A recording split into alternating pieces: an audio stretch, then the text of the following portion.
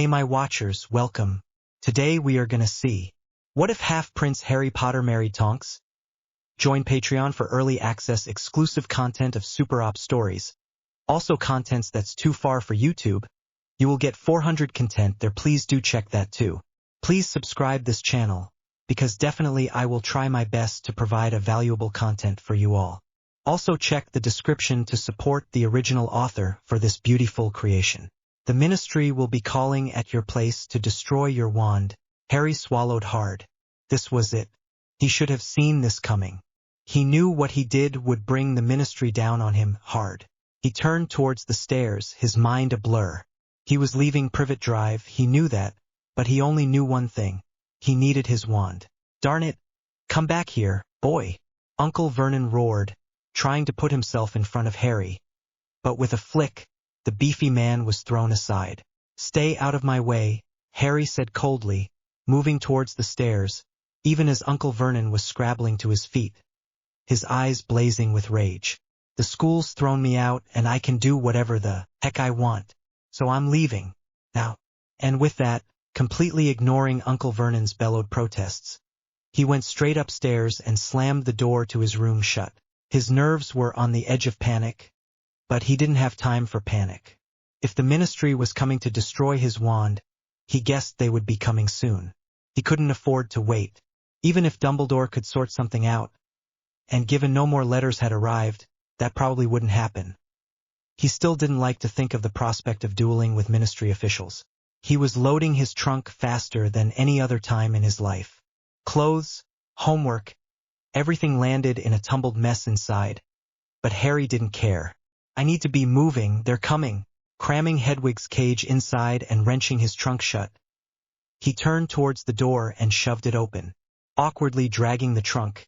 He could still hear yelling in the kitchen, probably between Aunt Petunia and Uncle Vernon.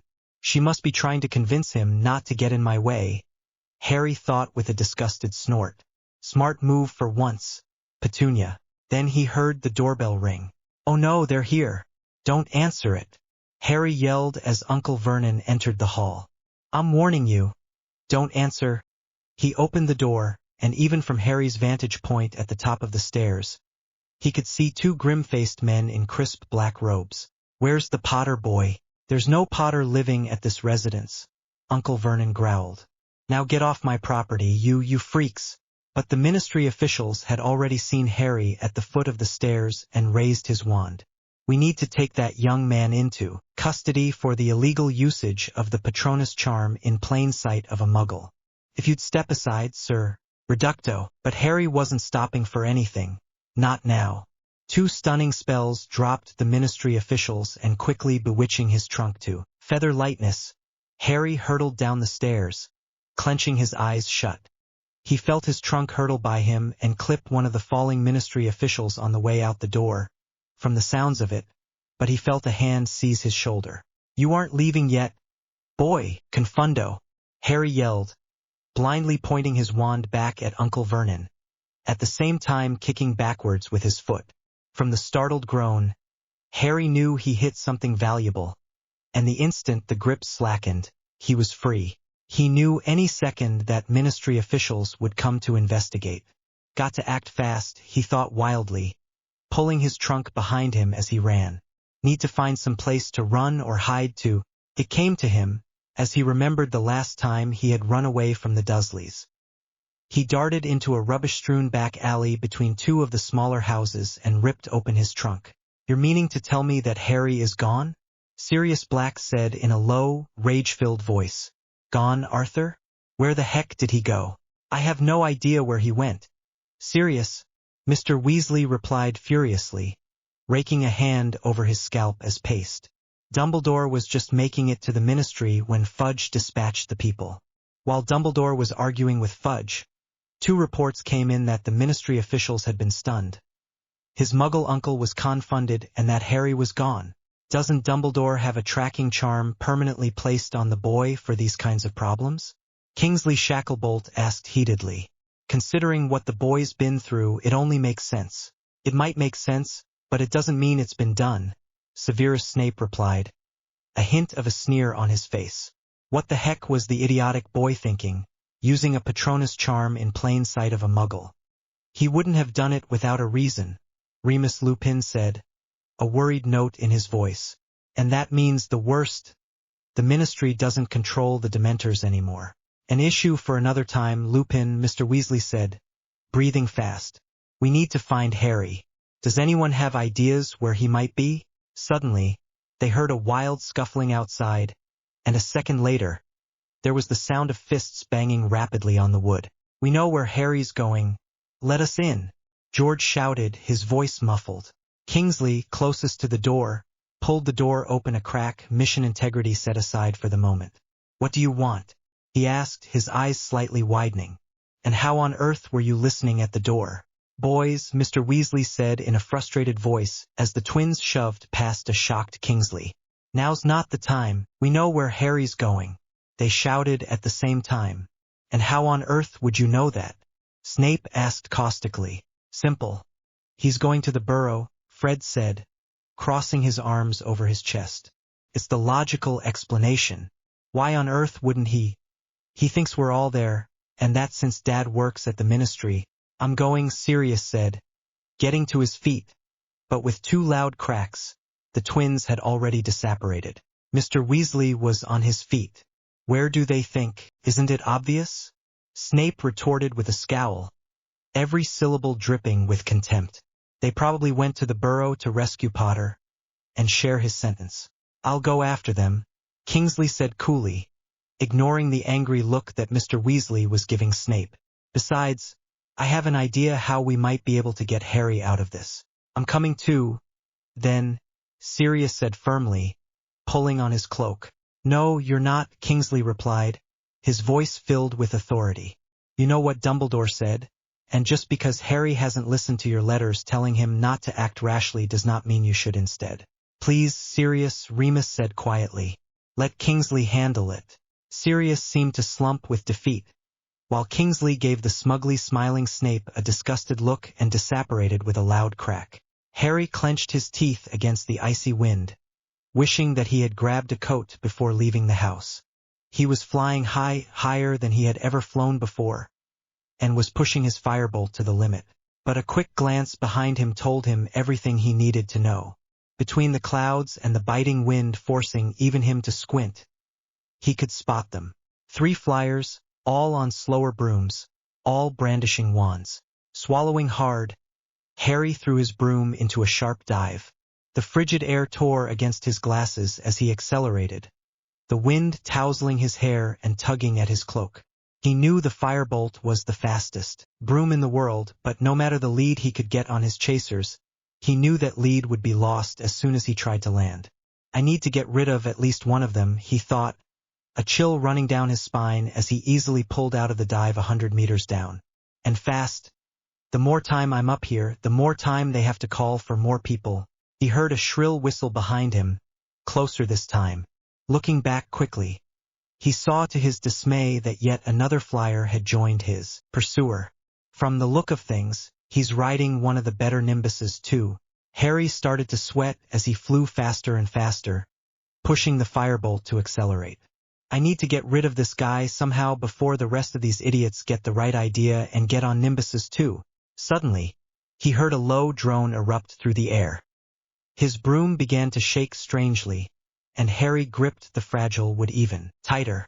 He had never really felt anything like this before, although he had a very shrewd and very terrifying idea about what it could be.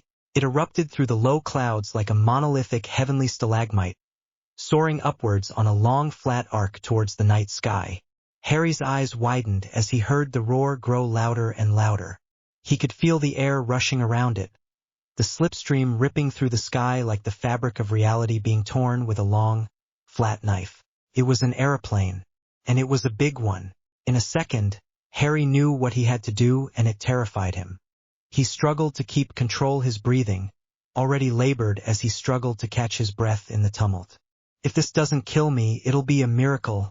Wrenching his broom downwards towards the brightly lit monstrosity, he dove directly into the slipstream by its left wing. Harry had never played Quidditch in a hurricane, although the match in his 3rd year might have come close. But as the roar tore through his eardrums and he could feel his very skull vibrating inside his head, he imagined that this would probably be close, if not worse. It was a challenge to even hold onto his broom as it quaked at his hand.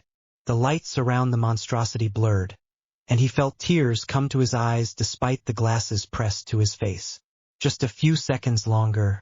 The succession of 3 bangs nearly deafened him, and the white monstrosity jerked in the sky. Harry's eyes went wide as the slipstream shifted violently. He felt the broom buck beneath him, and the numbness in his fingers prevented a stable grip. He struggled to keep control. No! The firebolt was ripped from his hands, and he could see it continue to arc, leaving him to plummet behind it. Harry struggled for his wand even as he fell, finally wrenching it free and keeping a hand tightly around his shirt, which, given its looseness, was violently fluttering around his thin body. He pointed at the thin silhouette of the broom and bellowed the words he had shouted not a year earlier. Accio firebolt. The broom froze in midair as Harry struggled to concentrate. Come on. I'm only free-falling through the air, not facing a psychotic Hungarian horntail. He felt the slick wood of the firebolt under his hand, and this time, he held on for his dear life. Stuffing his wand back into his pocket, he rocketed through the air, heading southeast towards Ottery St. Catchpole. He knew that Ron and Hermione were bound to be there, and surely someone would be able to help. For a second, he wondered if Mr. Weasley would have him arrested for what he did, but he brushed it aside. He knows that what I did was right. He knows that the Ministry's got no right to destroy my wand. He dove lower and lower, darting towards the trees on the outskirts of the town. Chancing a glance behind him, Harry noticed for a moment of relief that his pursuers were finally gone. I must have lost them in that stunt earlier unless... He could suddenly feel the warm stickiness on the back of his t-shirt, nearly dried from the long flight. Oh God! What have I done? Oh God! It's probably God. I'm going to be sick. He decelerated quickly as he dove towards the garden, but not quickly enough to avoid kicking up a sizable heap of dirt and grass beneath his shoes as he hit the ground hard. Dropping into a roll, he came up quickly, wiping the dirt and mud from his face and firebolt as he fought to control the rising bile in his stomach. I've got to get to Ron, get to Dumbledore. They've got to have something. What the heck? None of the lights are on. Harry frowned and wiped a bead of sweat and grime from his forehead as he approached the front door of the Burrow. Where the heck did they all go? Unless, all right, drop the broom and wand, Potter, the game's up. He spun quickly to see 6 grim-faced Ministry officials standing on the lawn, all with their wands pointing at Harry. He swallowed hard, despite himself.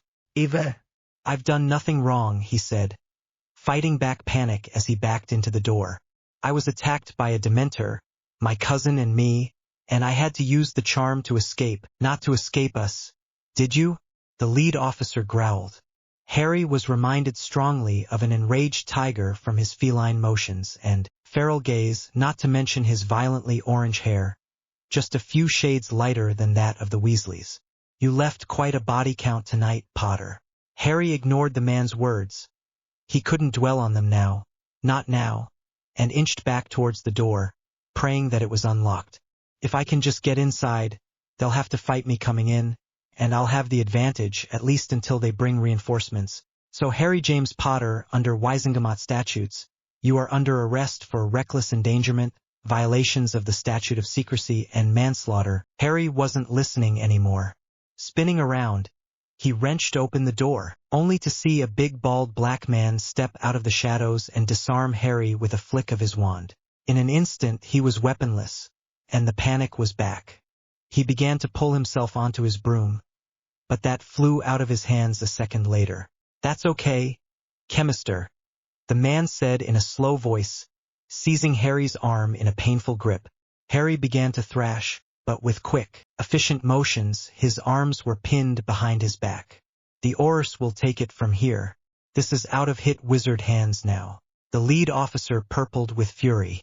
This brat was responsible for murder, Shacklebolt, and you expect us to just let him go? Take it up with Scrimgeour if you want to press charges. But the Auror department has a vested interest in making sure this boy is disciplined.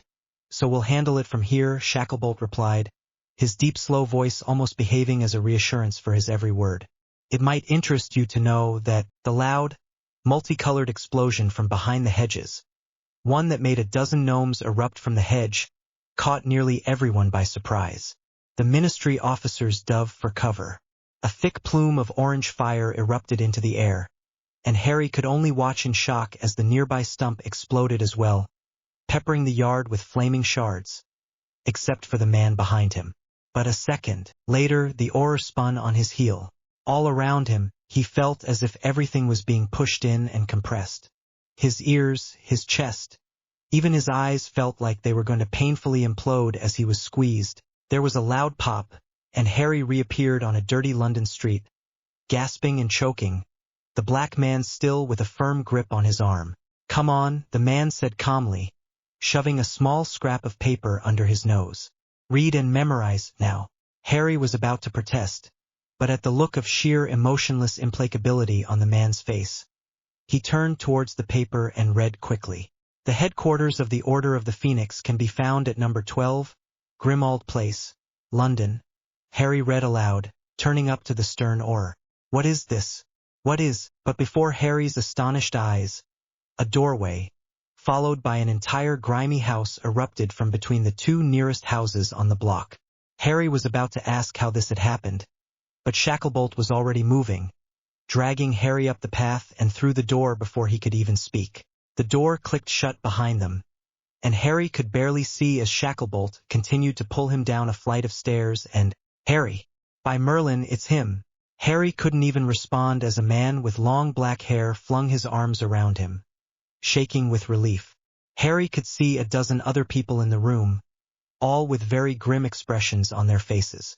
Fred and George, though, seemed to be grinning rather widely at the sight of Harry, and gave him a thumbs up the second that he caught their eyes.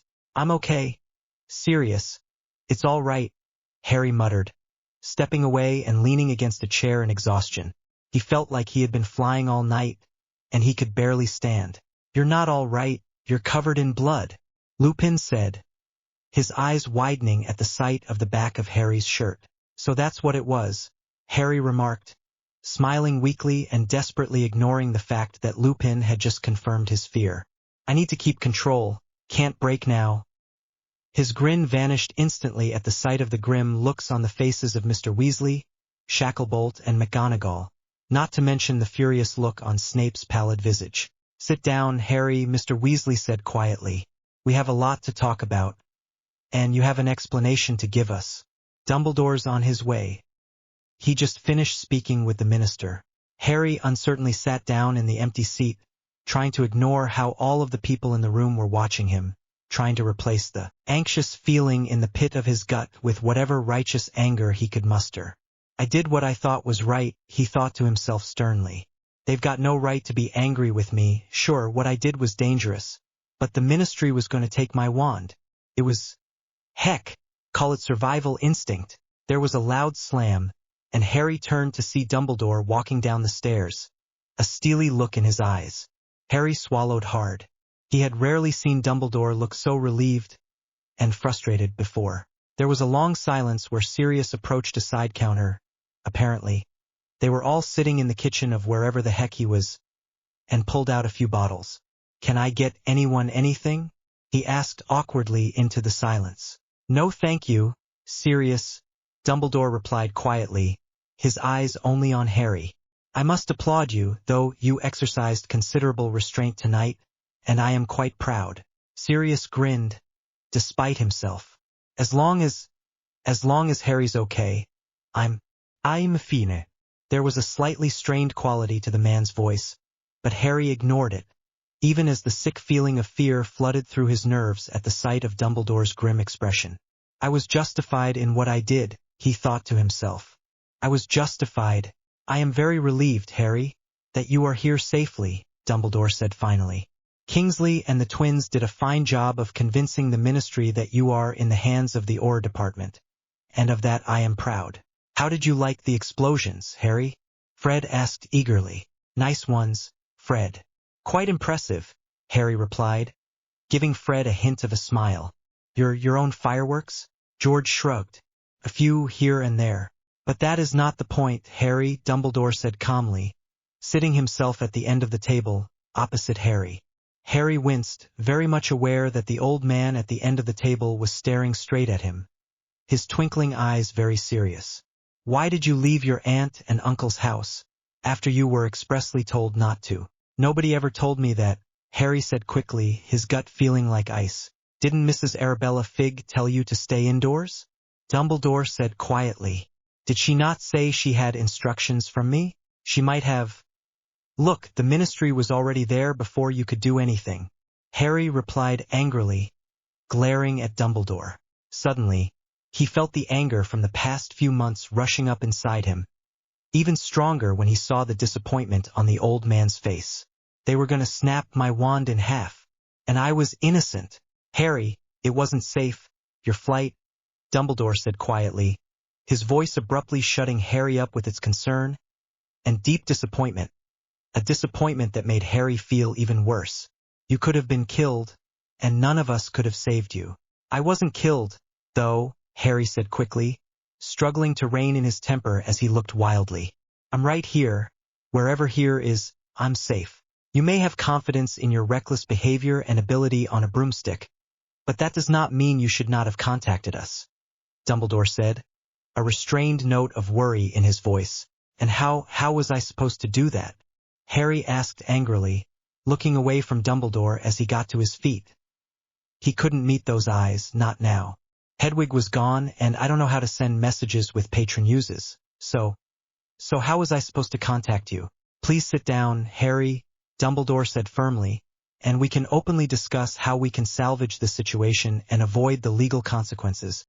He nearly lost his temper at that second, his frustration that had been building since the beginning of the summer nearly exploding. But the last words out of Dumbledore's mouth punctured his fury, and he froze in mid-stride. Legal consequences. Sit down, Harry, Dumbledore said again, his tone very grim. Please, we don't have much time. Harry. Please, Sirius said, putting his hand on Harry's shoulder.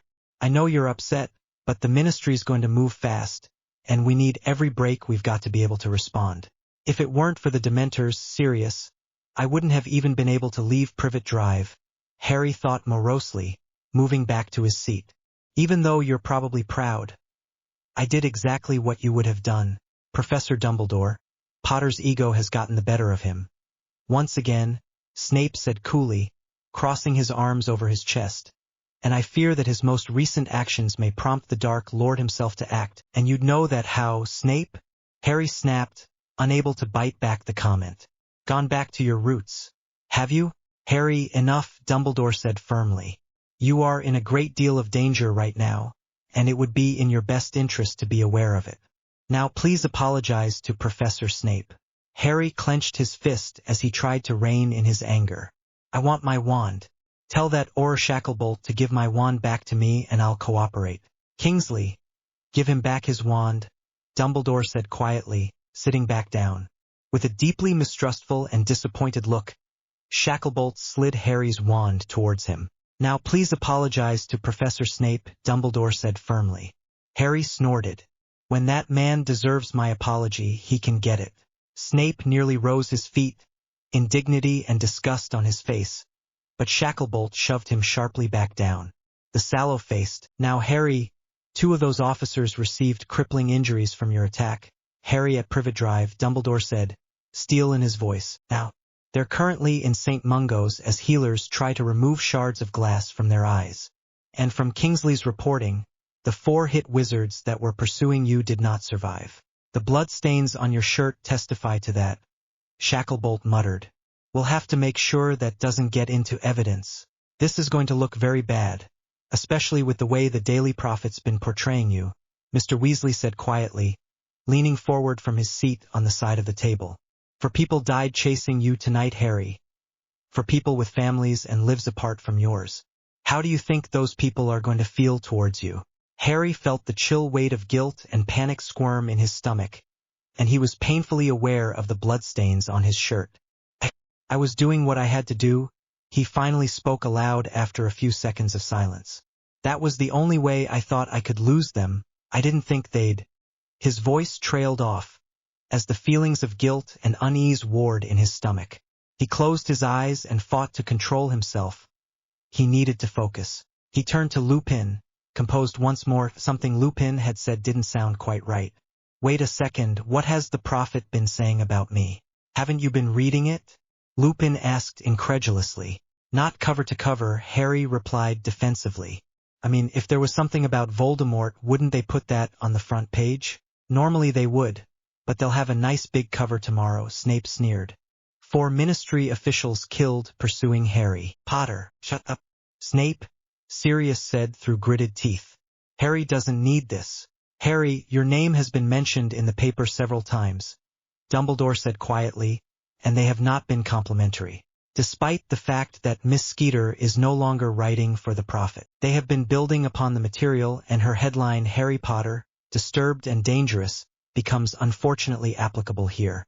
Very easily when they can haul away 4 bodies and 2 injured, Shacklebolt said grimly, making Harry's stomach squirm again with anxiety. Harry, they want you in for manslaughter now. These charges aren't just a breach of the statute of secrecy and having you expelled or face a hearing. They want you in Azkaban. Harry felt a chill go down his spine, and before he could think, he started talking. I'm not going to Azkaban. I had just cause for what I did, and they were going to. Right now, the ministry would be a lot more inclined to believe the words of Chemister than you, Mr. Potter, Shacklebolt said slowly, deliberately pausing as he spoke, and Harry felt the chill in his gut get even stronger. He's a hit wizard of the Department of Magical Law Enforcement.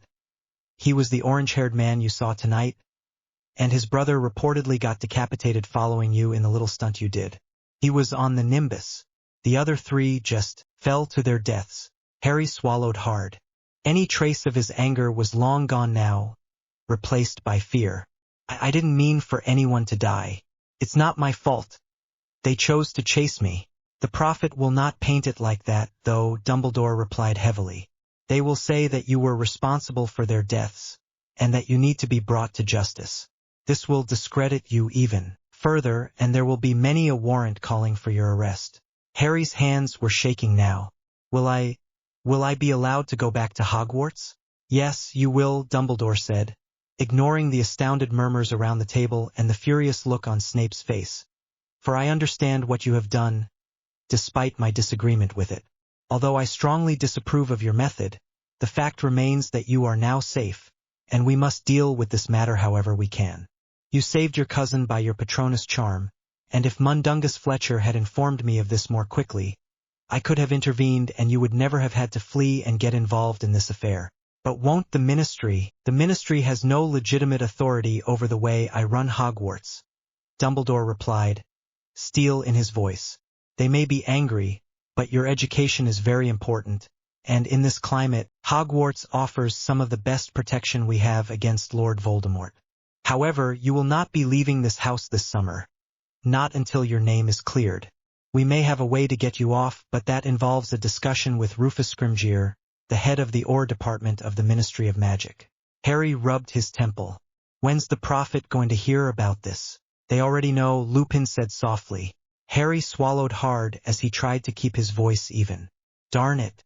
What about Voldemort? Sirius quickly exchanged a look with Dumbledore, who quickly nodded. This works to his advantage. Not many people believed you going the first time when you said Voldemort was back, Sirius said with disgust. Skeeter did a good job blackening your reputation even then. Heck, she convinced the minister pretty darn well. Now with this, you'll be lucky if your fellow Gryffindors listen to a word you say, Potter, Snape spat. I don't need your opinion. Harry snarled through gritted teeth, wishing that he could just ignore him. But it felt like Snape's biting indictments and observations were boring holes into his skull. At least it's getting me angry again. So I don't have to think about. So, in other words, I'm in more danger than ever? Most likely, Dumbledore said grimly. Wonderful, Harry muttered with disgust, consigning the scowling potions professor and the Ministry of Magic to the deepest heck he could think of. It didn't help much, but the panic was finally starting to subside a bit. So where am I? Anyways, can the ministry get in here? This is the headquarters of the Order of the Phoenix, Dumbledore said softly, a resistance organization that I started in the last war against Voldemort and his Death Eaters. It's also my dad's old house, Sirius said, sliding into a chair and shoving his long hair out of his face. It fell to me after my parents died, and I'm stuck here too, since Wormtail told Voldemort I'm an animagus. Can't do much for the Order from here. Ron and Hermione are here? Harry asked hopefully. Yes, Mr. Weasley replied. Why couldn't they tell me anything this summer? I mean, why hasn't Voldemort done anything? Harry looked around the table in confusion. I haven't seen anything in the Prophet all summer. Not that I'd trust them to tell anything. Harry couldn't help but roll his eyes. I'm assuming one of those plans involves getting rid of me? I mean, I did humiliate him pretty badly a month or so back. Unfortunately, the Ministry will have the same idea, thanks to what happened last night, Shacklebolt said darkly. You're in more danger now than you've ever been, Potter. Unfortunately, Kingsley is quite right, more even than he realizes, Dumbledore said quietly, getting to his feet. Now, I'd ask that all of you leave the room with the exception of Harry. I need to tell him something very important. Silently, they all got up and left. Both Sirius and Lupin patted Harry hesitantly on the shoulder as they left the room, closing the door tightly behind them. Dumbledore approached the counter and withdrew a basin from a cupboard. Professor, Harry began hastily. I'm so sorry. I know, Harry, Dumbledore replied simply, but even with a time-turner we could not change this. I didn't mean to kill. I know, Harry, Dumbledore repeated, setting the basin on the table and staring into its empty depths. But now we must deal with the other consequence of your flight tonight. Harry was stunned. What else had he done wrong? What? I was hoping that I would not have to do this, Dumbledore said heavily, a hint of sadness in his voice. But with both the Ministry and Voldemort actively set against you, we must accelerate our plans, and we cannot afford to wait. Harry eyed the basin nervously. It seemed familiar, for some reason. What are you talking about, Professor? Have you ever wondered why I never told you why Voldemort wanted to kill you when you were a baby? Dumbledore drew his wand and slowly put it to his temple. To Harry's astonishment, he withdrew a long silvery strand from his temple and directed it into the basin. Is that a pensive? Harry asked curiously. It was, Dumbledore replied, one belonging to Orion Black, Sirius. Father. It was emptied at some point and assumed a cooking pot. Of course, the first time I saw Molly making stew in it, I knew what it really was. Harry thought about Dumbledore's question. After a few seconds, he clenched his fist, trying to cover up the icy ball of fear in his gut. Yeah, I've wondered why you've never told me. I was putting off telling you for as long as possible, Harry, because I did not want to lay this burden on you. Especially at your stage of life, Dumbledore said, lightly stirring the thought in the basin. It looked rather pitiful, sitting at the bottom like a long strand of wet smoke, but Dumbledore stirred it just the same. But given the events tonight, the blood on your hands, Harry felt sick. Professor, I didn't mean for this to happen. I didn't want this, and yet it happened, and you survived, Dumbledore said as he haltingly prodded the thought in the basin, dragging it into a tiny silvery pool, as there was no longer any choices in what he had to do. And that is why I believe you are ready to know the truth. And Harry, I'm so sorry. Responsibility. Outside of the kitchen, Kingsley Shacklebolt seethed with anger. He had joined the Order of the Phoenix this year, upon Dumbledore's request. Up until then, he had been an Auror coming out of the worst war the wizarding world had ever seen. Kingsley had become an Auror in this first place not because he liked fighting dark wizards. That was his job, not his life. No, he did it because he liked knowing that his actions were protecting the law that held his country together, and would make the world a better place in the long run. That people would be safe. But this, in his gut, it was crossing a line. He had kept himself under control during the meeting, but there was a limit even to his patience. Despite Harry Potter's vaunted status that Dumbledore continually touted, this time a line was being crossed. That boy's actions caused the deaths of 4 hit wizards, and Dumbledore expects to get him off with a slap on the wrist? Not if I have anything to say about it. He saw Snape standing against the wall, glaring daggers at Lupin and Sirius, who were talking in low voices. And it looks like I'm not the only one who's angry, Kingsley thought with a raised eyebrow. Sirius finally looked over at the potions professor. Got a reason to stay, Snape? I'm waiting for Dumbledore. Snape replied shortly, his eyes narrowing. This cannot wait. Sirius gritted his teeth. I'm sure it can't, Snape, but Harry's more important than your little report. So why don't you just darken someone else's hallway? Is there a problem, Snape? Kingsley asked, turning to address the potions professor and spy. Is Voldemort on the move? The Dark Lord's plans are always in motion, and I'm sure that Potter's little escapade, Snape replied with a sneer, will allow him more room to maneuver, more room than any of us would have liked. Harry did what he had to do, Sirius said, a hard edge in his voice. He was scared. He wasn't thinking. He doesn't do a lot of that, Snape spat. Snavellis, you make one more crack about my godson, and I swear, Sirius, Snape has something of a point here, Kingsley interrupted. People are dead because of his actions, reckless and negligent as they were. The fact he shows little to no remorse is even more worrying, especially if Dumbledore wants to continue labeling him as our greatest hope. Kingsley, he regrets what he did, Lupin said quietly. Couldn't you see that? I know what I saw and heard, Kingsley replied curtly. He knew Lupin was partially right, but he had seen a lot of real anger in the boy, and he didn't know where to place that. But from everything Dumbledore said, it wasn't what I expected of him. And like it or not, you can't argue the fact that people are dead, and Potter will need to own up to that in some way. He shouldn't get off just because he's the boy who lived. Snape smirked with cool triumph, while Lupin and Sirius just looked shocked at Kingsley's statement. I'm sure Dumbledore knows. From what I saw in there, I'm sure Dumbledore's going to do his best to make sure Potter remains free, with little more than a slap on the wrist besides the one he gives Potter. Not that Dumbledore can do much right now. Given his stature in the ministry, Kingsley growled, his patience stretching. Remus, even you can't justify this. So you want him tried in the open court? Sirius asked, incredulity and anger welling up in his voice. They'd rip him apart. They'd send him to Azkaban. I'll talk with Scrimgeour in the morning after I have a few words with Potter, Kingsley said sharply, and he's going to a hearing of some sort, no question about that. I have a responsibility to my department, Sirius, I can't just overlook that. I got him here, and it's my responsibility that at some justice is served. I'm going to try and keep this in the OR department and out of the rest of magical law enforcement.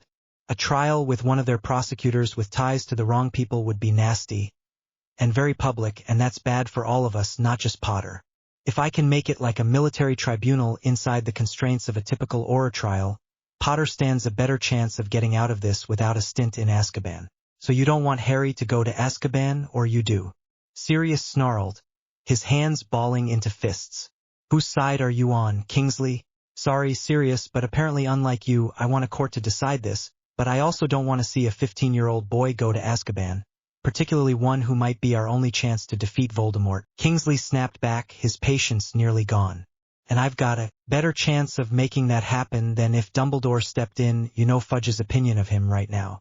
How much influence do you have with Scrimgeour? Lupin asked slowly. Kingsley snorted. Not enough to persuade the man to let Harry off, if that's what you're asking for. Lupin bit his lip. Look, Kingsley, we're both on the same side here, and Harry does need to take responsibility for his actions, but dragging him into the ministry makes him a target. He was a target from the beginning, Snape spat caustically. Not that he cares. Oh no, he keeps wandering straight into dangerous territory like his conceited father. Sirius took a step forward, fury burning on his face. Lupin grabbed his shoulder warningly, but Sirius didn't care. I told you, Snavellis, if you dare make another crack about my godson, you can't deny, Sirius, that Harry's been in more trouble than he should. Lupin said in a low voice, and he's just like James in that regard. It doesn't mean he deserves Azkaban. Sirius snarled. I've been in there, Remus. I know what it's like. And Harry's supposed to be the one that saves us. He did what he had to do. The door cracked open. A narrow stream of light briefly lit the tiny hallway before Harry stepped out of the room, a haggard and weary look on his face. Kingsley was a bit startled by the new haunted look in Harry's eyes, along with something else. Something that Kingsley couldn't recognize. It looked like anger. But was it? Wonder what Dumbledore told him, Kingsley thought to himself. Maybe he showed the boy the real consequences of all of this, Dumbledore was right behind Harry, turning first to Sirius. We just finished up, Sirius. It's been a long night, and I have a meeting with the minister early tomorrow morning. He sighed tiredly, and Kingsley was astonished to see how exhausted Dumbledore appeared up close. Snape stepped forward, and Harry's eyes snapped up, fixing on Snape with an expression of complete and utter hatred.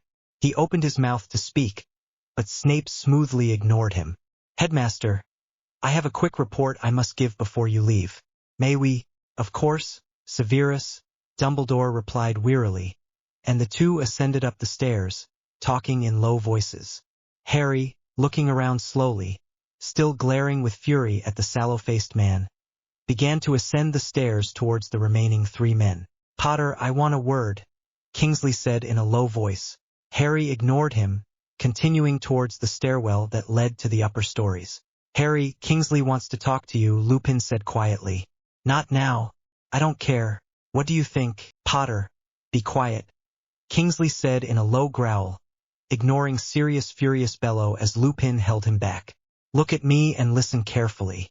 Look at me, Potter. Harry's gaze, which had been wandering, finally snapped to the Auror's face, and Kingsley saw the haunted look vanish behind a mask of indifference and cold anger.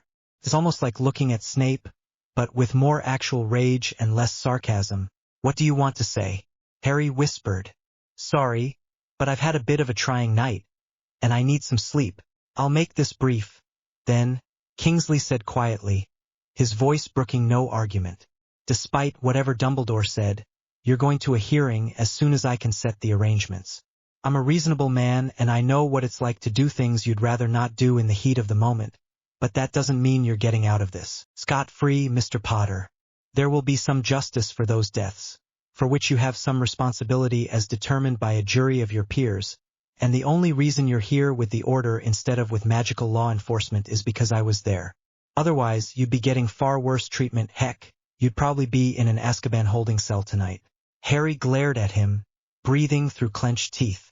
I appreciate your help, but that's a good thing, Kingsley replied calmly, because you won't get much help in our world these days. The flicker of fear crossed through Harry's eyes, and Kingsley saw it like he had seen it in the meeting room minutes ago. Seems that he's scared at the possibility that others might indeed convict him for what he's done. He thought with scorn, liking the boy in front of him less and less. Well, despite the fact that he might believe what he did was right, he's going to find out the rest of the world might not hold the same opinion. Even I can only justify it for so long. The Auror let go of Harry's shirt and turned away. I'll be around, Mr. Potter, he said icily, turning on his heel and heading towards the door. He ignored Sirius' shout and curse, his mind already on the next day and the unpleasant conversation he was going to have with his department head. That smug, that arrogant, Sirius growled. Sirius, enough, he's on our side, Lupin said sharply. Well, so is Snape, right? Harry muttered as he turned towards the stairs. Birds of a feather, those two. Harry, it might not seem like it, but you'll have to face the public sometime, and despite it all, Kingsley is trying to help you, Lupin said, a desperate edge in his consoling tone that Harry noticed. Instantly, he doesn't want to see you go to Azkaban, and he's trying to arrange your trial in the Auror military courts instead of the public Wisengamot. You've got a better chance before their tribunal than before that court, especially considering where their loyalties lie. But you have to think about the position he's in. He's sworn to uphold justice, and after what happened tonight, I've already explained what I did, Lupin, Harry muttered as dull exhaustion began crept into his tone. After the night he'd been through, and after what Dumbledore had shown him. No, don't think about that now, you'll lose control again. He just wanted to sleep, to make everything shut off. Those flyers chose to go after me. They chose to follow me past the plane. It's not my fault. You were running from the law, Harry, and you must have known they were no professional Quidditch players, Lupin said quietly. That why you tried that stunt, or you knew you could throw them off with it. A good flyer or a good Auror could have survived that. Harry snapped, upset that Lupin was bringing this up. Again. It's not my fault they can't handle themselves. Harry, those weren't Aurors, Sirius interrupted, rubbing his jaw thoughtfully. Those were low to mid-level officers from the Department of Magical Law Enforcement, a big difference from Aurors. When they went to arrest you at the Burrow, they had hit wizards with them, their best fighters, but still not elite aurors. It's like comparing, trained gladiators with knights. But why didn't they send aurors?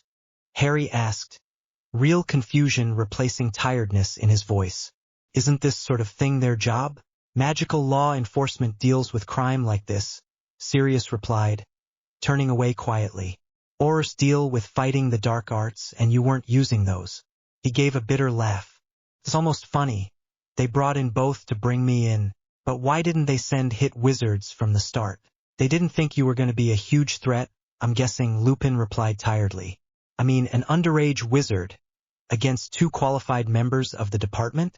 They probably sent in 2 low-level people because they thought it was an easy job. And let's be completely frank here, Harry. Without that lucky stunt with the mirror, you would have never have gotten out of there. But why didn't they send more qualified hit wizards when I was flying?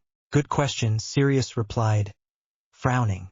I'm guessing the reason's likely bureaucratic? Or they still didn't think you were enough of a threat. Chemister's brother, though, would have been a hit wizard. And once again, and not to take anything away from your flying skill, Harry, but you were incredibly lucky. Harry snorted with disgust. Of course that's it. Well, right now I feel like the unluckiest jerk in the world, especially after what Dumbledore told me. And because if those darn Dementors hadn't shown up, none of this would have happened. It'll be the key to your case, a new voice said wearily. Harry looked up with surprise as Mr. Weasley came into view, rubbing the lenses of his glasses with a thin cloth. You'll need to prove that you were justified in attempting to escape, and that means proving your intent, and the only way to do that is to prove that there really were Dementors there. But that'll be for another day. You need to get some sleep. You'll have a rough couple of days until the hearing's called. Where's my room? Harry asked, gratitude in his voice, though he doubted Mr. Weasley could hear it. First flight of stairs, Ron and Hermione are likely waiting for you. Try and get some sleep, though. I know you'll want to talk. But, believe me, Harry muttered to himself, pulling away from Sirius and Lupin and heading towards the stairs.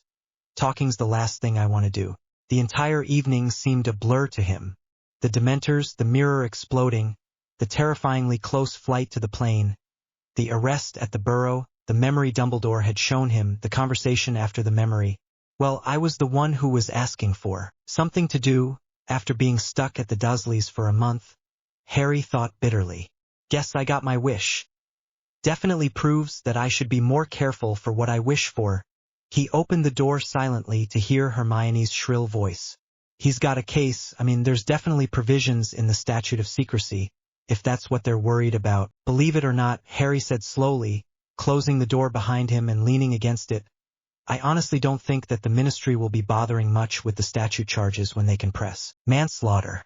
Hermione turned quickly, her eyes going wide at the sight of Harry. He knew he didn't present a particularly attractive silhouette, with his slumped shoulders and blood-stained shirt, so he wasn't surprised to see her gasp and Ron's face go pale, his freckles standing out more in the dim light. Oh, Harry, Hermione said in a slightly muffled voice as she leapt off her bed and threw her arms around him. Fred and George have already been up. They told us what happened. Not gonna lie, mate, but you look terrible, Ron said heavily, running his hand through his hair. Though after what you've been though, I can't say I'm entirely surprised. You don't know the half of it, Harry muttered darkly. You were talking about my case? Hermione swallowed nervously as she let go of Harry. It was clear the bloodstain across his back, mixing with his sweat, had made her feel uncomfortable.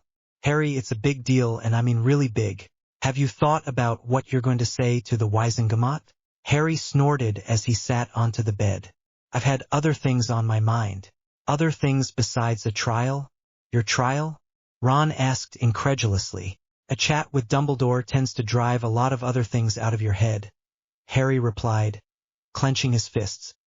He was furious when he heard that Mundungus had left early so that the Dementors could attack. Hermione said in a slightly odd voice. It was scary how angry he was. Well, he has every right to be angry, Harry spat, yanking his trunk out of his pocket and expanding it with a wave of his wand. If he hadn't had run out on me, I would never be facing murder charges. It is interesting, though, he added, his eyes narrowing as he looked up at his friends. That nobody bothered to tell me that I was being followed or watched, or that nobody has bothered to tell me anything. Your letters were useless, you can't argue with that. Hermione swallowed hard. Harry, you have to understand, Dumbledore made us swear not to tell you anything.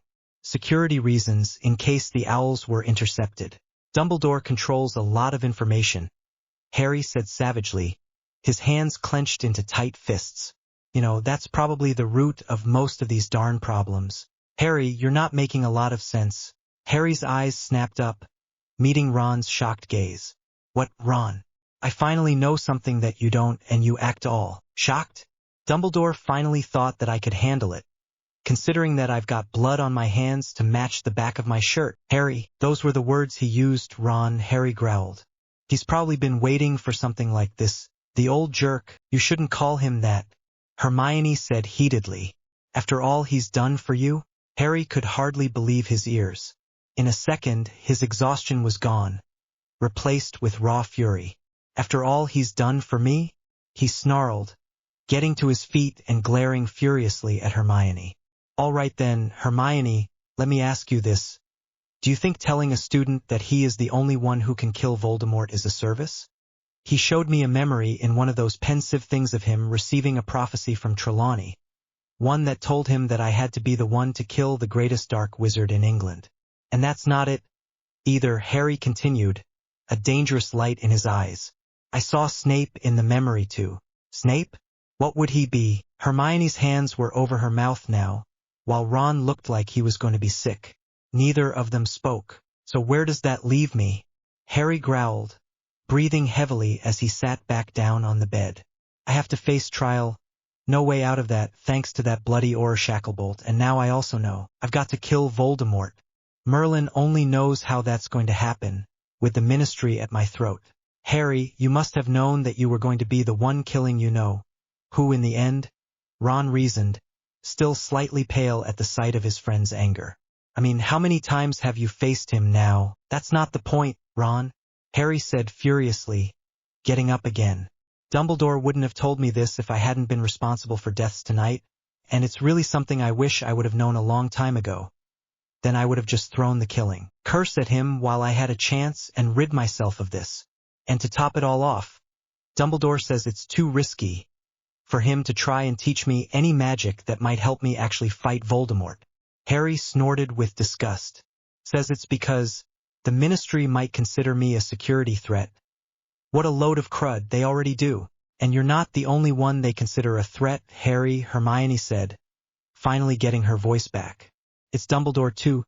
They threw him off the Wizengamot and the International Confederation of Wizards, and the way things are going, he could be thrown into Azkaban. Especially if he's defending you in court or trying to help you, the Ministry could label it as obstruction of justice. Hermione, they can't accuse Dumbledore just for defending Harry. He's entitled to legal aid in court. Ron argued. I mean, it'd be a setback, sure. Why on earth was Dumbledore thrown out?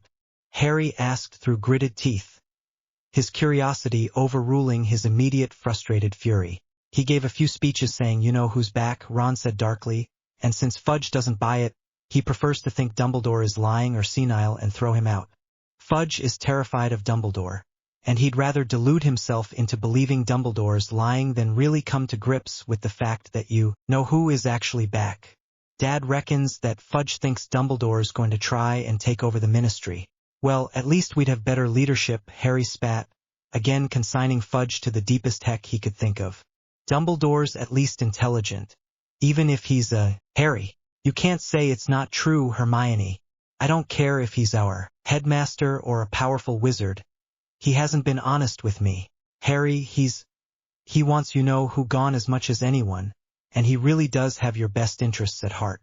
I'm sure that's why he didn't tell you about this prophecy until now, until I can handle it, Harry snapped. Yeah, he gave me that line too, and I'm not entirely sure I buy it, but he's not saying anything else. Makes me wonder what exactly he was waiting for.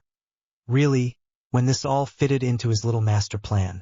Heck, I don't even think he's got a plan right now. This came out of the blue for him as much as anyone. Nobody could have expected this, Ron pointed out. I mean, bloody heck. This surprised everyone, including the Ministry. They weren't expecting for 4 people to die and 2 to end up in St. Mungo's. Harry's face darkened. Yeah, well, I wasn't exactly planning for this to happen either. The most plausible thing was that I was supposed to be the one to kill Voldemort. Heck, everyone expected that. Not that Dumbledore's bothered to tell me how. Who can wait until after this court case. No, Hermione, you don't get it. Once Voldemort knows I'm coming after him, and he will figure it out, he's going to start killing things that matter to me to draw me into the open. And that means either he or the Ministry can snatch me up. It's either Azkaban or death, and I'm not a huge fan of either. Harry opened a fist and stared into his palm. Merlin, I don't even know what I'm going to do, but how is who going to figure that out? Ron asked, confusion in his voice. Harry gave a grim chuckle. I bet he already knows. Dumbledore looked at a livid Snape with irritation. Come now, Severus, you knew this day would come. You knew that he'd have to know the truth sooner or later. He's unstable, he's reckless. And you just told him that I betrayed his parents. Snape snarled, slamming his fist onto Dumbledore's heavy desk. Darn it, Dumbledore, are you trying to paint a target on me? I'm going to have to teach Potter for the next 3 years, and Harry is also rational enough not to attack you in front of students. Dumbledore replied sternly. You think that's going to stop him? Snape asked incredulously. Have you lost your mind, Dumbledore? I knew his father, and I know Black. I know exactly what he could be capable of. Darn it. Black was capable of murder at 15. Have you forgotten that so quickly? You're assuming that they will collaborate. They're both on the run from the law, and their family who believe that they did what they had to do. Snape spat. They're loose cannons who want me dead. Of course they will collaborate, Dumbledore. Do you honestly think they won't? That's enough, Severus, Dumbledore said, steel in his voice. I trust you. And I also trust both of them. I can understand that you're paranoia considering your proximity to Voldemort. Snape gave a hard, mirthless laugh. You think I'm paranoid, Dumbledore, for fearing the Dark Lord's power, for fearing that I might be discovered as the double agent I am? Of course I'm afraid any rational man would be, considering the way the Dark Lord operates. But this is different. I don't fear Black or Potter yet, but I know very well how dangerous they could be, both to me and to your side of this war. And both of them have blood on their hands. Heck, hearing Black boast about killing Death Eaters in the First War sounded so similar to Potter's ranting this evening. Snape sneered with disgust, his lank hair falling across his face as he shook his head. No, Dumbledore, I won't be a party to that justification, and yet it is so similar to your own, Dumbledore replied coolly, his eyes blazing with fire. Don't you dare push that on me, Dumbledore, Snape growled, his own glare matching Dumbledore's. You know whose orders I'm following. He turned away and yanked open the door to Dumbledore's study. And don't expect me to come to any more meetings at headquarters. I have enough occupational hazards in my job description already without Potter and Black being added to that list. And with that, he slammed the door, leaving Dumbledore alone with his frustrated thoughts. Politics, author's notes. So the stage has been set. Already the questions begin. What is Harry's plan? Does he even have a plan? Did Dumbledore make the right decision showing Harry the prophecy so early? Time will tell, but until then, here's the next chapter. As always, read, review, and enjoy. The boy WHO lived, kills. It came as a terrifying shock to the Ministry of Magic and the wizarding world, yet one that was expected by many Ministry experts, and one that will likely appall the wizarding world. With brand new information from the Department of Magical Law Enforcement, the Prophet is able to confirm this horrifying news, that the boy who lived, Harry Potter, has been arrested and charged on multiple charges of manslaughter, resisting arrest, and violations of the reasonable restriction for underage wizardry and the statute of secrecy. Most of the details of the crime are confidential, Chemister told reporters late last night, but I can tell you all this. Potter will be held accountable for his crimes in the Wizengamot, which resulted in my brother Bartholomew's brutal murder in Potter's daredevil flight. From magical law enforcement officials. Such a flight, as of yet unreported by Muggle authorities, reportedly took place last evening, when Potter chose to flee from his home in Surrey. When pursued, He engaged in a horrifying maneuver involving a Muggle-flying device, an aeroplane, that nearly killed him and which resulted in the deaths of his pursuers. Potter was finally detained by the OR department outside of Ottery St. Catchpole and is expected to face trial within the week. After all, it's not like the courts are particularly busy. Chemister, a high-ranking hit wizard in the Department of Magical Law Enforcement, noted bitterly, although I expect this particular case to generate a fair bit of publicity. Chemister did not elaborate much about the initial reason for the boy who lived's dramatic flight from his home, yet he did state that magical law enforcement officials had been called to his residence to address violations of the reasonable restriction for underage wizardry and the statute of secrecy. According to Chemister, the two officials are currently in St. Mungo's Hospital for Magical Maladies, undergoing extensive healing procedures. The hit wizard also told Prophet correspondents not to interfere in Wizengamot proceeds, and that all appropriate information would be released in due process. The public outcry is expected to be immense, but the law cannot be ignored in the view of popular opinion, Chemister stated firmly. This, however, may be impossible to actualize in reality, as Minister for Magic Cornelius Fudge expressed in a public statement late last night upon being informed of the incident. The minister stated in no uncertain terms that Potter's popularity will be a factor considered by the Wizengamot High Judges, and that he will receive treatment equivalent to everyone else. Potter will be treated like any other criminal, the minister stated firmly, and ignoring the due process of law in favor of Dumbledore's will is a flagrant violation of justice. Harry couldn't read anymore. With a disgusted snort, he tossed the paper back onto the table, watching the flimsy pages flutter before settling against the wood. How can they print something like this? He asked furiously. It's libel, and the bias is thick enough to cut with a dragon's tooth. You'd think that at least the ministry can show some impartiality in the darn case. Aren't you innocent until proven guilty in the Wizengamot? Harry, it's been like this all year, and not just for you, Sirius said in a low voice. Dumbledore's received plenty of heat too, because of his repeated attempts to convince the public Voldemort is back. Having something like this come out, well, it would be a field day for those in the Prophet who want to slander you for making the same comments. They're true, Harry snarled, slamming his hand on the table. But for Fudge's propaganda campaign, your flight is a godsend, Lupin explained, keeping his voice cautious against Harry's building fury. In one stroke, they can finish what Rita Skeeter started and discredit you completely by labeling you a criminal. Just like what they did with me, Sirius growled. You think anyone will believe an insane mass murderer? It's a similar case. His voice trailed off, and Harry noticed the hesitancy in a second. Despite the correlation Sirius and Lupin were drawing, it wasn't as similar as his godfather was trying to paint it. Don't waste your time reading that rag, Harry, Hermione said, nervous at the sight of Harry's fury, picking up the paper and carefully folding it. If anything, you should spend your time on your defense before the Wizengamot. Presuming Fudge doesn't pull a Crouch and have me thrown in Azkaban without a trial. Just like Sirius, Harry spat darkly. No legal precedent anymore, Harry, Lupin said with a weak grin. Besides, despite how much Fudge would want to do that, the only way it could potentially work politically would be if he admitted Voldemort was back and you were acting on his orders. Then he could potentially have precedent, but if he did that, everyone would know you were telling the truth all along and Fudge would be the one discredited, not you. He chuckled lightly, but Harry wasn't laughing, and neither was Sirius. Think of it this way, Harry, Mr. Weasley finally spoke up, carefully placing down his own copy of the Prophet and eyeing the angry young man through his thin glasses. Kingsley is trying to secure for you an OR military tribunal, not the full Wizengamot court.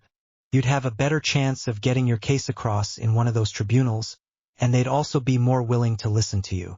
Trying you in the Wizengamot full court, you wouldn't be able to get your case out before the judges tore you apart.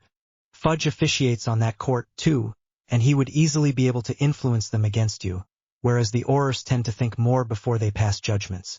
Doesn't hurt that most of the Aurors are on our side, Ron added as he took another large bite of his toast. Not all of them, though, Lupin said cautiously.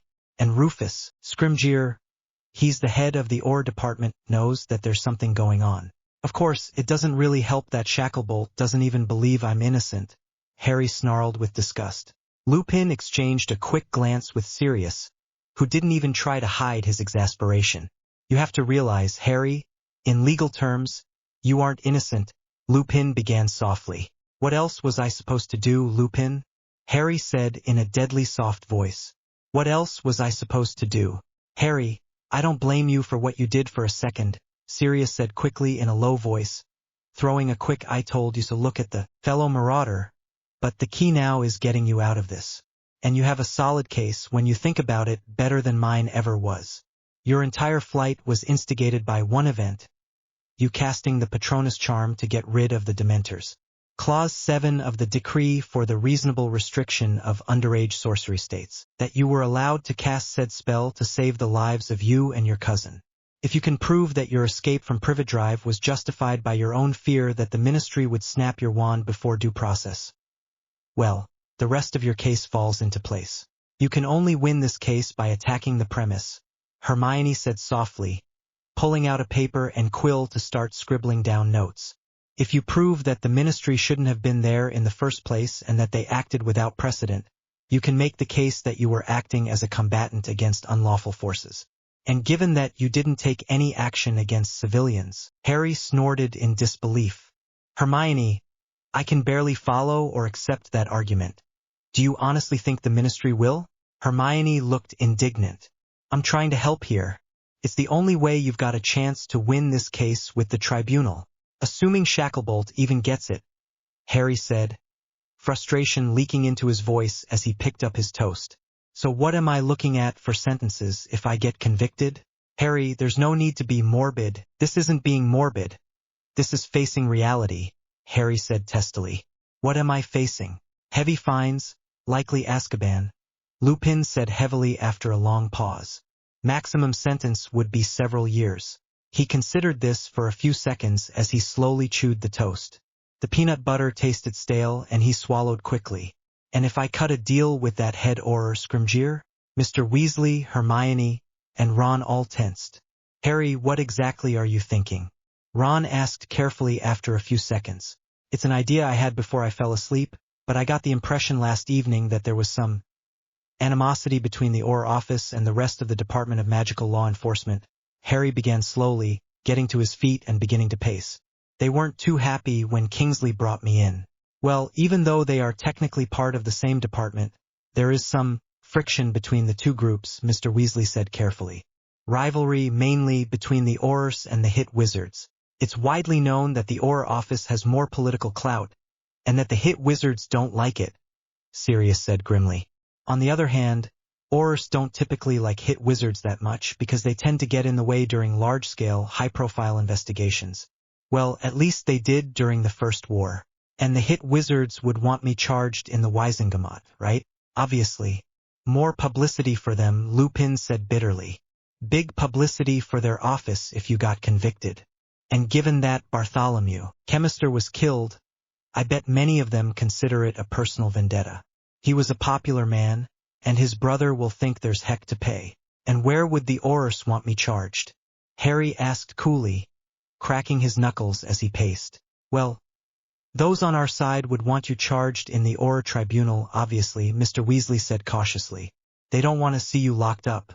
The others would be indifferent, probably leaning towards the tribunal, simply because they know what the media circus in the Wizengamot would be like. Fact is, the media would likely hamstring your case even before it got brought before the open courts. An Auror Tribunal would be mostly secret. I don't even think the media is even allowed into an Auror Tribunal case. Sirius mused, a small grin spreading across his face. What are you thinking, Harry? Harry stopped and looked down the table. Here's what I'm thinking. I meet with Scrimgeour and convince him that it's in his best interest to put this case to the Auror Tribunal. Harry, Hermione exclaimed, scandalized. You can't bribe the head of the Auror office. Even if he has a taste for politics, Ron muttered. Mr. Weasley gave his youngest son an angry look. But Harry had heard the comment just the same, and his eyes lit with interest. Did I say bribe? No, I said convince. Big difference, Hermione. As I was saying, I convince him to hold the trial before the Auror Tribunal, and then I put forward my case. He crossed his arms over his chest. Heck, I can even run with what Hermione's proposing. Odds are I'll likely still have to plead guilty. Ron's face drained of color. Harry, you aren't planning to— I'm not going to Azkaban. Harry cut him off harshly. I'll pay a fine or something. Most people don't know that I've got gold in any significant amount. Odds are, if Scrimgeour's running the trial, he'll likely tamp down the sentence. And what makes you think that you can get him to do that? Lupin asked suspiciously. Harry, do you know something that we don't? Harry turned to Sirius. Can we talk privately? He asked in a low voice. Sirius understood in a second and got up. We'll be back in a few minutes, he said quietly as the two headed to the drawing room. The second Sirius closed the door, he turned back to Harry, who was pacing again, a frustrated expression on his face. Harry, what is this all about? He asked, his eyebrows raising. I'm not sure where you're going with this, and unless Dumbledore told you something, you're grasping at straws if you think I've got something on Scrimgeour. So what's going on? Politics. Pardon? Sirius couldn't resist a snort as he leaned against the door. You'll need more than that, Harry, if you want to win this case. Is what Ron said accurate? Harry asked suddenly. Does that head or— I think his name was Scrimgeour. Does he have a taste for politics? It's fairly well known, actually. Sirius replied with a heavy sigh. Rumor has it he wants to be minister someday. Reminds me of Crouch, really. Then he'll be predictable, Harry muttered. Sirius crossed his arms over his chest. Harry, you need to tell me what's going on. The information that Voldemort's back is going to come out sooner or later, Harry said grimly, and when it does, Fudge is going to get the sound thrashing he deserves.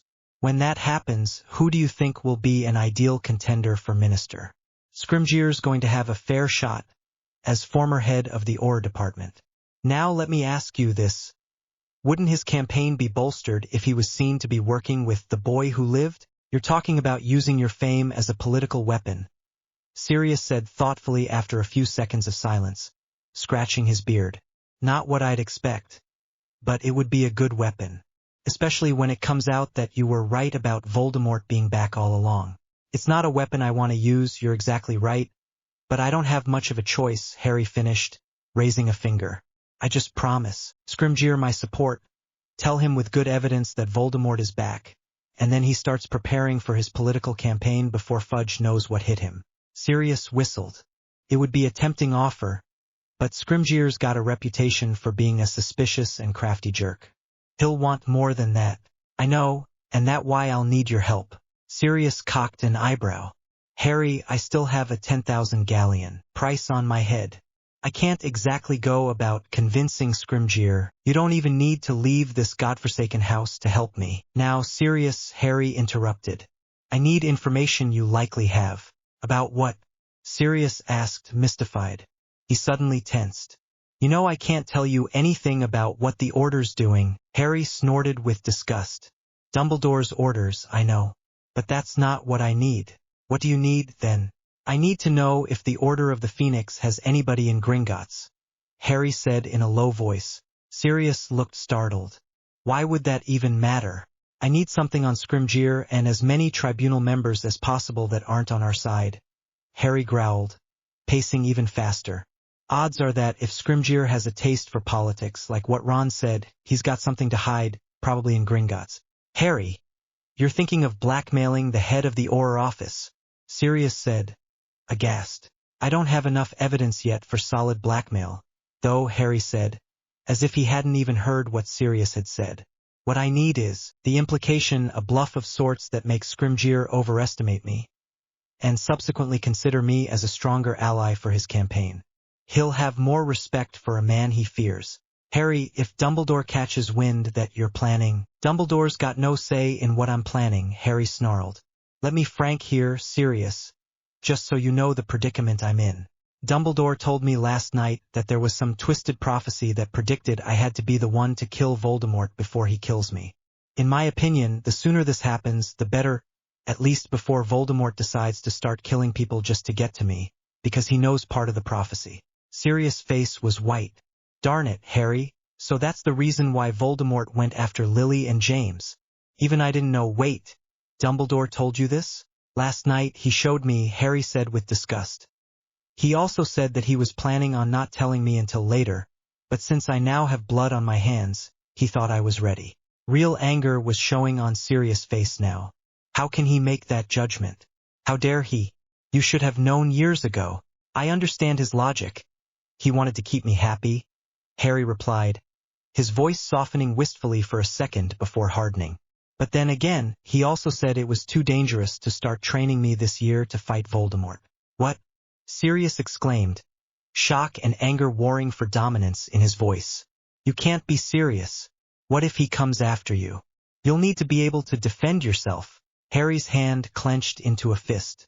Believe me, I know that, so I'm planning on taking matters into my own hands. Dumbledore can try and defend me all he wants, but right now I don't need protection. Well, okay, I do, but I also need to be ready to face Voldemort, not cowering behind Dumbledore, and I can't get ready if I'm sitting in a cell in Azkaban. Dumbledore's going to try and defend you in court. You know that, Harry, Sirius replied, his anger abating slightly. Though with the way things are right now, he could do more damage than help in this case. And he knows it, Harry said quietly.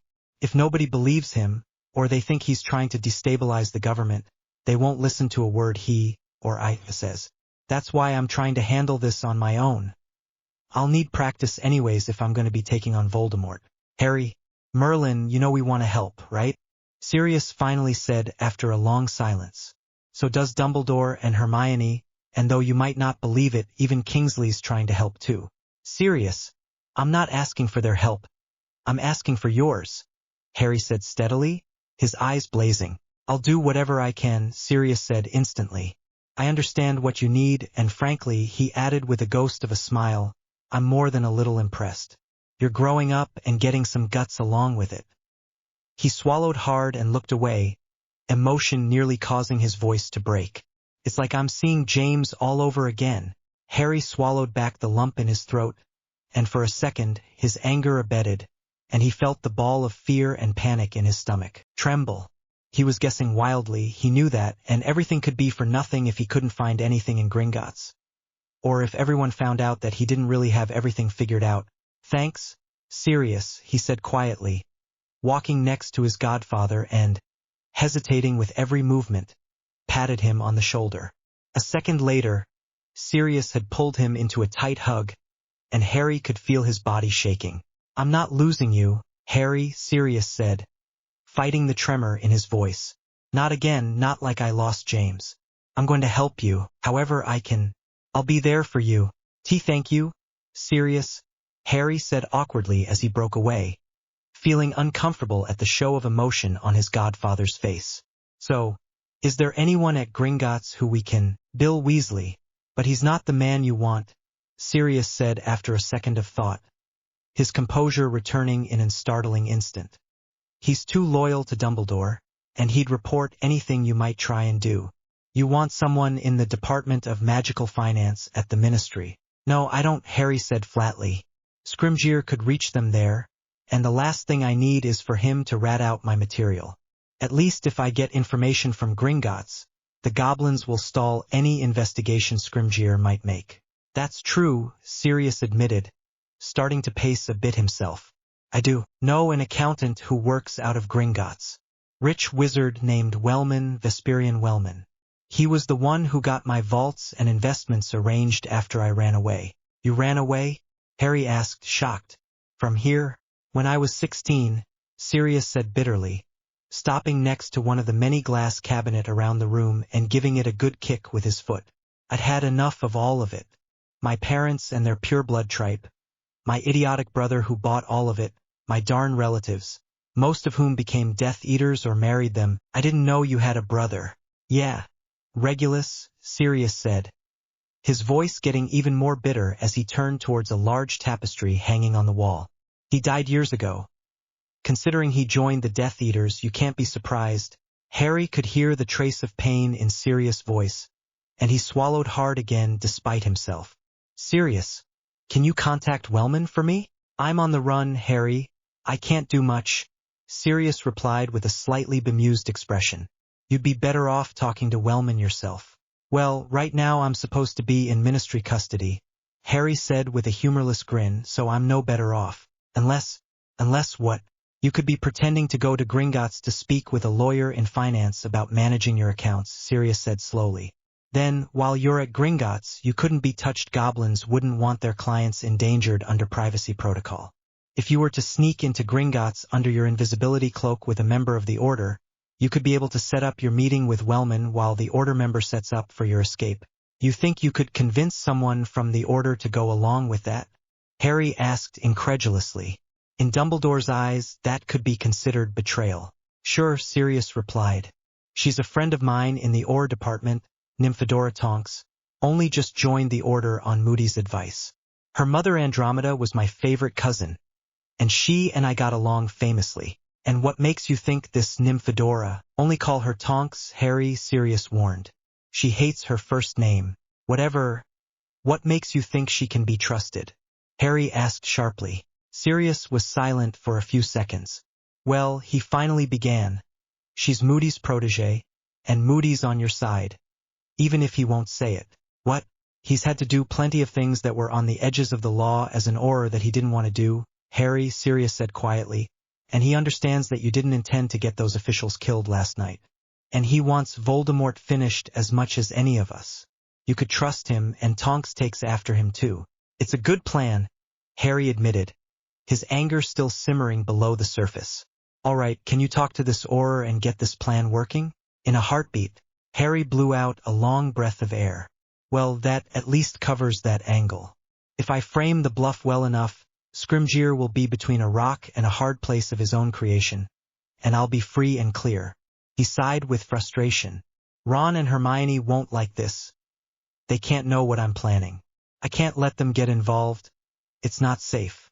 They're your friends, Harry, Sirius said, slightly surprised and concerned at Harry's vehemence. I don't care. It's too dangerous. And they're too loyal to Dumbledore. Hermione directly. And Ron through Mr. Weasley, Harry muttered, ignoring the disapproving look on Sirius' face. I want to trust them.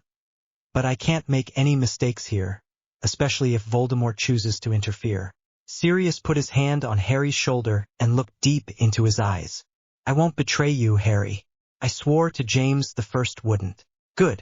Because I need your help with one more thing, Harry said in a low voice. I need all the information possible about the First War with Voldemort and the Death Eaters. What kinds of information? Everything.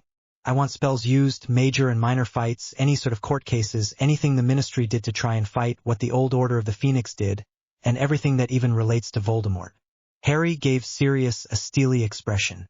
There could be patterns if Voldemort tries something again. He doesn't have the same manpower as before. Thankfully, Sirius said, keeping his own voice quiet. Most of his better Death Eaters are in Azkaban.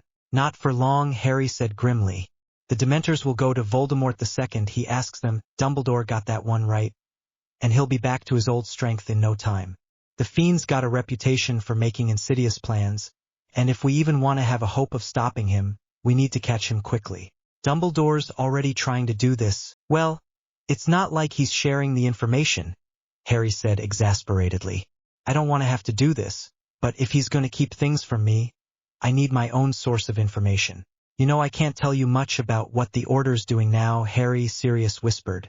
I'm not asking for that, Harry whispered back fiercely. I doubt anyone's even asked for this information. But you lived through the First War, Sirius, and so did a lot of the other Order members, I'm guessing. I didn't. I need to know this if I'm going to be ready to take Voldemort down. Green eyes met gray eyes, and they both understood. I'll do what I can, Harry, Sirius said in a low voice. Good, because this conversation never happened, Harry replied quickly, moving towards the door. I may be 15, but Voldemort's not waiting, and neither am I. You know, Harry, that this is going to be ugly, Sirius said as Harry's hand closed on the doorknob. And not just with the Ministry. Harry swallowed hard, as he imagined the looks of disappointment and betrayal on the faces of Ron, Hermione, and Dumbledore when they finally discovered the truth behind Harry's newest plan. He tried not to let the feelings show on his face, but he couldn't stop the tremor in his voice. Believe me, Sirius, I know. By Merlin, I know. Blackmail. You have a court date. When? Harry asked, looking up from the newspapers strewn across his bed. Most were copies of last month's Daily Prophets, which Mr. Weasley and Sirius had been saving for the crosswords and for the occasional news article surrounding Dumbledore. Harry had asked for them a day after his conversation with Sirius. 14th of August, Sirius replied with a heavy shrug. Kingsley just sent us the information from the Auror office. Harry's eyes narrowed. So does that mean I'm being charged in Auror Court? Or the full Wizengamot? Kingsley spoke to Scrimgeour about that yesterday, and he hasn't decided yet, Sirius said bitterly, sitting down next to a pile of discarded newspapers. Turns out Scrimgeour got an earful from Amelia Bones in regards to this mess, and he wasn't too thrilled about that. Dimitri Chemister's been making quite a stir in the Ministry right now about how the Auror office is interfering in hit wizard affairs. Harry snorted. I bet they've heard that before. Lockdown, as he called it. Harry rolled his eyes. Just bloody wonderful. I'm surprised Kingsley managed to stretch the truth that far. With all due honesty, so am I, Sirius admitted heavily. He's not happy that he's had to lie to Scrimgeour on Dumbledore's orders already. Harry raised an eyebrow.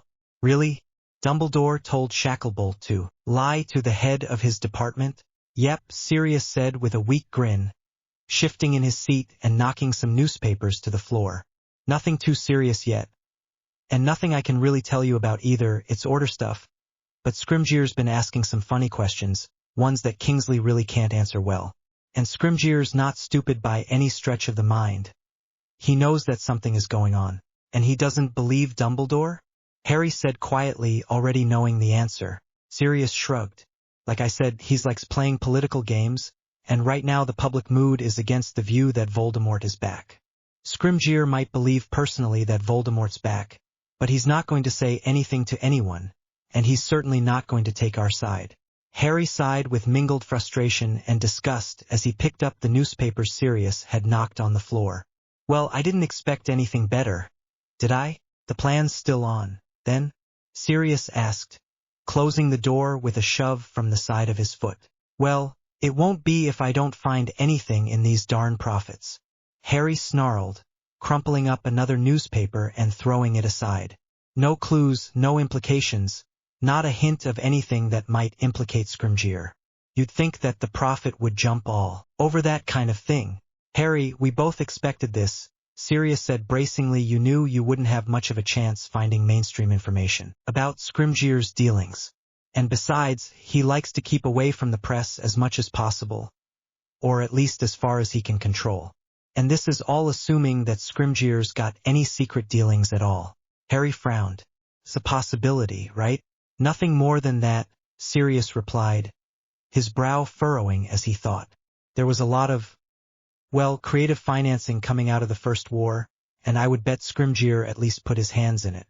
That would be the kind of evidence you would need, and it would hamstring his political career if it got out. It's also the evidence that would prove impossible to find. This entire bluff is going to be worthless if I don't have something to back it up, Harry muttered darkly, pulling over another paper from the stack. And I'm running out of time, if I want to get into Gringotts tomorrow. Sirius whistled softly. So you're going with the accelerated schedule that I suggested? It makes sense. The more time Scrimgeour has for the message to sink in, the more effective the blackmail will be, Harry replied, looking up again at Sirius. He won't like being threatened, and as you pointed out, telling him earlier gives him more time to cover his tracks. Harry gave a bitter chuckle. Why would he even bother? Nobody cares enough about what happened 14, 15 years ago to look, unless they've got everything to lose, like me. He left the words unspoken, but Sirius didn't need to read minds to know what Harry was thinking. We should talk about Gringotts again, Harry said, changing the topic as he pulled a scrap of paper up from the floor. You talked to that Tonks girl last night after the meeting, right? Sirius nodded. She heard your story. Was relatively impressed, too, though you're not going to get her to say that, at least not publicly. Not with Dumbledore, Snape, and Shacklebolt in the room, you're not, Harry growled. He quickly reined in his temper, though aimless frustration wasn't going to get him anywhere. So is she going to help? She's got time off, so the answer's likely a yes, Sirius replied, relaxing on one of the few clear spots of Harry's bed. And she's not thrilled that there are a lot of unknowns in this plan. I'm not thrilled with the number of unknowns in this plan. Believe me, Harry grumbled with frustration, carefully shoving aside the obvious fact that the entire plan was based upon finding something that might not even exist. But it's not like either of us have great information on the inner workings of Gringotts. Do you know if the goblins can detect invisibility cloaks at the doors, or just in the vaults? Sirius shrugged helplessly. Harry, I know as much as anyone. And that means I don't have a darn clue. James never even tried breaking in under the cloak. This isn't breaking in, Harry said sharply, raising a finger. This is entering without being seen. There is a difference, you said. Not to the Aurors or magical law enforcement, and likely not the goblins either, Sirius said grimly. I thought about that last night. What if there is a member of the department in Gringotts? They won't hesitate to arrest you on sight. I thought they couldn't do that, Harry said suspiciously. It would get you in their custody, and they'd likely let the Goblin Liaison Office work out the issues later, Sirius said with disgust as pushed his long hair away from his face. But that's not the only issue, you know. Harry put a hand to his forehead, trying to stave off the inevitable headache. I know, Sirius, I thought of it too. Even if I did find Wellman in the bank, there's no way I could make him talk without Veritaserum or the Imperius Curse. Isn't it against some number of laws for financial institutions to betray their customers? Sirius let out a long breath. Harry, I can't honestly say I know. I don't know a lot about wizarding finance. You'd be better off talking to Arthur or Kingsley about that. Well, those are two people I can't exactly go to, Sirius, Harry said through gritted teeth. And there's still one other person working at Gringotts that could be an ally. Fleur Delacour, right? Sirius said tiredly. Look, Harry, I know you might trust her, but there's no telling right now how much access to information she might have. She might be an ally if you could convince her to help you, but we don't even know her position at Gringotts, let alone who she's permitted to talk to or which documents she might have. And the type of thing that you're looking for would require more specialization to be able to identify successfully. Yes, Sirius, I get it. Harry finally snapped. But what other choice do I have? Harry, calm down, Sirius said in an even voice. Don't forget you can trust me, and I'm trying to help you. Look, why don't you come down and get some lunch, all right? Get away from the papers and talk to your friends. You haven't said a word to Ron or Hermione since yesterday morning. They're your friends, Harry. And what exactly am I supposed to say? Sirius? Harry replied, frustration clear in his voice. That I've been plotting to break into Gringotts and steal blackmail on the head of the Auror department and his executives? Not exactly a conversation starter. Sirius put a hand on Harry's shoulder. I don't have all the answers, Harry, he said slowly, but neither do you. You need your friends, if only for some peace of mind. I need to be able to trust them first, Harry said, turning so that his eyes met Sirius. And I know very well that they won't approve of what I'm doing, but I'm sure if you told them, they'd understand, Sirius said calmly. Look, I didn't like half of the things James or Remus ever did, and I know they felt the same about some of the things I did too. I have to wonder what it was that you did, Harry muttered. Sirius gave a bitter laugh. Most of it was stupid, but there were times, well, during wars you have to make hard choices. And as much as Fudge wants to deny it, this is a war. Voldemort's not lying down and dying just because we're here. Sirius' hand tightened on Harry's shoulders. You're right, Harry said quietly. This is a war, and the only way we can win is if I'm ready. And part of that is making sure you remember what you're fighting for, Sirius replied, just as quietly. Let's go down for lunch. Tonks dropped by, and she wants to meet you in person before tomorrow anyways. Harry looked at the papers for a long few seconds before finally sighing and getting to his feet. It's not like I'm going to make much more progress here anyways, he muttered. You'll be surprised at the things you notice with a full stomach. Sirius was just drawing out his wand to wash the dishes when he heard a friendly voice speak up from behind him. Mind if I give you a hand? Sirius smiled as he turned towards Nymphadora Tonks, a surprisingly wry smile on her heart-shaped face, her pink hair completely disheveled. I don't know, Tonks, you might damage some of the crockery. And judging by your hair, you had a hard enough struggle getting through lunch. Oh, shove it, she replied good-naturedly, drawing her own wand and jabbing at the dishes. Given the way you cook, you can't be surprised. It's not my fault Molly's not here. She said she needed to pick up some decent food. It's a shame, because she's a darn sight better at cooking than you are. So what did you think of Harry? Sirius asked in a low voice, changing the subject quickly. He doubted they would be overheard. Mundungus Fletcher was telling stories, and even Harry was chuckling, albeit somewhat distractedly. Tonks cocked an eyebrow. Seems completely ordinary, although she lowered her own voice. If what you told me is true, he's holding a lot of anger beneath the surface.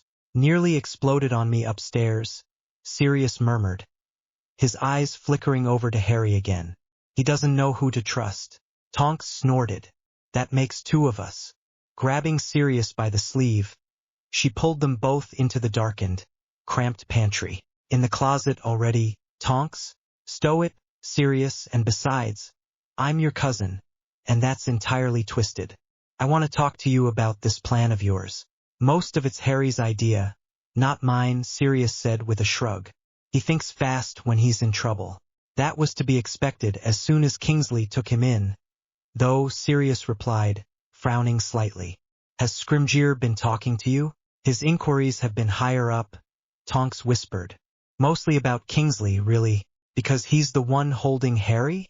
Sirius asked sardonically. More like because Scrimgeour thinks that Kingsley's making a power grab. Sirius froze before letting out a whistle. That's not good. Course, Kingsley's got more integrity than to try and double-cross his own department head. But Scrimgeour doesn't know that. She gave a bitter laugh. At least Harry's logic's right on. Scrimgeour's a politician through and through. You should hear Mad-Eye talk about him. Old enemies? More like rivals, Tonks replied thoughtfully. Alastor was a bit older, more experienced, while Scrimgeour was the newcomer who was smart enough to snatch the department after Crouch and his cronies went out. Mad-Eye was the one who was always up for it, too, but he never wanted it either. Probably better in retrospect that he didn't get it. True enough, Sirius agreed with a shiver. Mad-Eye and politics wouldn't get along well at all. A sudden thought struck him. This could be easier than we thought. Does Moody have any information on Scrimgeour? Tonks snorted. Nothing solid, or else Scrimgeour would have been thrown out years ago. Mad-Eye hates him that much? It goes back to the Rosier case, Tonks said, leaning against a large stack of butterbeer cases that Arthur Weasley had hauled in a week earlier. Were you on the team that took Evan Rosier down? Sirius shivered again, this time with disgust. No, the team that got him had Mad-Eye and Frank Longbottom on it. I was in the reserve group, and we got there only after the Death Eaters were all gone or dead. He remembered Rosier from school days. The young man had a horrible reputation with girls, and was known to be plotting to be a Death Eater. Unsurprisingly, he had joined up right out of Hogwarts, and had become one of Voldemort's most reviled Death Eaters. If only I had been on the team to get him. Then our little score could have been settled, he thought to himself. But I proved you wrong. I got the last laugh after all, because at least I'm still alive. Well, Mad-Eye got the kill, blew off half his face to get it, and that earned him a lot of galleons, Tonks said. Long story short, a bunch of snooty pureblood accountants told him that under the legal terms, Alastor wasn't entitled to the bounty because of some twisted legal loophole in Rosier's will. Sirius shook his head.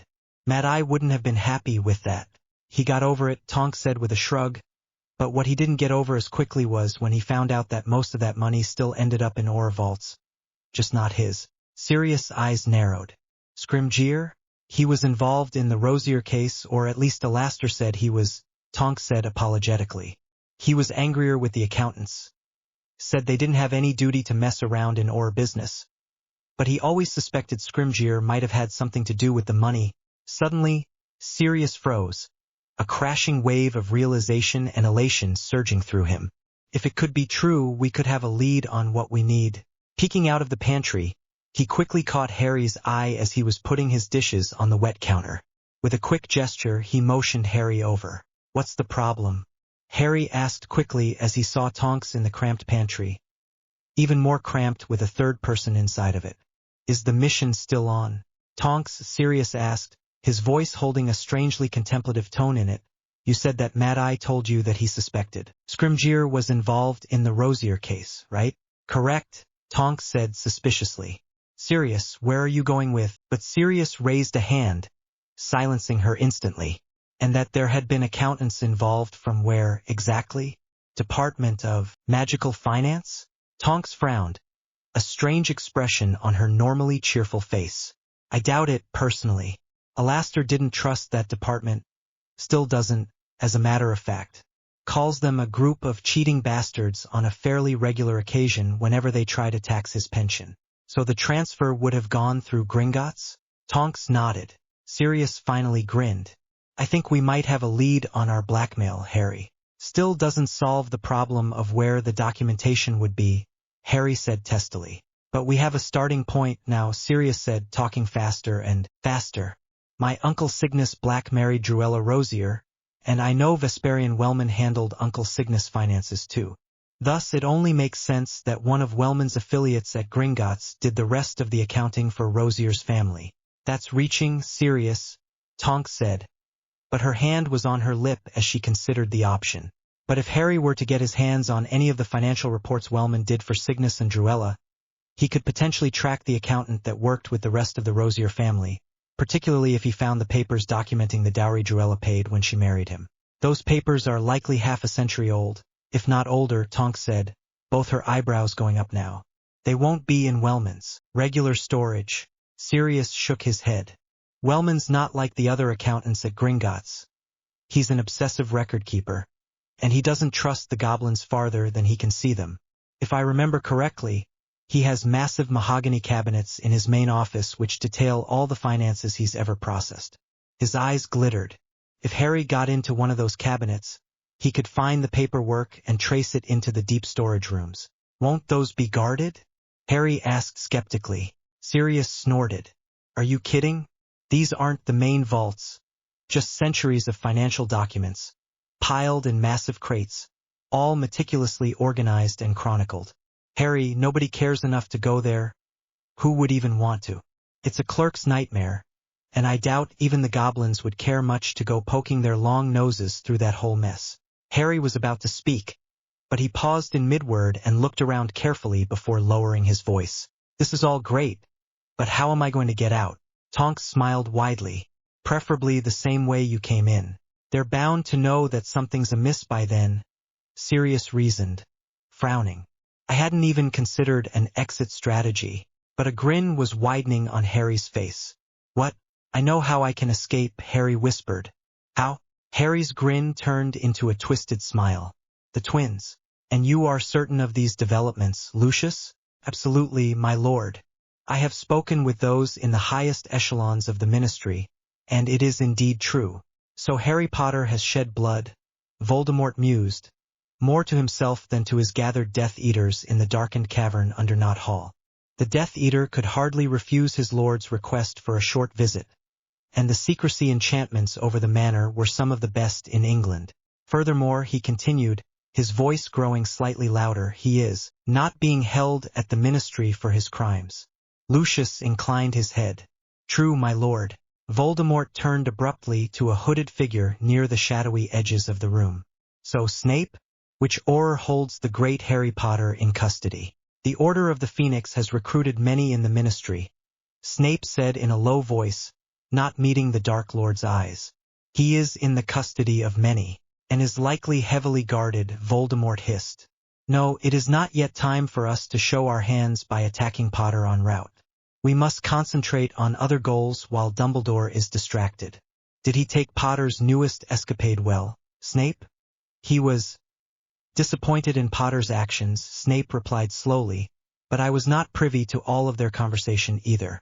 I am not yet aware of how Dumbledore's plans have changed. Become aware, Voldemort growled, or I will find myself another spy. You are dismissed. Snape gave a short bow respectfully before disapparating with a tiny pop. The Dark Lord turned back to his remaining Death Eaters. There were only a few, but he knew they were loyal. He had culled the dissent from his ranks early. Yaxley, how goes the operations around Azkaban? Conversing with the Dementors is difficult, my lord, the brutal-faced man replied, his voice gravelly and echoing in the darkened room. But I am confident we'll be able to drive them to our cause. Azkaban will soon be yours, but it may require personal attention to seal the deal. Voldemort nodded. He had expected this. Tell the Dementors the negotiations will continue, but there will be a short delay.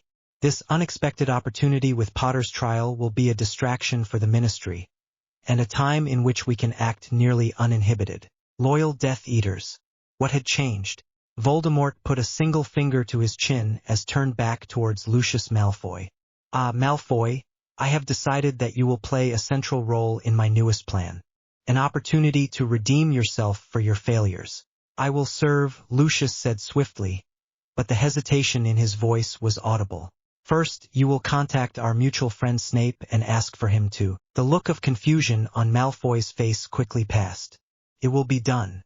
There is more, Voldemort said sharply. Tomorrow, I want you to go to the Ministry and speak to one Cassius Croker. Offer to invite him for lunch on August 14th. As he walks away from you, wordlessly summon 3 hairs from his head. Make sure you are not seen while doing this. A simple task, my lord. But did you not want me at Potter's trial? Potter's trial is meaningless now, Voldemort said with a wave of his hand. My plan has changed. His lipless mouth curled into a grin of satisfaction, his eyes gleaming red with triumph. It is time, he hissed, his voice carrying through the entire hall, to take matters into my own hands. Accounts. The alarm clock only managed to let out a single shrill note before Harry's hand closed over it. With a groan, he quickly shut it off and set it back onto his bedside table. I don't care what Sirius thinks, he thought savagely to himself as he dragged his legs out of bed. I don't want to be getting up at 6 in the bloody morning. He understood the reasoning that Sirius and Tonks had provided, even though he didn't entirely agree with it. Sure, there might be less traffic at the bank at this time in the morning, but that means that the goblins won't be distracted by customers. Heck, this is tricky anyway, I think of it. It didn't take him long to get ready. He had decided on Muggle clothes. It wasn't like he had many choices in that department. And he already possessed the few other tools that he knew would be essential. Wand, invisibility cloak, that knife from Sirius, one of Fred's fireworks. This should be good, I think. Ron gave a tremendous grunt from the bed. Harry paused as he looked at his snoring friend. It's better that he doesn't know, he finally thought, putting his hand on the doorknob. The less people know, the better, and I don't want Ron dragged into this. Especially considering the fact that he'd likely tell his father, and Mr. Weasley would tell Dumbledore. Then I wouldn't have a chance. He hadn't told Hermione for the same reasons, but to his surprise, he felt surprisingly less guilty.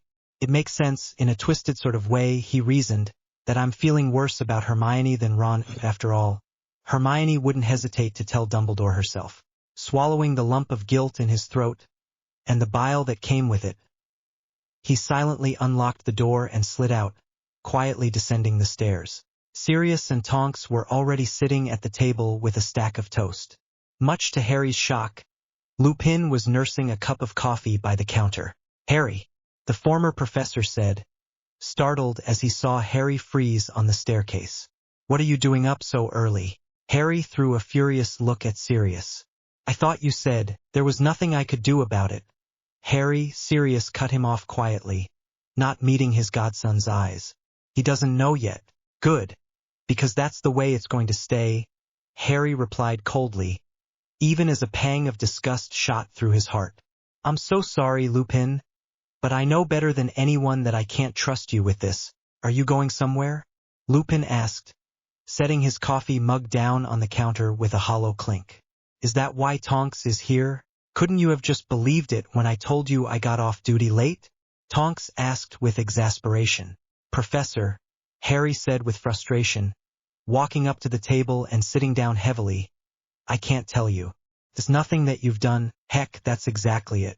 You have done nothing, and that's the reason I can't trust you with this, one way or another. Lupin went pale, as if Harry had clubbed him across the face. Harry, when have I ever given you a reason not to trust me? I don't know. Maybe it's been when you've been sitting on the fence through this whole mess. Giving me exactly nothing, Harry replied curtly. No help, no support, not even a strong objection to anything I've said. Lupin looked as if he had been slapped. I've always been on your side, Harry, whenever it hasn't conflicted with Dumbledore's, Harry replied bitingly. Harry, Sirius began. We shouldn't start this. You're absolutely right, Sirius, we shouldn't start this, Harry said, his eyes still fixed on his former defense professor. We shouldn't have had to start this. But now it's started, and I can't afford to back down now. He pulled a piece of toast off of the stack and began slathering margarine on it. So how about it, Professor? I don't know what you want me to say. Say something, Harry snarled, getting to his feet. Anything, darn it. Have a Merlin-forsaken opinion for yourself for once. Tonks looked quickly at Harry, a peculiar look on her face as she glanced back and forth between him, a white-faced Lupin, and Sirius, who was watching Harry with concern and frustration written across his face. Shouldn't, she began, trying to keep her tone light and cut through the tension in the room. Shouldn't we, get going? Absolutely, Harry replied flatly, finally turning away from Lupin as he pulled another slice of toast from the pile. Come on, Tonks, let's go before this gets ugly. Harry, Lupin whispered.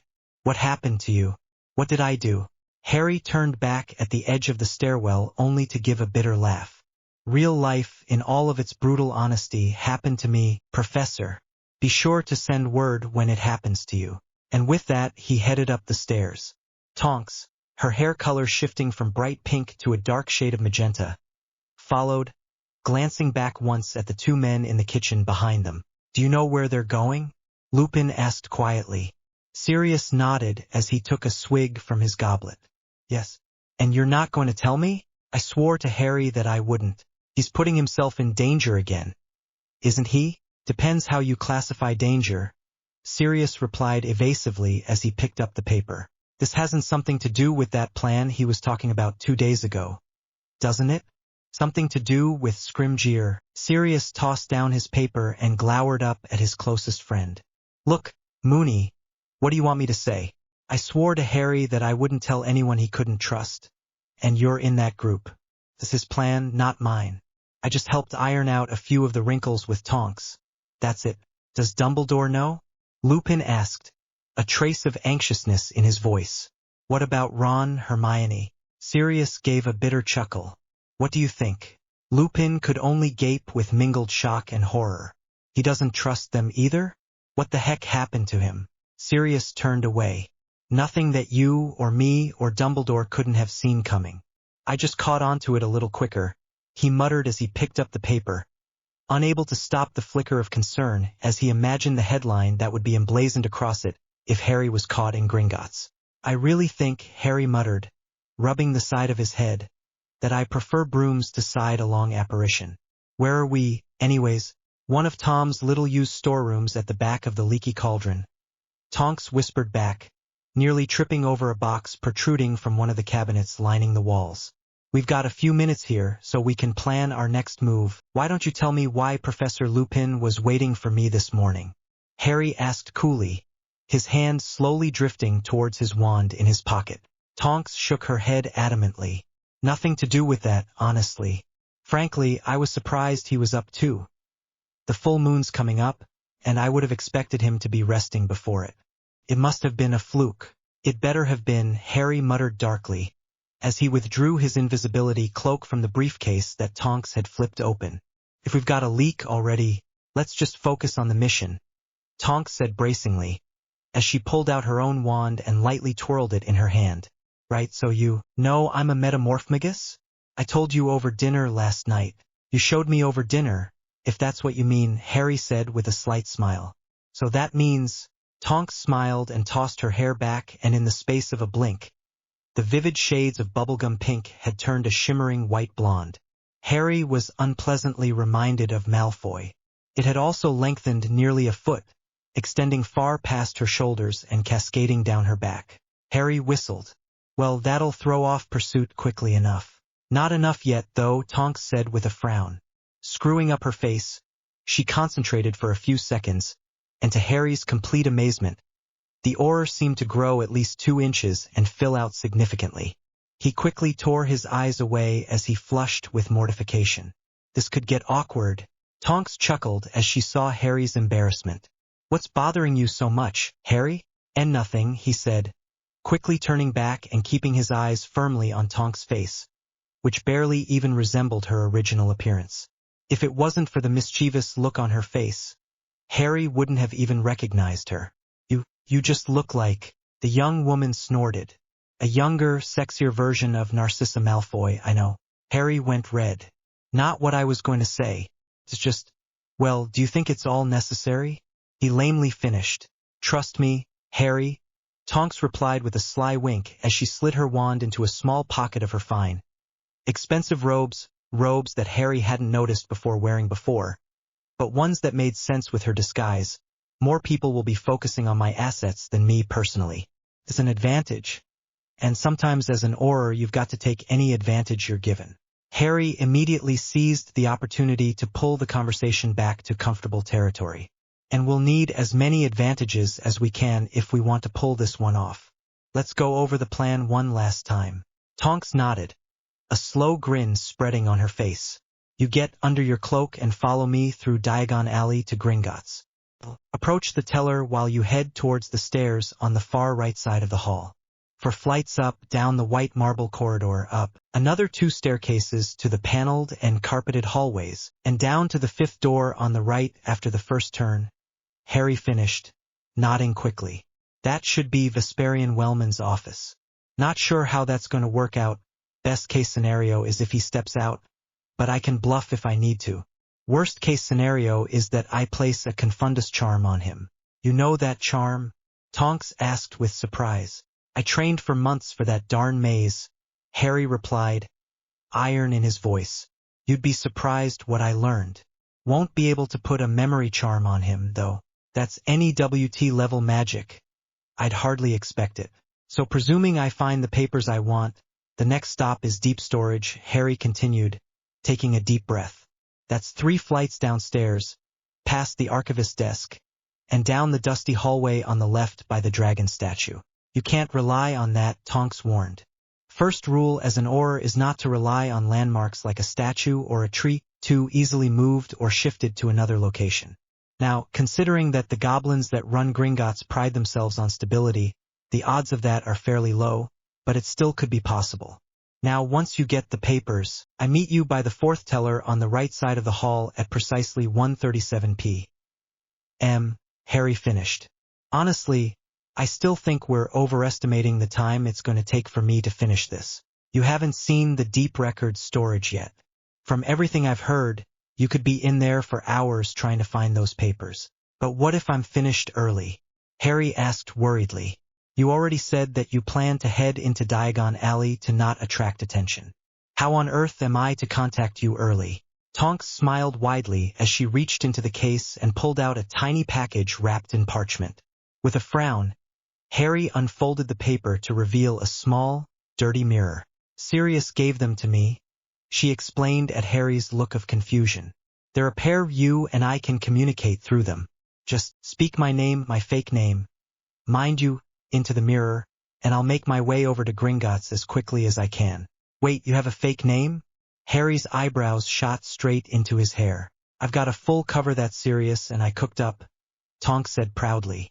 Nymphadora Vunerin, of the notoriously reclusive Vunerin pureblood family, here to discuss several international real estate transactions and investments in Corsica and Sicily. Fabulously rich and enterprisingly single, the perfect distraction for a possessive and greedy banker, human or goblin. Harry rolled his eyes. I'm sure. I can see Sirius fingerprints all over this. Hey, occasionally he does have good taste. Can you pull it off? Tonks fluttered her long eyelashes flirtatiously. My cover is flawless, just like every other inch of me, Harry, she said in a sultry voice that made Harry go red again, prompting another mischievous laugh from the young Auror. Will the twins be ready? Harry asked at a frown, dragging the conversation back to the mission. That's my concern, not whether or not my cover's in various states of flawlessness. They both stayed at the Leaky Cauldron last night, Tonks said with a crafty smile. Didn't you notice that the house was quieter last night? Harry's eyes widened. I honestly thought they went back to the Burrow. Isn't that what they told Mr. Weasley? I don't think they even bothered to tell him, Tonks said thoughtfully. In any case, they'll be ready with the distraction the second we step out of Gringotts. You've got the firework they gave you in case you need a last-ditch distraction? Harry cautiously patted his pocket.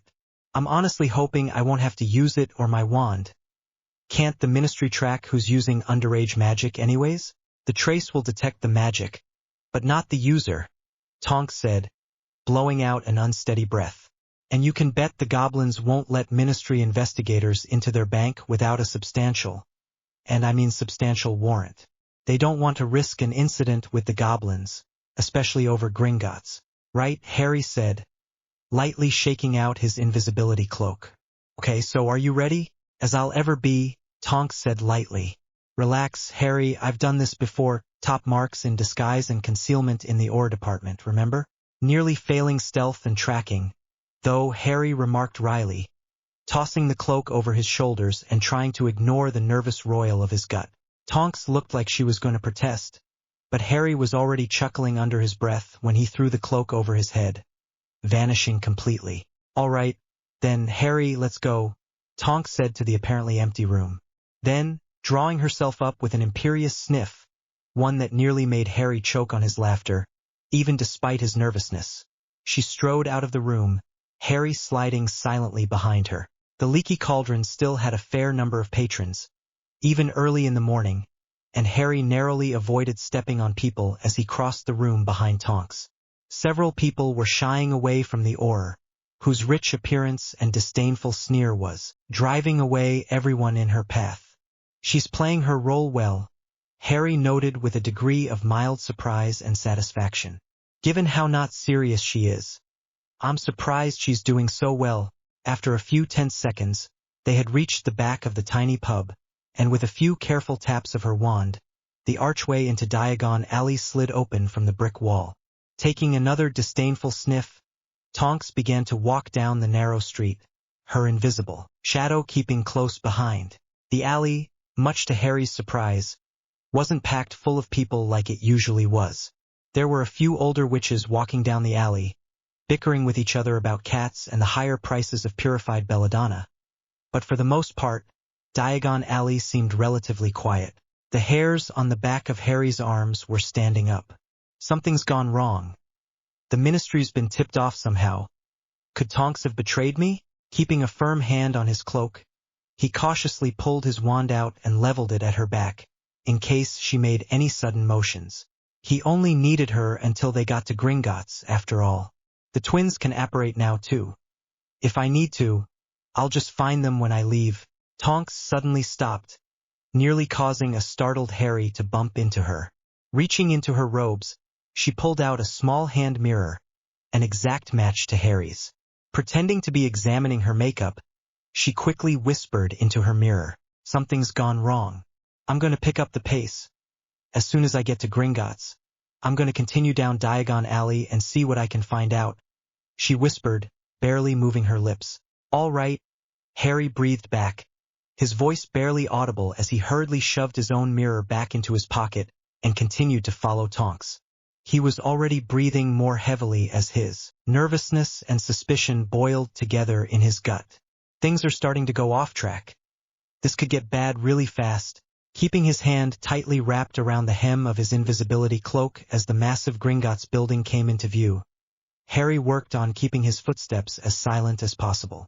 Despite the fact that Diagon Alley usually was raucous and noisy, he knew that unexplained sounds or feelings in the wizarding world seldom went over well. He remembered with a pang the Chamber of Secrets incident, where he was the only one that could hear the basilisk. "I was an outcast then because everyone thought I was the heir of Slytherin," he thought, swallowing hard. "But now something has changed." Tonks, looking every inch the rich, pure-blood aristocrat, lightly ascended the stairs towards Gringotts, her imperious stare raking the goblins that hastily bowed deeply at her passing. Taking a deep breath, Harry darted quickly behind her, trying not to make a sound in the narrow doorway. One of the goblins halted suddenly in mid-bow, his beady eyes raking Tonks suspiciously, and Harry's heart nearly leapt in his chest. He continued to creep forward towards the next set of double doors, as close to Tonks as he dared, nearly treading on the hem of her robe. "If I stay close enough, maybe the goblins will just assume that it's Tonks. Unless they can see through invisibility cloaks, and they already know." No, Sirius would have mentioned that. By God, why the heck did these blasted goblins put in marble floors? Something up? Rictor? One of the goblins growled, his eyes finally leaving Tonks and turning to his fellow goblin, the one that had frozen in mid-bow. "It's nothing," the other goblin replied darkly, shaking his head and muttering under his breath in gobbledygook. Harry let out a slow breath as he watched Tonks slide gracefully towards the counter. "She's in position," he thought with relief as he began crossing the center of the hall, shaking with the aftermath of the near discovery. Now to find those stairs. But to his surprise and relief, he spotted the stairs very quickly and made a beeline towards them, trying to keep his footsteps as silent as possible as he walked. There were dozens of goblins in the main hall of the room, carrying ledgers, bags of gold, treasure chests, or nasty-looking knives, and Harry knew, with his heart hammering in his chest, that it would only take one to discover him. "It's almost like playing a game of Quidditch," he thought suddenly, with 100 more bludgers. Finally, after an agonizing few minutes of careful motions across the floor, all the more dangerous, considering that he had to make sure his cloak didn't flap up and review his feet to the shorter goblins. He finally reached the staircase, thankfully deserted. Swallowing hard, Harry began climbing the spiral staircase, flattening himself tightly to the wall any time a goblin descended. He slowly began counting the number of stairwells as he climbed. "After all, I don't want to get lost in here. I don't think the goblins would take it too well if they found an unexpected intruder, even if it is the boy who lived." The 4 flights of stairs, surprisingly steep, given the goblin's short stature, ended quite quickly, and Harry instantly spotted the large, arched corridor made of white marble. To his surprise, Harry saw a number of humans, wearing business robes, pacing and talking in the corridor, but not a single goblin.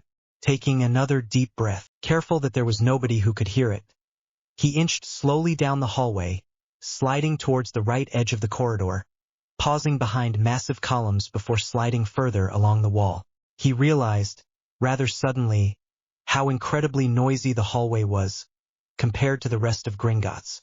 Harry could hear a din of voices, and snippets of a dozen different conversations. "Well, it's not my fault that, at an interest rate of 6%, it's hardly worth investing. I don't think magical finance will have a problem. No bloody way. A whole dragon. As I said, Mr. Malfoy, it should not be a problem transferring the assets to the appropriate, jurisdiction," a massive, bespectacled lump of a man in a brown waistcoat said obsequiously, nodding his heavy-set head deeply. Harry couldn't hear anymore, but his mind was churning as he flattened himself tightly against the wall as another group of arguing Gringotts employees walked by. "Well, it makes sense, in a twisted sort of way, why Tonks and I didn't see many people this morning. If there's something happening outside of Flourish-Blotts, and if Malfoy doesn't want to get involved, this could be interesting indeed, especially if Voldemort's involved." He reached the end of the hallway with a few more steps and quickly ascended the next 2 flights of stairs. To his astonishment, the loud noise from the hallway below seemed to completely vanish as he entered the narrow hallway, paneled with dark wood that Harry didn't recognize and carpeted a deep, plush shade of red. He breathed a little easier when he saw that the hallway was deserted.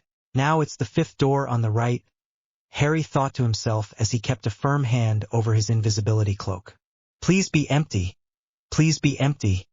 He reached the heavy wooden door and quickly read the narrow gold cursive lettering across it.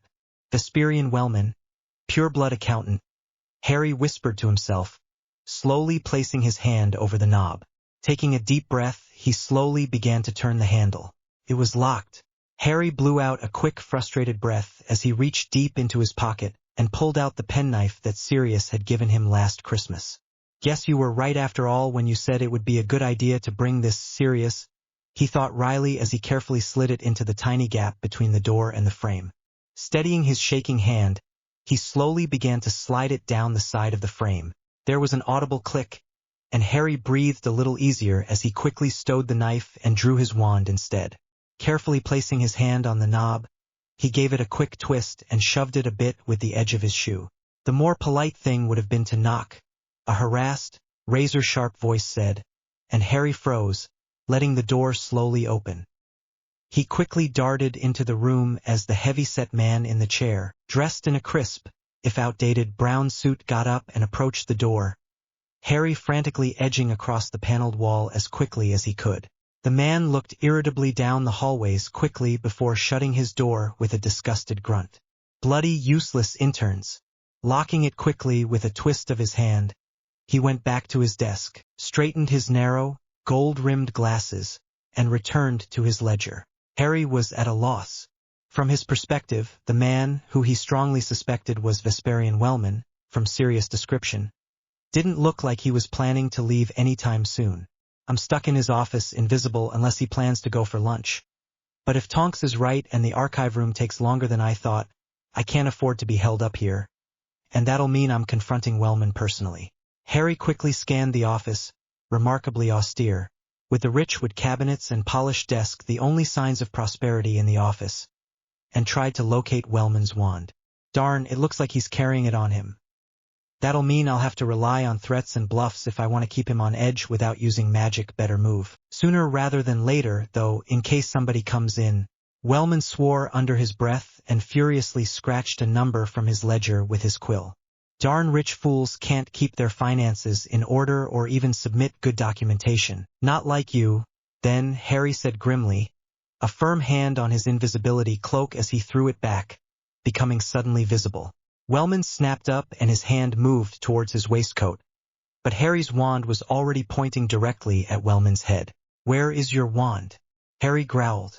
Wellman was breathing very quickly, but he quickly motioned towards the inside pocket of his waistcoat. Still keeping his wand firmly fixed on the accountant, Harry deftly yanked the wand free and pocketed it. I'm not the person to rob if you want anything of value, sir, Wellman said stiffly. I'm not trying to rob you, Harry said, inclining his head to look into the accountant's eyes, which widened instantly at the sight of Harry's scar. You just have something I want. I thought you were in ministry custody. The man stammered. Says a lot about their security, then, doesn't it? Harry sneered, tapping Wellman lightly on the head. I assume you read the Prophet, then? Wellman nodded sharply. I won't tell you anything, Wellman snarled. And you'll never get out of Gringotts with anything either. Wellman's eyes narrowed. What on earth do you want from me? You worked on the Cygnus Blackdruella Rosier marriage, didn't you? Harry asked. Here it goes. Wellman frowned. I did. Who was the other accountant that worked with you, representing the Rosiers in the dowry papers? Wellman's brow furrowed. That was decades ago, Potter. I was less than an intern then, only handling the minor books. How on earth am I supposed to know? Because his name will be on the papers, and you're an obsessive record keeper, Harry growled. And even if you were less than an intern, you know who managed the Rosier accounts. The Rosier accounts were all closed over a decade ago with the end of the mail line. Wellman said hotly. How is that even relevant to anything? Harry leaned forward over the desk, cold fury burning in his eyes. And you know who the one that closed the accounts was, and you have documentation to prove it. His name, please. He's dead, Wellman said, smug and triumphant. Keaton Mathis died 8 years ago. I was at his funeral. You can't touch him, Harry Potter. Wellman unsteadily got up and approached a cabinet in the corner. Looking shrewdly at Harry, he pulled out a ring of keys from his pocket and unlocked the drawer. Sliding it open with practiced ease, he pulled a file out, flipped through it quickly, and withdrew a single paper. This should be proof enough for you, Wellman said, his confusion warring with fury in his voice. It's one of the older papers relating to the dowry. Put it on the desk, Harry ordered, pointing at the desk with his free hand. Wellman swallowed hard and carefully placed the paper on the desk. Keeping his wand pointed at the accountant, he quickly scanned the paper. Surely enough, in the list of the accountants right above Wellman's name, was the name Keaton Mathis with the subtext representing the Rosiers. Perfect, Harry thought as he slid the paper back towards the accountant. It'll do. Is that all? Wellman asked slowly, slightly confused as Harry pulled out the accountant's wand. I said that would do, Harry replied irritably, but then he froze. Why do you ask, Wellman? Should that be all? Wellman looked around quickly. I thought you might do what, Wellman? Harry growled, stepping closer and raising his wand higher. Something you want to tell me? I thought you might have been here about the Potter accounts. Wellman sputtered, his face going red as Harry raised the wand a little closer. Harry gave a mirthless laugh. Potter accounts? My parents already left me everything in my vault. The Potters had more than that, Wellman mumbled. Speak up, Harry snarled. What did you just say? The Potter family had money, heck. They were one of the most prominent pure-blood families in the United Kingdom, Wellman said frantically, the first true fear Harry had seen crossing his face. Your vault only has the trust fund they left for you. The rest of the Potter assets, given the great confusion after the deaths of your parents, where are they? Harry growled. He hadn't planned on this, but he wasn't going to walk away from money that his parents had left him. The real question is why I didn't know about this earlier. Dumbledore and Hagrid must have had a very good reason for not telling me. The Potter accounts were closed years ago on executive orders from the Ministry, Wellman said hurriedly as Harry stepped even closer. There was an appeal, but the Potter vaults were sealed 14 years ago. And who was the imbecile who handled the Potter finances and allowed the vaults to be sealed? Harry snarled. A name, Wellman. Miguel Prince, Wellman said quickly, hastily wiping his face with the sleeve of his waistcoat. I swear that was him. Is he still alive? Died 5 years ago, Wellman replied, swallowing hard. Harry's eyes narrowed with suspicion. I swear that was it. And how, Harry said, his tone shaking with barely contained fury, would I access those vaults? Wellman swallowed hard again. I don't know. Please, I don't know anything about the Potter accounts. Prince handled everything. Don't hurt me. Please. Harry gave a disgusted sigh as he walked towards the door, picking up his invisibility cloak from the plush carpet as he walked. Why would I bother? You gave me what I wanted. Why you're leaving? Wellman asked, stepping closer to his desk. Harry shrugged listlessly, the names of the 2 dead Gringotts accounts ringing in his mind. Keaton Mathis, Miguel Prince. I'll remember those names. You gave me what I wanted. You know you'll never get out of Gringotts with. Harry gave a sharp, bitter laugh. Underestimating me already, Wellman? Guess you won't be the one handling my accounts. And you can call the guards or the Ministry if you want. They'll never find me. It was a bluff and he knew it, but the fear on Wellman's face already told Harry that the accountant wasn't likely to tell anybody anything. After all, he thought suddenly, who would believe him? Tossing the man's wand on the floor, he drew his invisibility cloak up over his head and unlocked the door with a twist of the knob. Then, putting his hand to his head in an attempt to stop the raging headache that was threatening to blossom there, he slid out into the paneled hallway. Nymphadora? Tonks froze suddenly, and her hand shifted quickly from the gorgeous dress robes on the rack in front of her to the small pocket in her robes. Who's calling? She whispered to the mirror as she brought it quickly to her face. Who do you think? Harry replied, his face not showing in the mirror, but she expected this, if he was under his invisibility cloak. Thought Sirius told you to call me Tonks, she said wryly as she slid into a corner of the elegantly appointed store. After the trip to Gringotts, she had decided to indulge herself in the most convenient thing for a rich, pure-blood girl to do in Diagon Alley, and that was to go shopping. And it's a darn good cover, too, she thought to herself as she surveyed Twilfit Taddings, the store she was currently visiting. Thought you told me to call you by your cover name, Harry replied, strain in his voice. I've dealt with Wellman. He knows I'm in Gringotts. Did he cooperate? Tonks whispered, instantly alert. As much as one could suspect. Look, he wasn't too friendly at the beginning, but it's not like he can say much. I've got the names. I thought you were just looking for one, Tonks said, confused. What changed? Did you find out more? Nah, the second name is that of the accountant who closed the Potter vaults, Harry growled. Know anything about that, Tonks? Tonks' eyes were wide. Harry, I didn't even know the Potters well at all. My folks never joined the order officially. As for the vaults, sorry, Harry, I don't know anything. Harry let out an exasperated sigh. That'll be something to ask Dumbledore about after I'm cleared, he muttered. In any case, I'm at the doors of the deep storage and I'm going to be going in soon. I'll call again before I leave. About my exit. What was going on outside Flourish Blots? Tonks gave a disgusted snort. Bunch of old warlocks protesting the new release of some new history book. Caused a considerable ruckus about it too, and there was quite the riot over there. I just stayed away from it, and I'm thinking that it's died down by now. Any luck hearing from the twins? Not yet, but I'm scheduled to meet them in the Leaky Cauldron in about a half hour.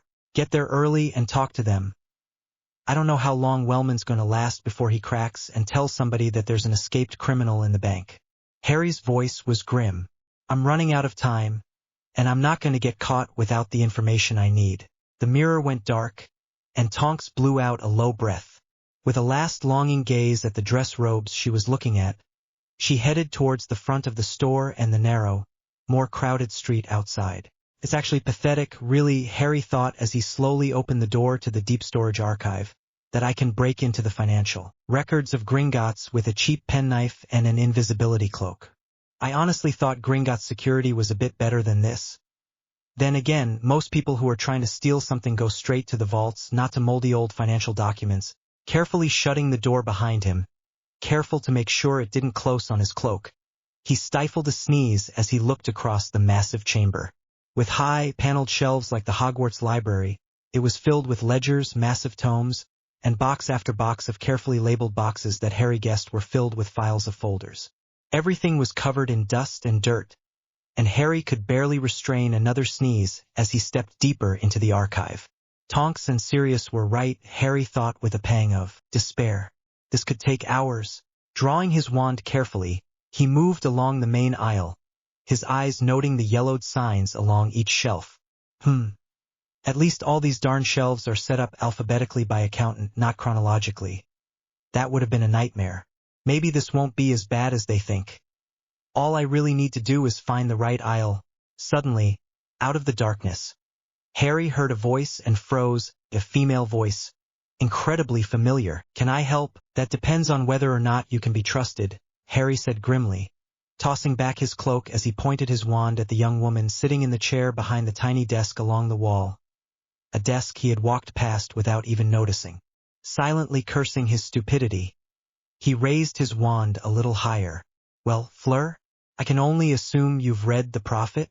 Fleur Delacour tossed back her silvery white hair as she got to her feet. Her typical haughty demeanor was mixed with confusion and a surprising expression of frustration. Really, it depends on why you are here, Harry, she said coolly. Her French accent was still discernible, but her English was far better than Harry could have expected.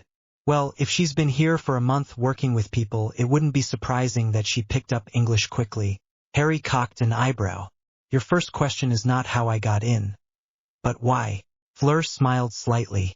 You got through the Triwizard Tournament, and I know you are not incompetent, and you have that cloak, a true beauty, by the way. So I can discern the how. The why, however, brings some, questions. Harry breathed out quickly.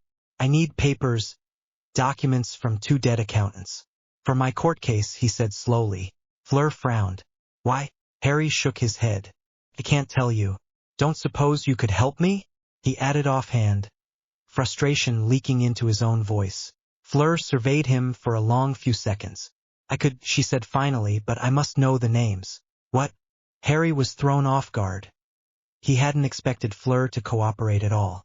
You'll help. The goblins, Fleur spat, assigned me here when I came to Gringotts, and it has been terrible. The accountants and interns wanted me upstairs, but the goblins run the bank. Placed in charge of papers that need no caretaker, entirely useless. But aren't you like part Vila? Harry asked with confusion as Fleur came around the other side of the desk. And they noticed first, Fleur said shortly with disgust. And goblins are just as prejudiced as wizards, if not more. What are the names? Harry? Well, the first is Keaton Mathis, and the other is Miguel Prince, Harry said, still slightly startled that Fleur was helping. So, what do you do? I find required files for the accountants and goblins, Fleur said stiffly as she drew her wand, and nothing else. You are the first living thing I've seen all day. Harry winced. Why are you even still working here? You've got more talent than this, and surely if you're trying to improve your English, which doesn't need much work, by the way, you want to be talking to people. It pays well, Fleur said with a shrug as they began walking down the main aisle, silently flicking her wand at the massive shelves next to her. And they did offer first. She's a Triwizard champion, and she's stuck watching boxes of papers. Harry thought, anger flooding into his gut. She does deserve better than this. They took a turn down a particularly dusty aisle and Fleur stopped at a small box that seemed to be glowing with a faint, milk-white light. This, she said slowly, is the first of this Mathis boxes. How many more? Harry asked. The next 4 shelves of boxes and 8 boxes after that in the next aisle, she replied. Harry's heart sank. That'll take more time than I have. Looking for something in particular? Fleur asked curiously. A transaction record or something that might be related to the closure of the Rosier account, Harry replied desperately. Any way you can search for that? Fleur muttered a few words under her breath and gave her thin wand a delicate flick. White light began to stream from 2 more boxes on adjacent shelves. The transaction records in that box, she said, pointing at the box with her wand, while information on the Rosier account once Mathis took over are in that box. Perfect, Harry said with relief as he pulled the boxes down and flipped them open. He eagerly flipped through the stacked files until, at the very bottom of the second box, he found a plain gray folder filled with dozens of crumpled papers, and to Harry's surprise, newspaper cuttings. Fleur frowned. What exactly is that? That's not a Gringotts file. It's what I'm looking for. Harry breathed with triumph as he flipped through the file to the first piece of parchment. A letter in official-looking text. From the Orr department to one Keaton Mathis, signed by Orr Rufus Scrimgeour. If Fleur's spell is good, this could be exactly what I need to blackmail Scrimgeour. He looked up quickly. Mind if I take this, Fleur? He gestured to the file. I need these papers. It's not a Gringotts file, Fleur said with distaste. Part of my job is to dispose of those kinds of papers whenever I find them. Too many accountants kept complete nonsense in their boxes, cluttering our archives unnecessarily. So I can keep it? Harry persisted. I don't see why not, Fleur replied with an easy shrug. Besides, Harry, I still owe you a significant debt for saving my sister in the lake, and I would do much to help a friend. Harry flushed red at Fleur's words and small smile. You have no idea how much this means to me. Fleur, thank you so much. I won't forget this. Carefully placing the lid back on the box, Fleur shoved the box back into its position. We should likely hurry, I think. If you have little time. The name's Miguel Prince, Harry said quickly, getting to his feet. Fleur nodded and muttered a few words under her breath with another wave of her wand. Quickly tucking the file into the bag slung over his shoulder, Harry followed Fleur down another aisle to where another box was glowing. That's some impressive magic, Harry said, genuinely impressed. Where did you learn those? Beauxbatons had a large library, and I didn't always have a lot of time. Fleur replied with a shrug. They are useful charms. My friend Hermione would love them. You really do deserve better than this job. Merci, Harry, but until my English is better, it will be very difficult to get a job outside of this. That's rubbish, Harry said bluntly. Your English is great, and I'm sure anybody would be happy to have you. Is there any way you can find the records around the closure and sealing of the Potter vaults? Fleur muttered a few more words and another box began to glow softly. His heart hammering in his chest, Harry yanked open the box, only to see a bright red glow erupting from a single, thick file halfway through the stack. Pulling it out and hastily shoving it into his bag, he got to his feet. Fleur's eyes narrowed.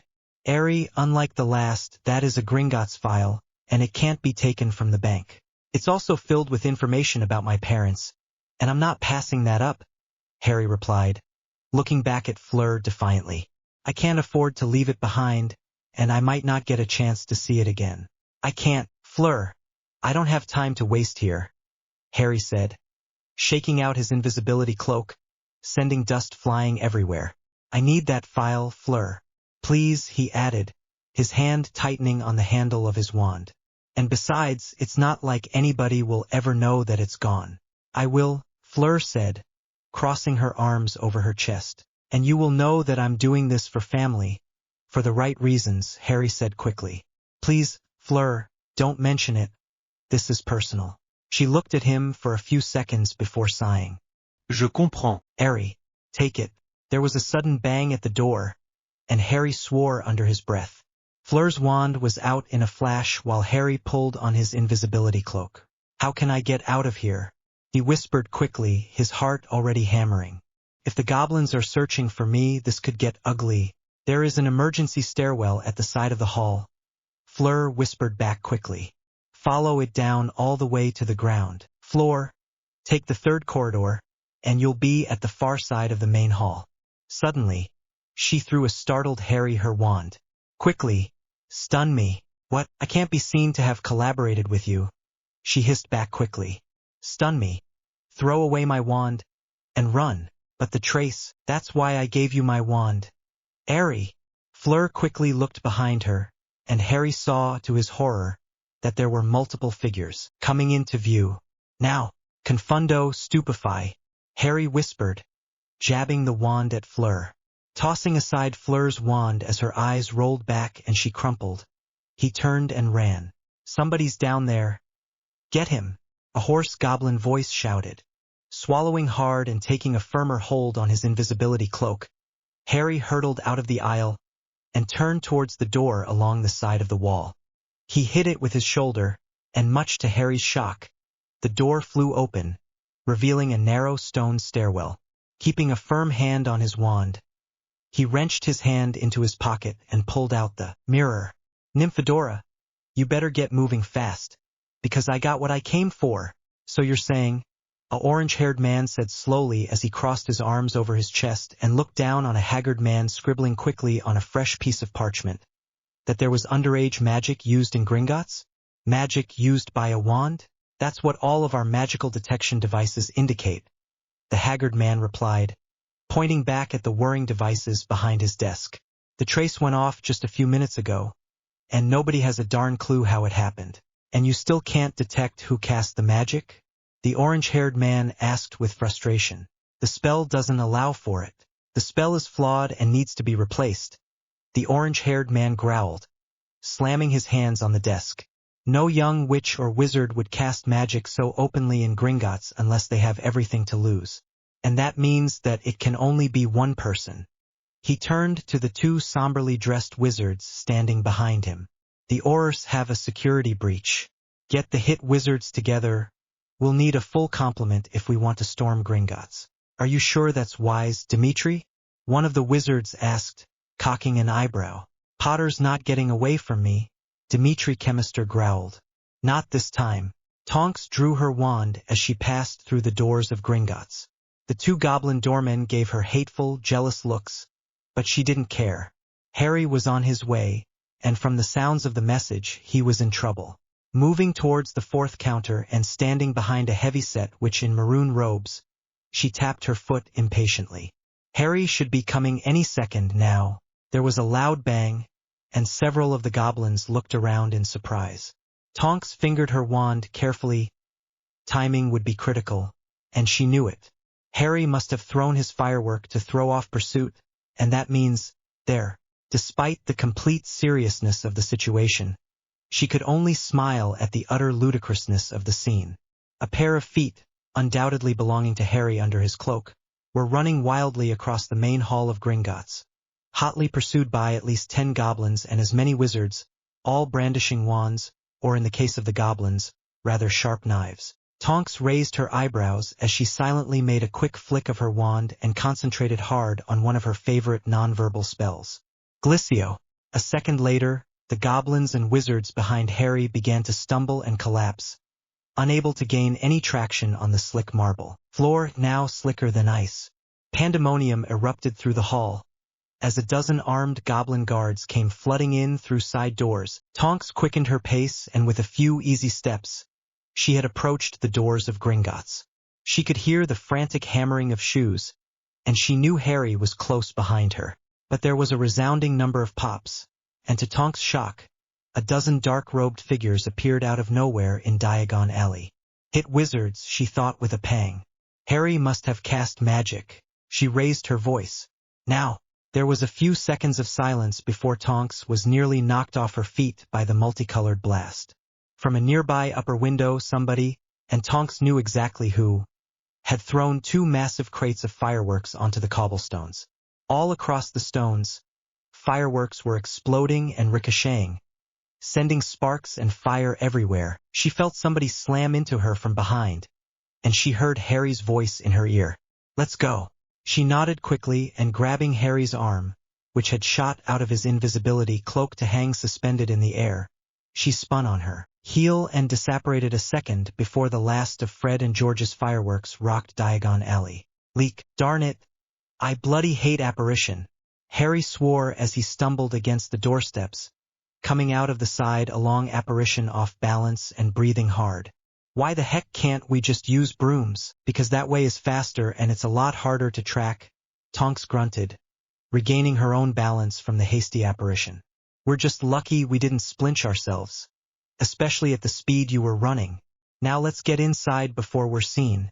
Tapping the door twice, Tonks shoved it open and pulled Harry inside as she screwed up her face. A few seconds later, the regular short, pink-haired Tonks was pulling Harry down towards the stairs. "Harry!" Sirius exclaimed, bolting up from his seat at the kitchen and pulling his godson into a tight embrace. "By Merlin, you're safe." Harry let out a heavy sigh of relief.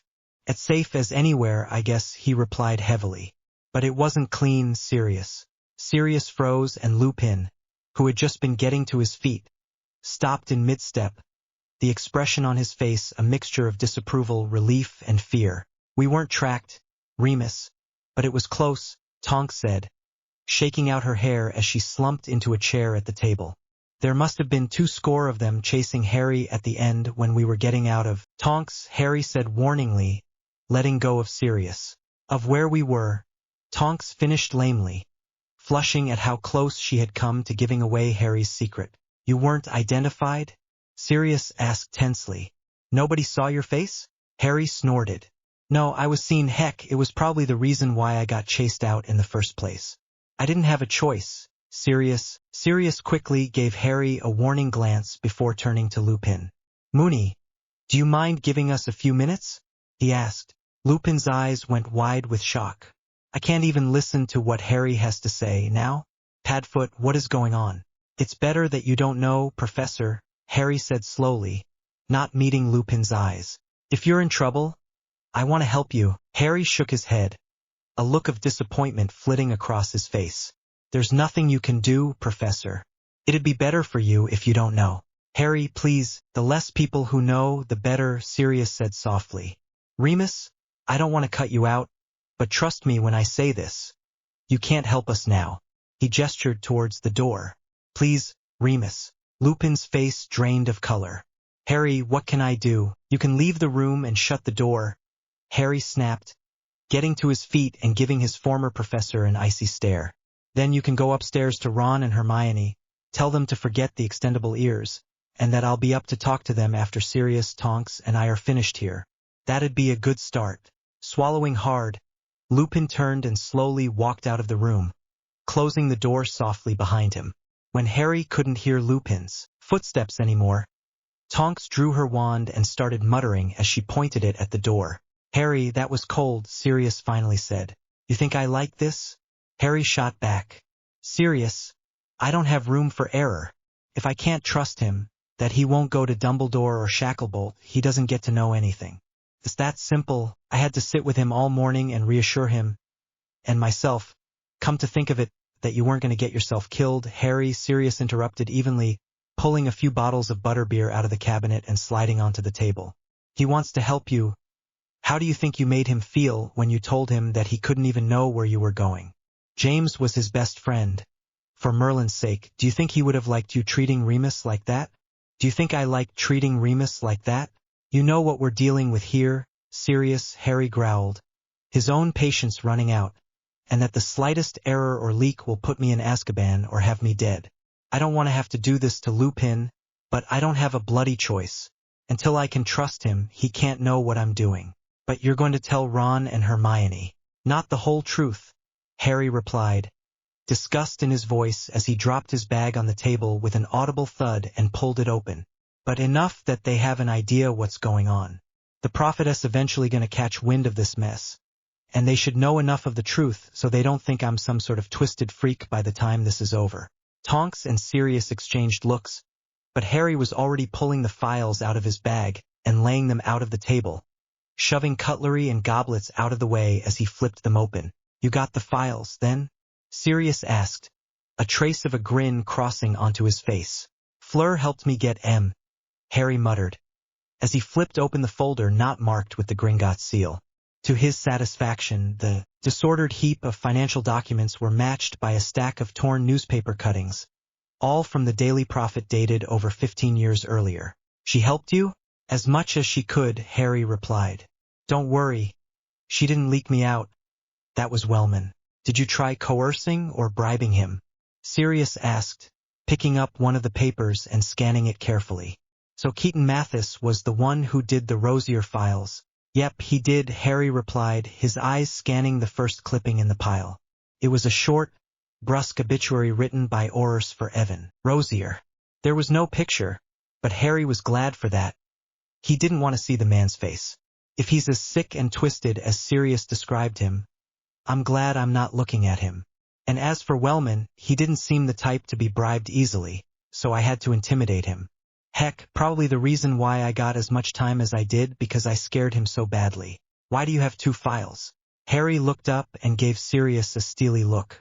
Because that one has to deal with the closing of the Potter accounts. Know anything about that, Sirius? Sirius went pale. Harry, I was in Azkaban, how could I possibly? That's bullshit, Sirius, you know something. I don't know the details, Harry. It happened 6 months after I went to Azkaban. Sirius replied, looking stricken as he turned to Tonks. Find anything in those papers? Nothing except that the Orrs were involved a lot more in this dirty money than they'll ever want to admit, Tonks replied, wrinkling her nose with disgust. Makes me disappointed to even be an Orr. Scrimgeour's name on anything yet? Harry asked tensely, flipping through the clippings. Nothing yet. Aha! Tonks slid the page across the table, and Harry and Sirius bent to read it. It's a financial record, Harry murmured, or at least it looks like one. It shows transactions to an Orr department account registered to one Rufus Scrimgeour, but there's a bunch of numbers where the ledger details are supposed to be. Sirius muttered. How on earth are we supposed to recognize which is Rosier's? Probably because it's cross-referenced with this, Harry replied triumphantly, pulling an official-looking letter from the stack of papers and laying it out of the table next to the record. See the number on top? That number matches that number there, and from the looks of this letter, it says that the assets and gold from one Evan Rosier, under the conditions of his will, are to be transferred to the Ministry Vault 669, corresponding to Rufus Scrimgeour. According to this, Tonks finished, a smile spreading across her face. Darn, that's a lot of galleons being moved. I think you might be enjoying this a bit too much, Tonks, Sirius said wryly. You might be Moody's protege, but he's still your boss. Then I have what I need, Harry said, breathing a heavy sigh of relief. Toss me a sheet of parchment and a quill. We've got to be more careful than that. Tonks cut him off, pulling up her own bag and quickly rummaging around inside of it. After a few seconds, she pulled an acid green quill out and tossed it onto the slightly crumpled paper had pulled from a stack on the counter. Most Orrs know spells that can trace handwritten notes, and the last thing you want is Scrimgeour tracking you just because your finger touched the ink on the parchment. Harry eyed the quick quotes quill with disgust. And how will using that thing help me? It'll twist my words, maybe a bit, but the tougher the letter sounds to Scrimgeour, the better, Tonks replied bracingly, crossing her arms over her chest. He's not an easy man to intimidate. Plus, you can't track letters written with one of these things. After all, why do you think Rita Skeeter was so successful with her work? A bit too successful for my taste, Harry muttered, but he eyed the paper speculatively. Do you know what you're going to say? Harry let out a brief, harsh laugh. Sirius, for once, this'll be the easy part. You've got a report? Dimitri Chemister growled. Goblins won't let us in, read Lars Hall, a snub-nosed, heavy-jawed man who was one of Chemister's best subordinates, said roughly. They want to keep the situation internal, and they're currently working on interrogating the witnesses. They were doing that a half-hour ago, Chemister said with exasperation. Has there been progress? They're sealing the bank tight, Lars Hall grunted, running a hand through the short, bristly hair that covered his scalp. But they did say if the ministry manages to procure a binding warrant, they might let us inside to watch. Bloody crud-eating goblin wretches, though we both know it's true. Saying it won't get us anywhere, Chemister said in a low warning voice, especially if the goblins are watching us, and I know they are. Any sign of who set off the darn fireworks? No reports yet, but Barkley said the damage is nothing like he's seen before, and he used to be in experimental charms. Not strong enough to be a serious explosive, but still making quite a noisy flashy bang when they're dropped. Any idea how they were set off? Evidence points to a few crates dropped from upper-story windows of some of the shops, while the rest were rigged to blow when the others were set off. It looks like a pretty crude job, but it's not like it needed to be well-timed or anything. It just needed the dropped fireworks to set off the rigged ones. They did their job, Reed, Chemister said heavily, and Potter got away from us again. Heard from Bones yet? She's in meetings with Scrimgeour this morning, but the other hit wizards at the office are wondering what the heck is going on here. And the Aurors know something's up, Lars Hall added in a low voice. And you know better than anyone the Prophet LL be here soon. Chemister rubbed his jaw in contemplation for a few seconds before slamming a fist into his palm. Okay, here's what we'll do. Call the office and tell them to send another 2 squads down here. We need this area cordoned off as a crime scene and somebody to keep the Prophet well away from this until we can show them something that'll get them on our side. Get somebody from experimental charms down here so maybe they can examine some of that firework debris and find a maker. Then, Chemister took a deep breath. Send an emergency message to the minister. Lars Hall went pale. You sure that's the best option, Dimitri? I mean, we don't have anything yet. If I know Cornelius Fudge, he'll want to make a publicity statement regarding this, Chemister said, his teeth on edge as he threw another scathing glare at Gringotts. And maybe if we're lucky he'll have the political clout for us to get in Gringotts and get some solid information. Follow me so far? Cordon the area with 2 new squads, experimental charms, call the minister. Anything else? One last thing, Chemister said, lowering his voice and leaning close to Lars Hall. I want you to go back to the ministry and get a small squad of your own for a quick operation. I want you to go to Kingsley Shacklebolt's residence. Look it up the Auror registry if you have to, and check to see if Potter's there. You think, I don't want to be freak over on the details, Chemister said quickly, his eyes aflame, by something I've overlooked. If Potter's not there, search the premise completely and get the heck out before Shacklebolt's alarms go crazy. If he is there, get him into ministry custody and his wand out of his hands. If he tries to run, you have permission to do what it takes to take him down. Try and take him in one piece, but if you can't, and if Shacklebolt's already back at his residence? Lars Hall asked worriedly. I mean, blimey, Dimitri, if he's there, think of what the Prophet'll say about this. Hit wizards investigating Aurors. Chemister set his jaw. Well, I guess you'll have to be really careful, then won't you, Reed? Lars Hall swallowed hard. Okay, Dimitri, but what if, sir, we've got a witness? Lars Hall, go, Chemister said tensely. I've got to deal with this.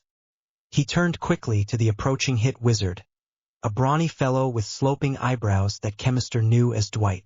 Darn bones for sending these green hit wizards out into the field, but I needed a team quick, and it's not like I had much of a choice, but to Chemister's surprise, Dwight was accompanied by someone, a man with thinning hair and gold-rimmed spectacles, wearing a brown muggle suit. The man looked anxious, and Chemister was immediately wary. Dwight may be green, but he knows better than to let any old wizard come up to me. This better be good.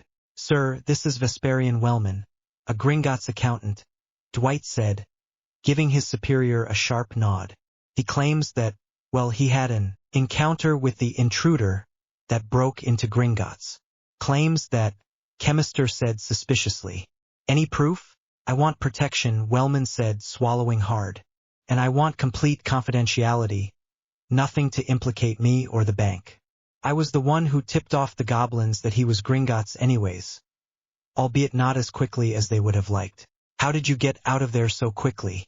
Chemister pursued, his eyebrows narrowing as he motioned for Wellman to sit down at the paper-covered table that he had borrowed from Fortescue's ice cream parlor for a few sickles.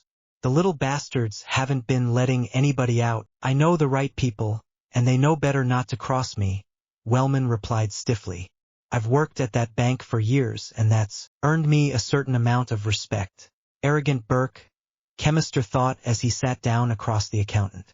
He thinks I give a darn, And there is a back exit for those with enough seniority. Wellman finished with a sniff. Pity Potter didn't know about that. It would have made his escape all the easier, Chemister said idly, examining his fingernails. Wellman went white. How did you? Don't play games with me, accountant. I know who broke into Gringotts, Chemister growled, leaning across the table. He kept his grim expression, despite his smug triumph. I was right, Potter broke in after all. But what did he want? So why was he in there? He wanted information, Wellman said instantly. But, well, from what I've heard, I don't understand why he was after it. Information about an old accountant named Mathis, who died nearly a decade ago, Wellman said in a low voice. He was looking for the accountant who closed the Rosier accounts, and Mathis was the one who did that. He wasn't even looking for the information on the Potter vaults, which was what I thought he might have been after. That was before Potter was even born. Chemister snarled, cutting off Wellman's babbling. Why does he even care?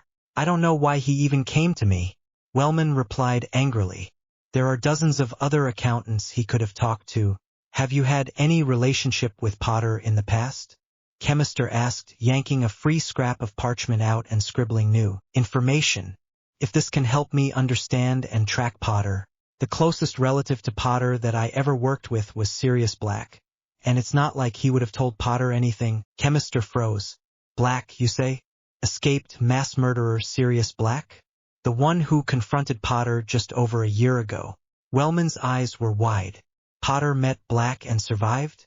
It wasn't well circulated, but magical law enforcement found out from Fudge himself. Chemister muttered, his mind churning. Shacklebolt's in charge of Black's investigation, and he's also the one who caught Potter. Is there some sort of connection that I'm missing here? He looked up to hear several loud cracks as 24 more hit wizards and magical law enforcement officials operate into Diagon Alley, all with wands drawn. The commander, a scarred fellow named Leon Sanders, and Chemister's immediate subordinate, quickly spotted Chemister and strode over, his eyes flashing. You've got quite a mess on your hands, Dimitri, Sanders said bluntly, his eyes flashing as they looked over the piles of papers strewn over Chemister's table. You need a hand? I'll need more than one, Chemister muttered, getting to his feet. I need your help, obviously. There's a suspected leak in the Department of Magical Law Enforcement, and I want it plugged before Bones and Scrimgeour get involved, Chemister said briskly. I want you to get back to the Ministry with 2 of your best and take Shacklebolt in for questioning. Don't bother getting Scrimgeour's permission. We'll deal with the political mess later. And if he asks why, Sanders asked, cocking an eyebrow. Say that it's part of an investigation, Chemister replied, lowering his voice. Best case scenario is that he's just unaware and incompetent. His eyes glinted with cool triumph as they met the businesslike gaze of his best combat specialist. Worst case, he's a spy and a traitor. So how does it look? Harry asked as Tonks finally whisked away the quick quotes cool back into her bag. Sirius whistled slowly as he read the letter. He won't like it, that's for darn sure. The devil's in the details, though, Tonks noted, rubbing her chin appreciatively before taking a quick swig of butterbeer. Your offer's simple enough, but the little comments are what makes this thing dangerous. And most of them only Scrimgeour will be able to understand. Which is what I want, Harry finished coolly. Tonks suddenly frowned, worry crossing her face. You know, Harry, there's a big possibility that Scrimgeour could enter this as evidence in your trial, and it could be damaging evidence too. That you tried to bribe and blackmail the head of the Aura Department. Scrimgeour's too savvy for that, Sirius replied, finishing off his butterbeer with a long drink. And if he ever released that letter, the Prophet would find out, and the implications alone would be the death of his political career. You've got a work of art there, Harry. Harry snorted. Maybe. He got up slowly and shoved the folders back into his bag. I'm going to go talk to Ron and Hermione and start preparing for that court case. Odds is the implications won't be enough on their own to get me out of the trial. Can Hedwig deliver this? That's a very bad idea, Tonks said sharply, carefully picking up the letter with 2 fingers, careful not to touch any of the ink. Owls can be tracked, and you don't want them finding us here. I'm not sure how owls work with the Fidelius charm anyways. Thanks, Tonks, Harry said with a smile of relief as he headed towards the door. He carefully turned the doorknob. Well, if it isn't Mr. Potter and his merry band of miscreants. Severus Snape spat with disgust as he moved from his position against the wall. Snape, Sirius growled, you'd better have a darn good reason for being in my house right now, because I've had a very trying morning. Doubtless, with the extreme amount of work that you've had to do, Snape replied with a sneer. So Potter, no longer good enough for Weasley and Granger or even the werewolf, taking up arms with an entire different breed of felon, an escaped convict and a traitorous Auror. And to think that you were supposed to be the hero. Harry clenched his fist, his urge to throttle Snape burning in his gut. But he knew that slugging the potion's master would only make things worse. I need to work with people I can trust, he growled, and you're not one of them. Indubitably, Snape said, his lip curling with disgust. How long were you listening at the door, Snivellus? Sirius snarled, his eyes blazing with fury as his hand slid towards his wand, a motion being slowly mimicked by Tonks, and one that Snape noted instantly. Not good odds for the jerk, Harry noted with savage triumph. Even despite the fact that your charms were lamentable and easily broken. I do not listen at doors like a coward. Bullshit, Harry thought, remembering with a surge of rage that Snape's eavesdropping had resulted in the deaths of his parents. And the only reason I am here is because I was contacted by your pet werewolf, Black. Snape finished with a sneer. Apparently, he was rather distraught to discover that Potter no longer trusted him, and he felt that someone in the Order needed to be notified to protect Mr. Potter before he does something rash. Unfortunately, given that most members of the Order were either occupied with their jobs or with missions, I received the utterly detestable role of investigating Potter's latest advent of rashness and stupidity. Does Dumbledore? The headmaster has been in meetings with the ministry all day, Miss Tonks, Snape replied coolly, so he likely does not know of this development. Thank Merlin for that, Harry thought, still glaring daggers at Snape.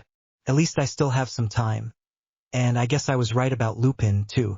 And I really wanted to trust him. Well, Potter? Harry looked up and met Snape's cold black eyes. My business, he began, is not your concern, Professor. And Tonks is no traitor. I was in Diagon Alley less than an hour ago, Potter, and there were cordons surrounding Gringotts, manned by armed hit wizards. When I returned home, a Patronus from Remus Lupin was waiting for me, saying that you had done something. I can connect the dots, Potter, and so can hit wizards like Chemister. Your idiocy and rashness is going to put you in Azkaban, and it's not your business if I did anything around Gringotts. Harry growled, taking a step towards the stairs. Now, if you'd excuse me. The next 2 seconds were a blur. Snape's hand darted towards his wand, and with a white flash, Harry saw a furious Snape sprawled at the base of the stairs, his black robes tangled. Sirius' wand was out. I'm going to say this once, Sirius growled. Snivellus, keep your hands off Harry, and get the freak out of my house. Snape's eyes were blazing with raw fury as he slowly got to his feet. Black, your idiocy astounds me. As does yours, Sirius shot back, taking another step forward. I don't care if you're Dumbledore's precious spy or not. I'm still of the opinion you should have died 19 years ago by the Whomping Willow. Now get out my house before I decide to revisit the past. Dumbledore will hear about this. Sirius let out a bark-like laugh. And he's not the one who's prophesied to kill Voldemort, Harry is. But of course, Professor, you already knew that, didn't you? Harry said, his tone conversational as he leaned against the wall, his gaze fixed on the potion's professor. Snape's face went deathly pale. Without another word, the wizard spun on his heel and vanished with a pop, leaving Harry's disgusted glare. Harry, Tonks finally began, her eyes darting nervously back and forth between him and Sirius. That probably wasn't the best of. We don't need him, Sirius said shortly, sliding his wand back into his pocket, not meeting the Auror's eyes. We don't need traitors. You'll talk to Lupin, won't you? Harry asked quietly. Tonks and I will handle that, Sirius replied grimly. Merlin only knows why he contacted Snape of all people. He was worried, probably scared. Scared? My arse. Sirius scowled. The Moony I knew would stand up for his friends, even when times were tough, not go to Snivellus. The Moony I knew had some bloody backbone. Don't worry, we'll talk to him. You go find Ron and Hermione. Try and see if you can avoid another disaster there. Harry nodded heavily as he slowly climbed the stairs with Sirius and Tonks, his heart pounding in his chest as he slowly pulled open the door on the landing to the room where Ron and Hermione were talking. You don't have to hide it, you two. I know you were talking about me, Harry replied tiredly, his voice tinged with disgust as he closed the door quietly and sat down on the sagging bed. You're back. Ron gasped as he jumped to his feet. Lupin said you were going to do something crazy. I've already had my craziness today, Harry replied bitterly, and I've already heard about it from Snape. You two wouldn't have had anything to do with that, would you? Ron snorted. Are you kidding me? Did Lupin honestly think that would work, calling Snape here? We just suggested somebody in the order come, Hermione quickly answered. To make sure you didn't do anything dangerous. Bit late for that, it's already been done, Harry spat, tossing his bag on the bed. There and back again. Where were you this morning, mate? Ron asked with confusion. I woke up this morning and Sirius only told me that you were busy with something. Why didn't you tell us you were leaving? Harry eyed Ron's open, honest face with thoughtfulness, as he wondered if his best friend was trustworthy. He wouldn't tell Dumbledore. At least I hope he wouldn't. But I trust him more than I trust Hermione, strange as that feels. I didn't want you following or trying to help, he finally lied, meeting Ron's expression. None of us can use magic over the holidays, and it was dangerous enough for just me. But where did you go? I can't tell you that. The less people who know, the better. Harry, we're your friends, Hermione said with concern. We'd want to help you, not with this, you wouldn't, Harry cut her off coolly. But I can see your invisibility cloak in your bag. And what are those file folders from? Harry snatched his bag away from the bed. I can't tell you. Hermione's eyes went wide. Harry, this is serious. Did you break into something? That knife Sirius gave you is bulging in your pocket next to your wand. Ron chuckled under his breath while Hermione went red with indignation. She tossed her hair back and struggled to regain control. But why would you try and break in anywhere? It doesn't make... Her voice trailed off, and Harry knew that she had begun to connect the dots. Just like Snape. Hermione, as much as I want to, I can't tell you, this is for your own safety here. You've got files in your bag, your invisibility cloak, and Sirius knife, Hermione said softly. And why you won't even tell your own friends where you were going. And that means you were breaking into a really dangerous place. Hermione, and there's only 2 dangerous places like that in Britain, and one of them is the Ministry, and you wouldn't go there, they're hunting you. Hermione, and that only leaves Gringotts. Hermione finished, her eyes wide with astonishment. How, Harry? How did you get out alive, breaking into one of those vaults? I didn't... Look, Hermione, this is exactly why I couldn't tell you anything, Harry said with frustration. But a light was already dawning on Hermione's face. A light streaked with disapproval, disappointment, and anger. You wouldn't have gone to Gringotts without a good reason, Harry Potter. Where did you get those files? An ally gave them to me, Harry snapped. I need them for my case. You don't have any allies in Gringotts except... Hermione's voice trailed off again. Oh, of course. You got Flur, didn't you? Flur? Ron perked up. As in Fleur Delacour? How is she? She's stuck in a dead-end job that she hates, and I likely con-funded her badly enough that she won't be able to string together the details of where or who I was, Harry replied, his temper finally rising back to the surface. You stole files from Gringotts, Hermione exclaimed, anger and disappointment warring in her voice. Harry, how could you? Those are personal financial records. Harry didn't speak. There were 1,000 arguments and lies warring in his head for precedence. But he knew none of them would convince Hermione of the rightness of his actions. So he said nothing, and only fixed her with an empty, expectant stare. Hermione swallowed hard, her voice only growing more angry with every second. And there's only one reason you would have stolen financial records. You're planning on blackmailing someone, aren't you? Hermione, Harry wouldn't do that, Ron exclaimed, shocked. And why would he even... Bang! Harry, we need to talk now, Sirius said, his eyes burning with something akin to panic. Sirius, we can't... Sirius, Did Harry break into Gringotts today? Hermione interrupted. Hermione, it's not the time to, he did, didn't he? Hermione gasped, her eyes slightly reddening as she blinked back tears. Harry, Sirius, how could, do you want to see me go to Azkaban for the rest of my life? Harry asked furiously, his patience finally giving away at her last exclamation. Do you want that for me, Hermione?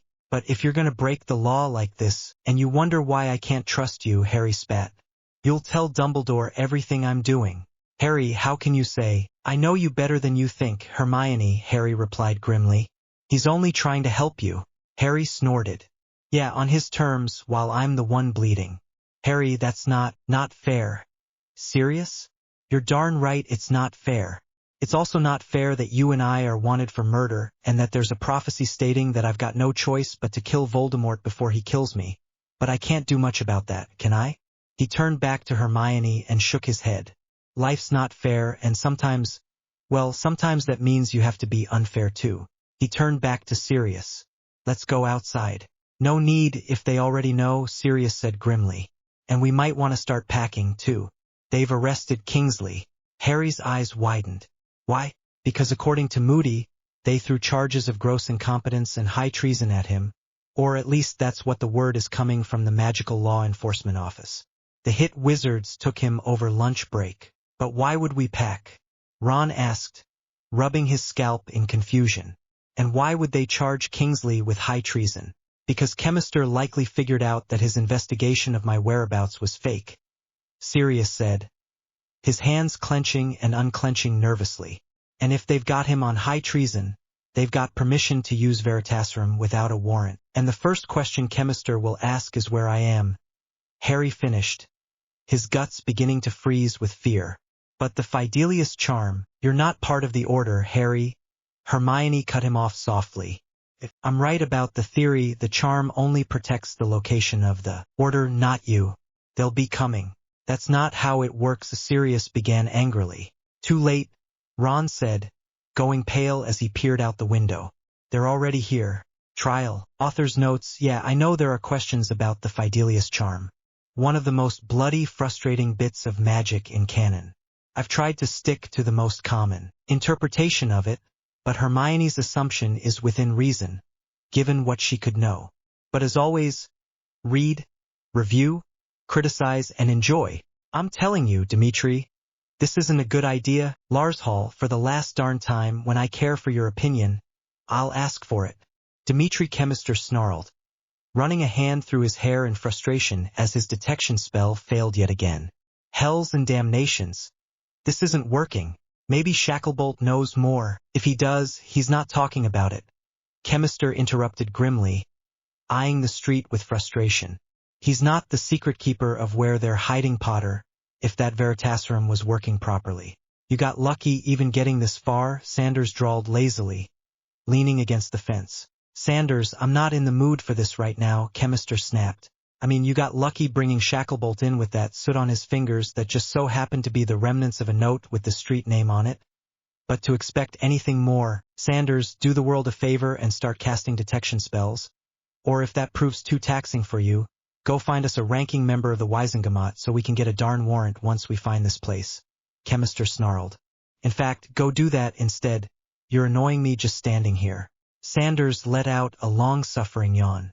I'm tired, Chemister. Can't you just send? Sanders snorted. Yeah, because hauling Shacklebolt in on charges of treason so you could use Veritaserum without his lawyer present is completely legitimate.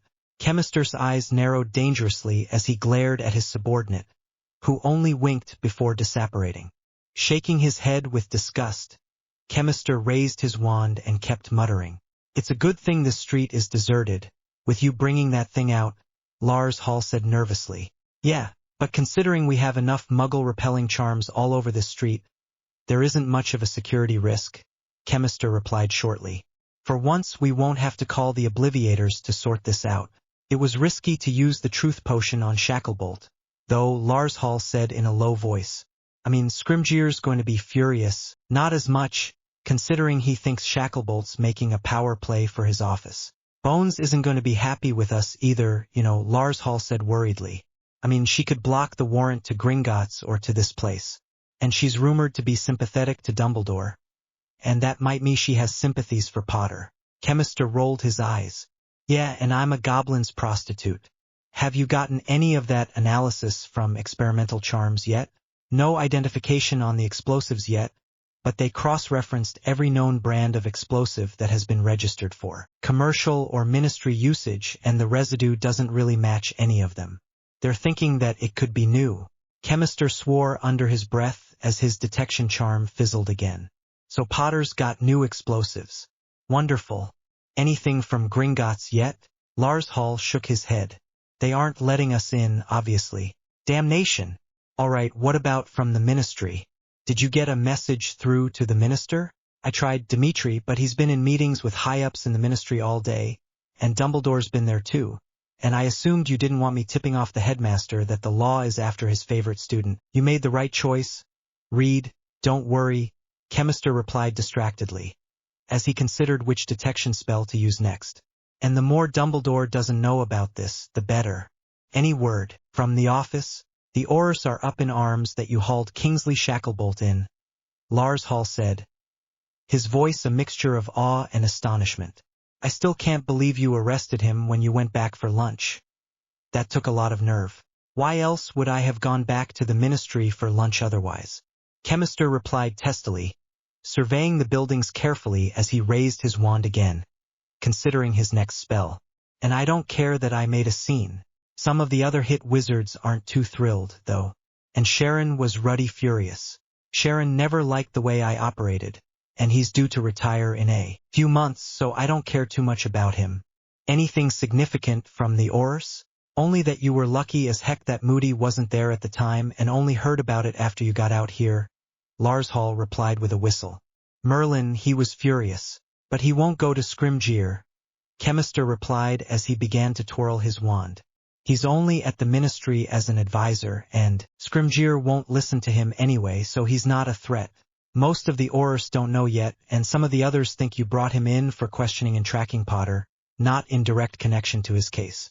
Lars Hall shuffled nervously as Chemister began his next detection spell, only to watch it fail completely in a gush of pinkish smoke.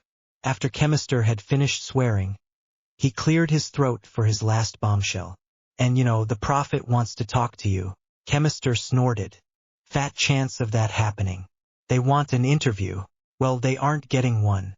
But Dimitri, it'll do me more harm than good in the long run, and I don't have the patience to sit across the table with Rita Skeeter for a few hours until she gets my point. Chemister growled. But I heard she wasn't working for the prophet anymore. Then it'll be some other deadbeat I don't care for. So the answer is still no. Chemister finished, spotting Sanders reappearing in the street, looking distinctly out of breath. Why are you back so soon? Did you get the warrant? Sanders shook his head. I caught Amelia Bones when she was coming out of a meeting with Scrimgeour, and she wouldn't give me the warrant without more proof. Big surprise.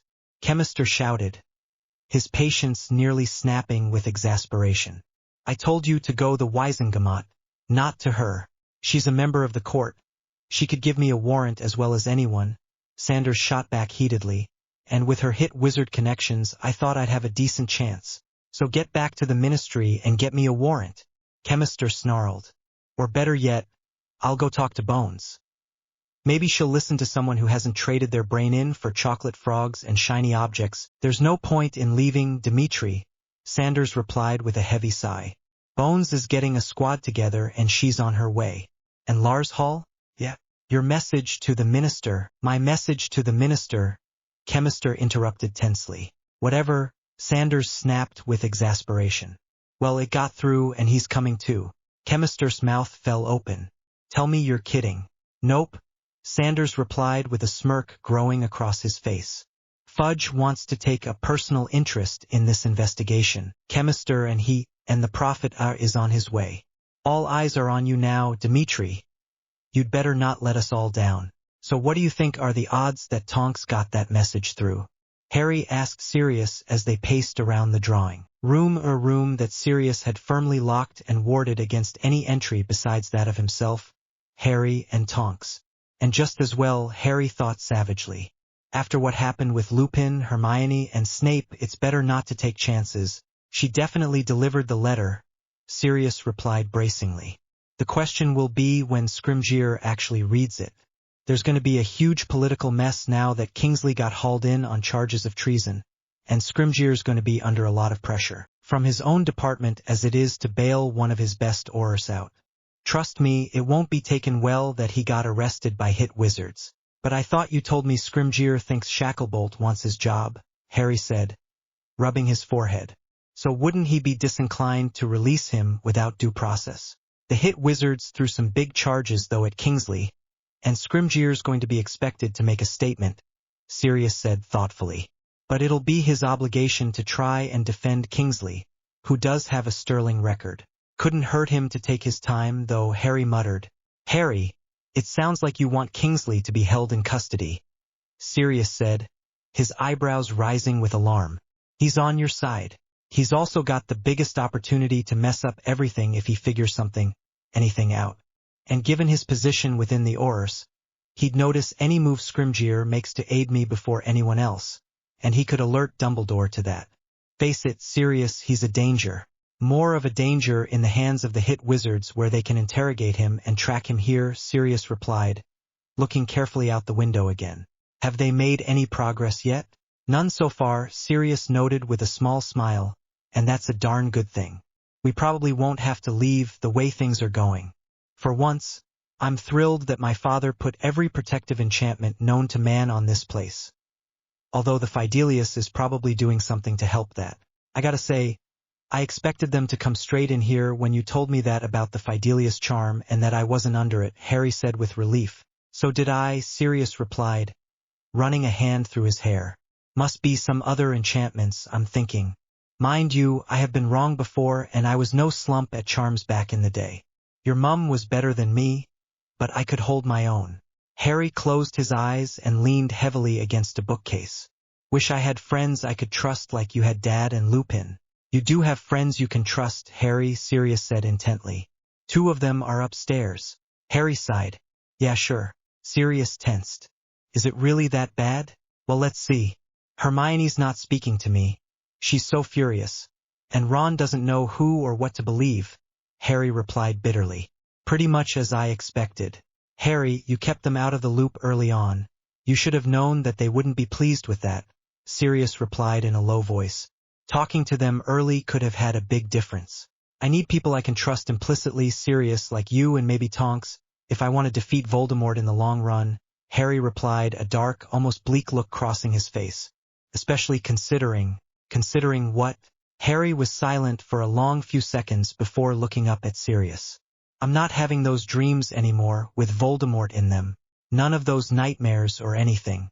And my scar hasn't hurt since the Dementor attack. Sirius frowned. That is odd. Did you tell Dumbledore about it? I mentioned it the night I got in and he had the same response you did. That it was odd. Harry put a forefinger to his scar. It's weird because I always thought that the pain would get worse now that he's back, and that I'd have more of those dreams, and before the Dementor attack I was having a lot of those crazy dreams too. But now, nothing. Sirius' frown grew deeper as he scratched his temple. Do you think Voldemort's doing something? Harry shook his head. For once, I don't think that's it, he replied quietly. Actually, for once, I think it's me. I think I might have shut him out. Is that possible? Unconsciously? Sirius asked, cocking an eyebrow. I've never heard of anything like this, but then again, I'm no magic theoretician. Practical spells tend more to be my thing. Nah, it'll be Flitwick or McGonagall or Dumbledore, hells, even Snivellus would know more here than I do. Harry's eyes narrowed dangerously. I'm not spending any more time with that jerk than I absolutely have to. Why he's still in the order, I'll never know. The door suddenly banged open, causing both Harry and Sirius to start and draw their wands with surprise. I got it to him, Tonks said triumphantly, her hair flickering through every color in the chromatic spectrum in a dizzying swirl as she brandished a tightly sealed, rather official-looking piece of parchment in her other hand. And he gave me a note to take back to Harry, too. Harry eagerly reached for the parchment, but Sirius grabbed hold of the paper first. How do we know this isn't a trap? Because I silently cast a confundus charm on him coupled with a memory charm after he wrote his response. And I may or may not have impersonated Harry a bit while I was in Scrimgeour's office to seal the deal. Tonks spoke very quickly, and she went as pink as her hair usually was once she was finished. Harry's eyebrows shot straight into his hairline as he stood up straighter. What? Come on now, Harry, you aren't exactly hard to impersonate.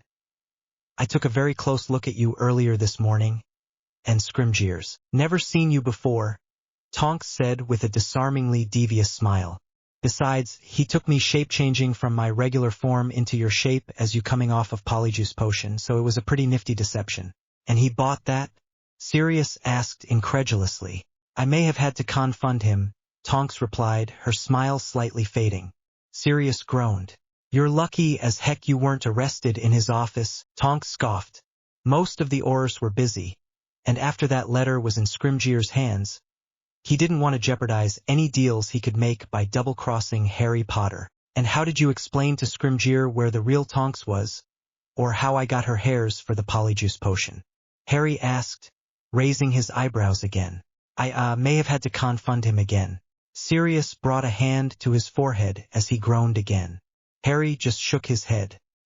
He was very pleased to see you, Tonks said bracingly, trying to salvage her case again as her hair settled back to bubblegum pink. Well, see me pretending to be you anyways. What? Harry asked, astonishment and suspicion warring his voice. Why? He's wanted to meet you for a long time, he said, and the business opportunity you wrote in that letter impressed him a lot. What about the blackmail? Sirius asked shrewdly. He had to have seen that. Did he ask about it? He brushed it off, Tonks said, her smile fading completely now. But he noticed it, I'm sure. His eyes went real cold, almost icy, when he read that part. He knows you have something, and he wants to meet you again before the trial to discuss matters, and you can only bet what that's about. Did he say anything else? Harry asked with a frown. He said everything he wanted to say was in that letter, Tonks replied. Cut it open, let's see what he has to say. Sirius quickly slit the envelope open and pulled out the paper, which he passed to Harry, who read it in silence, while he and Tonks read over Harry's shoulder. Harry. Good God, Harry, he is devious. It's better than I expected and hoped for. Sirius, Harry replied curtly, folding the letter back up and shoving it in his pocket. I don't think you realize, Harry, the implications that are in that letter, Tonks said hesitantly. Scrimgeour's not playing by the rules with what he's asking. Nor was I in my letter, Harry replied heavily, and he's not asking me to do anything I wasn't already prepared to do. Sirius was speechless, while Tonks could only gasp. Harry turned to the window and peeked out. So how long do you think this investigation's going to last before Scrimgeour personally shuts it down? I give it 15 minutes. That much? Tonks asked sardonically, a dry edge to her humor. I was thinking more like 3 minutes, tops. It'll take longer than that, Harry said grimly. Fudge is out there. What do you mean, you're shutting down this investigation? Chemister snarled, his eyes going wide with fury as he glared at the head of the Auror office. You can't just come in here and… This case was under Auror jurisdiction since Auror Shacklebolt took Potter in, Scrimgeour said briskly, speaking more to Amelia Bones and the Minster than Chemister. I'm restoring such jurisdiction to it, and that means I'm shutting this leg of the investigation down. You're shooting at shadows here, Chemister. Don't deny it. The hit wizards are your partners, Rufus, Amelia Bones said, her eyebrow rising behind her monocle, and it would be an extremely poor taste to disregard their contributions. I'm prepared to disregard everything that they've given me, considering their arrest and subsequent interrogation of Shacklebolt was a far worse taste than anything I'm doing, Scrimgeour said curtly. Now, Chemister, if you turn in your mission documents and the warrant you better have procured before you searched Shacklebolt's home, you may return quietly to the ministry and resume your duties. Come now, Rufus. Surely you're not going to disregard all of the progress that Mr. Chemister has made here, Fudge said suspiciously. Don't you want to catch Potter, have him face justice? As much as anyone does, Minister, even perhaps a bit more. But this is a dead end. Trying to search for an incomplete address that none of us even know exists is a futile effort and a waste of time. Scrimgeour briskly checked his watch. Now if we could move along, I could provide some details about where I plan to take this investigation. But everything Mr. Chemister has told us indicates that Potter is here. Scrimgeour, Fudge said impatiently, waving a hand at the grimy buildings around the street.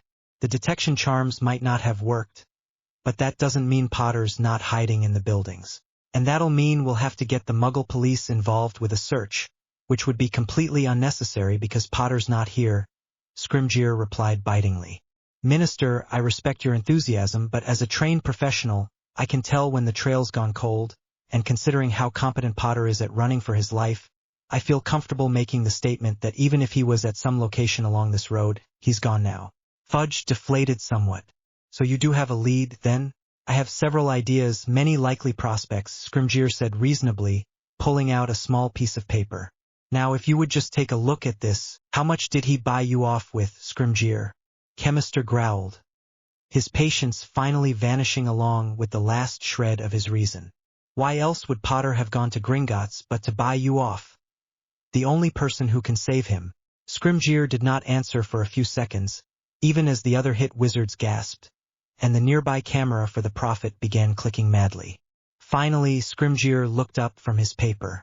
Potter, he said coolly, his lion-like eyes meeting Chemister's furious glare, has not even deigned to contact me. The search for him is ongoing, but I do know this. If he was anywhere close to this location, he would have left a long time ago. The trail's cold. Hit wizard, you're chasing shadows. Now if you would be so kind, your documentation. Wizard Chemister. This is both scandalous and insubordinate, Madame Bones snapped, her shock quickly dissolving into anger as the hit wizard didn't move. You better hope you have facts to back up your allegations at the inquiry into the numerous points of contention regarding this investigation, or else you'll be thrown out of the hit wizards. And when I thought the conflict between the MLE departments had sunk its lowest. Now please give Mr. Scrimgeour the requested papers this instant. Reaching slowly into his coat pocket, Chemister pulled out his stack of papers, notes, and warrants and straightened them. Then, his eyes blazing with rage, he slowly handed them to Scrimgeour, who flipped through them quickly before tucking them into a small bag. I assume you'll be wanting my wand too, as you're taking me into custody, Chemister said slowly, biting off every word. The inquiry will handle that, Scrimgeour said primly, straightening his spectacles. Of course, the board will take into consideration your brother was killed in Potter's chase.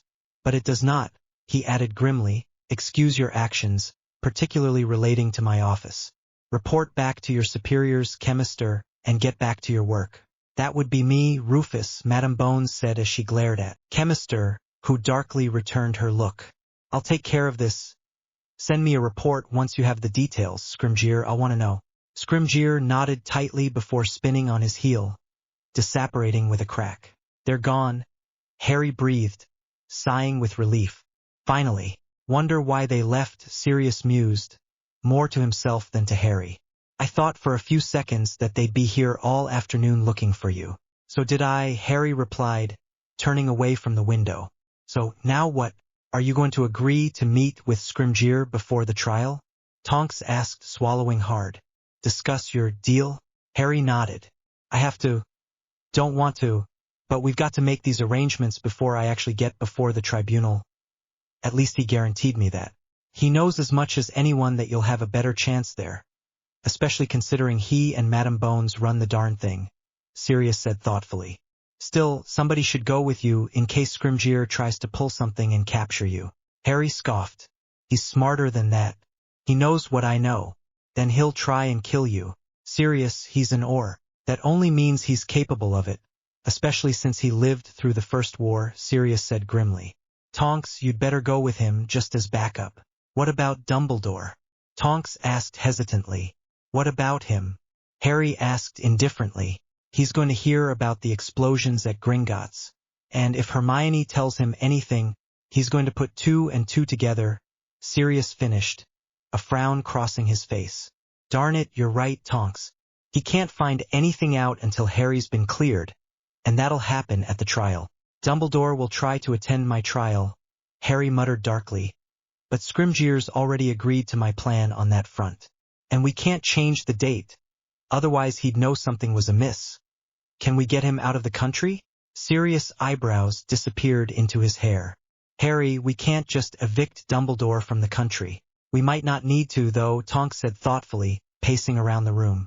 Kingsley's arrest puts a huge wrench in Dumbledore's plans, and he'll want to do all he can to keep things hushed up.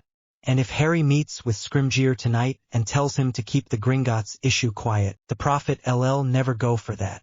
Harry, the Daily Prophet's a parasite, Sirius said, his tone a mix of exasperation and disgust.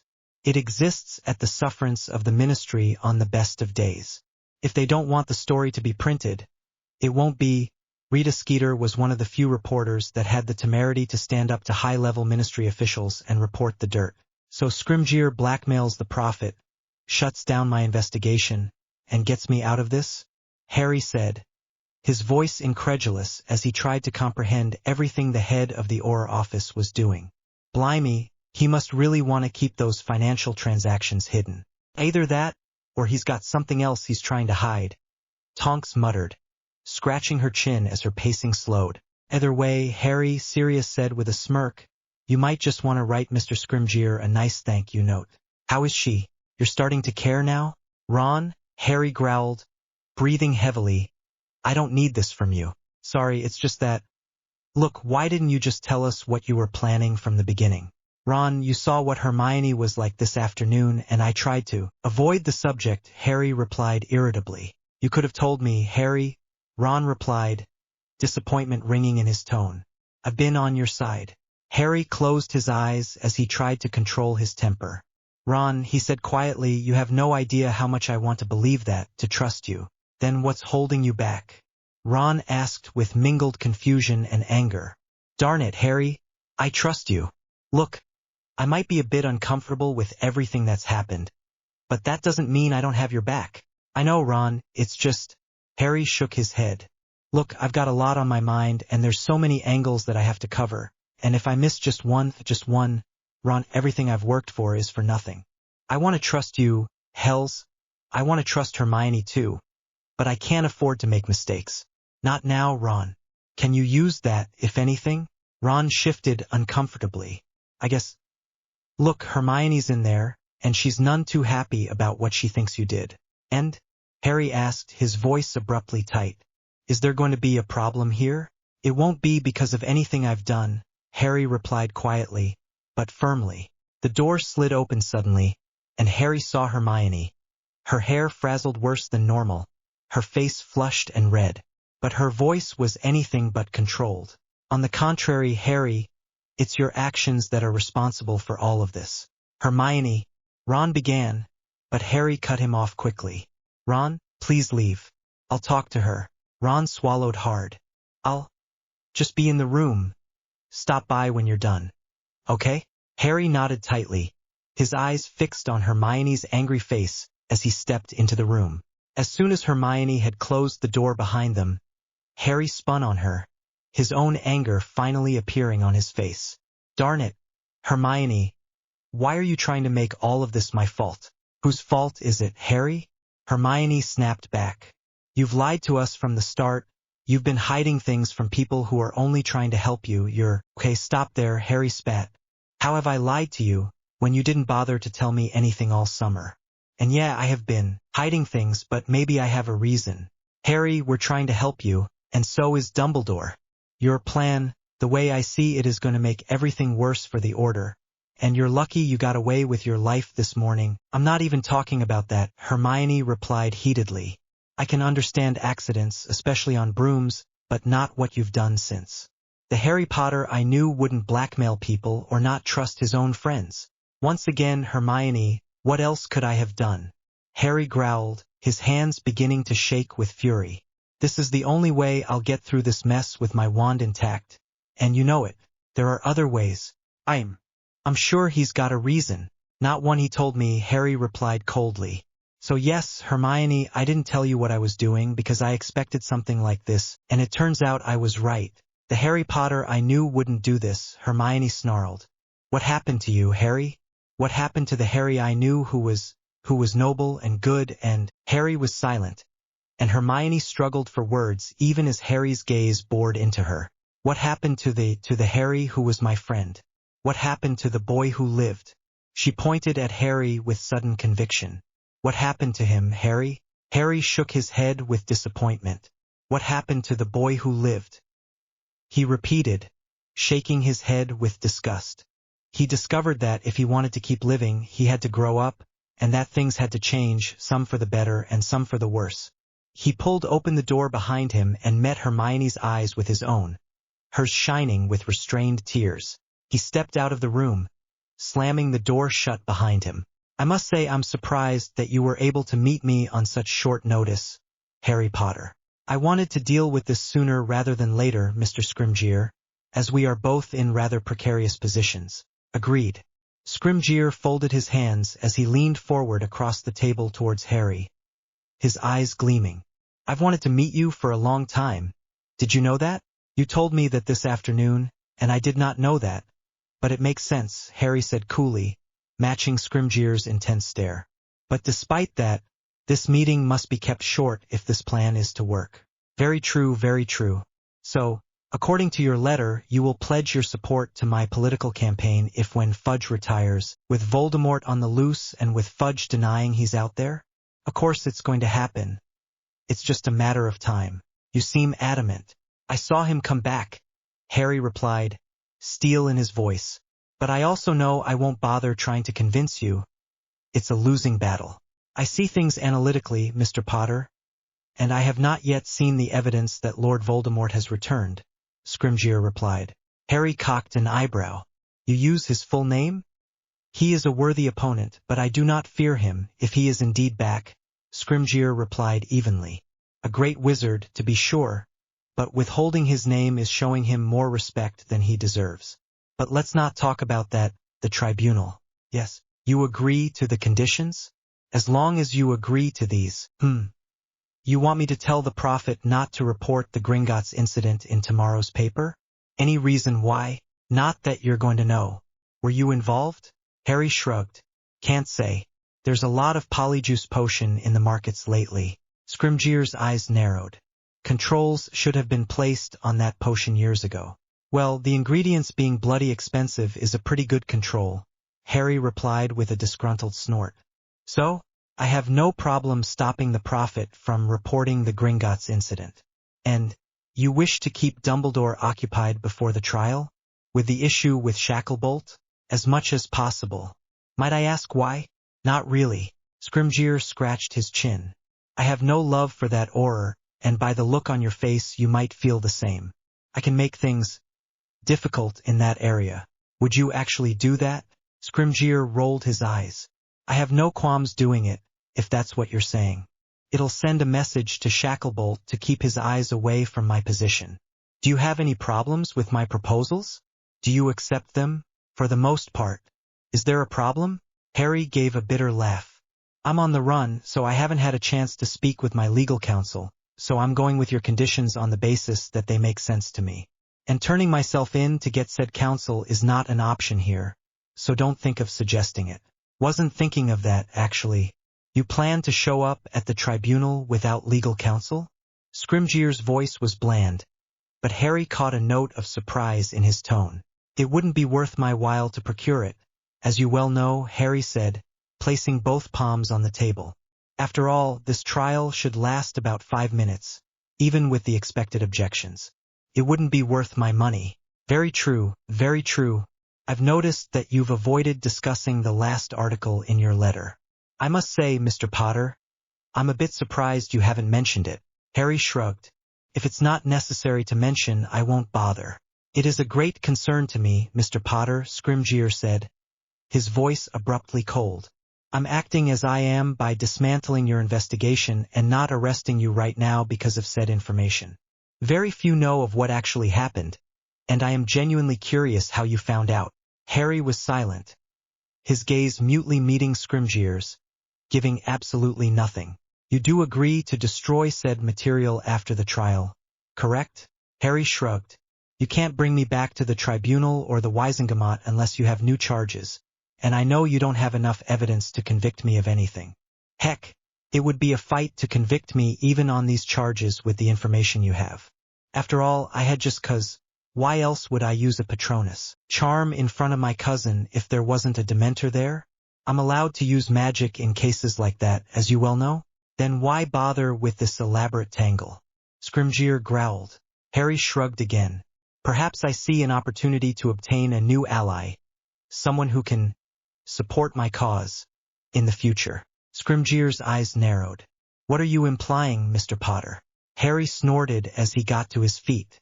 Sir, Voldemort's back, and the sooner the Ministry realizes it, the better it'll be for all of us.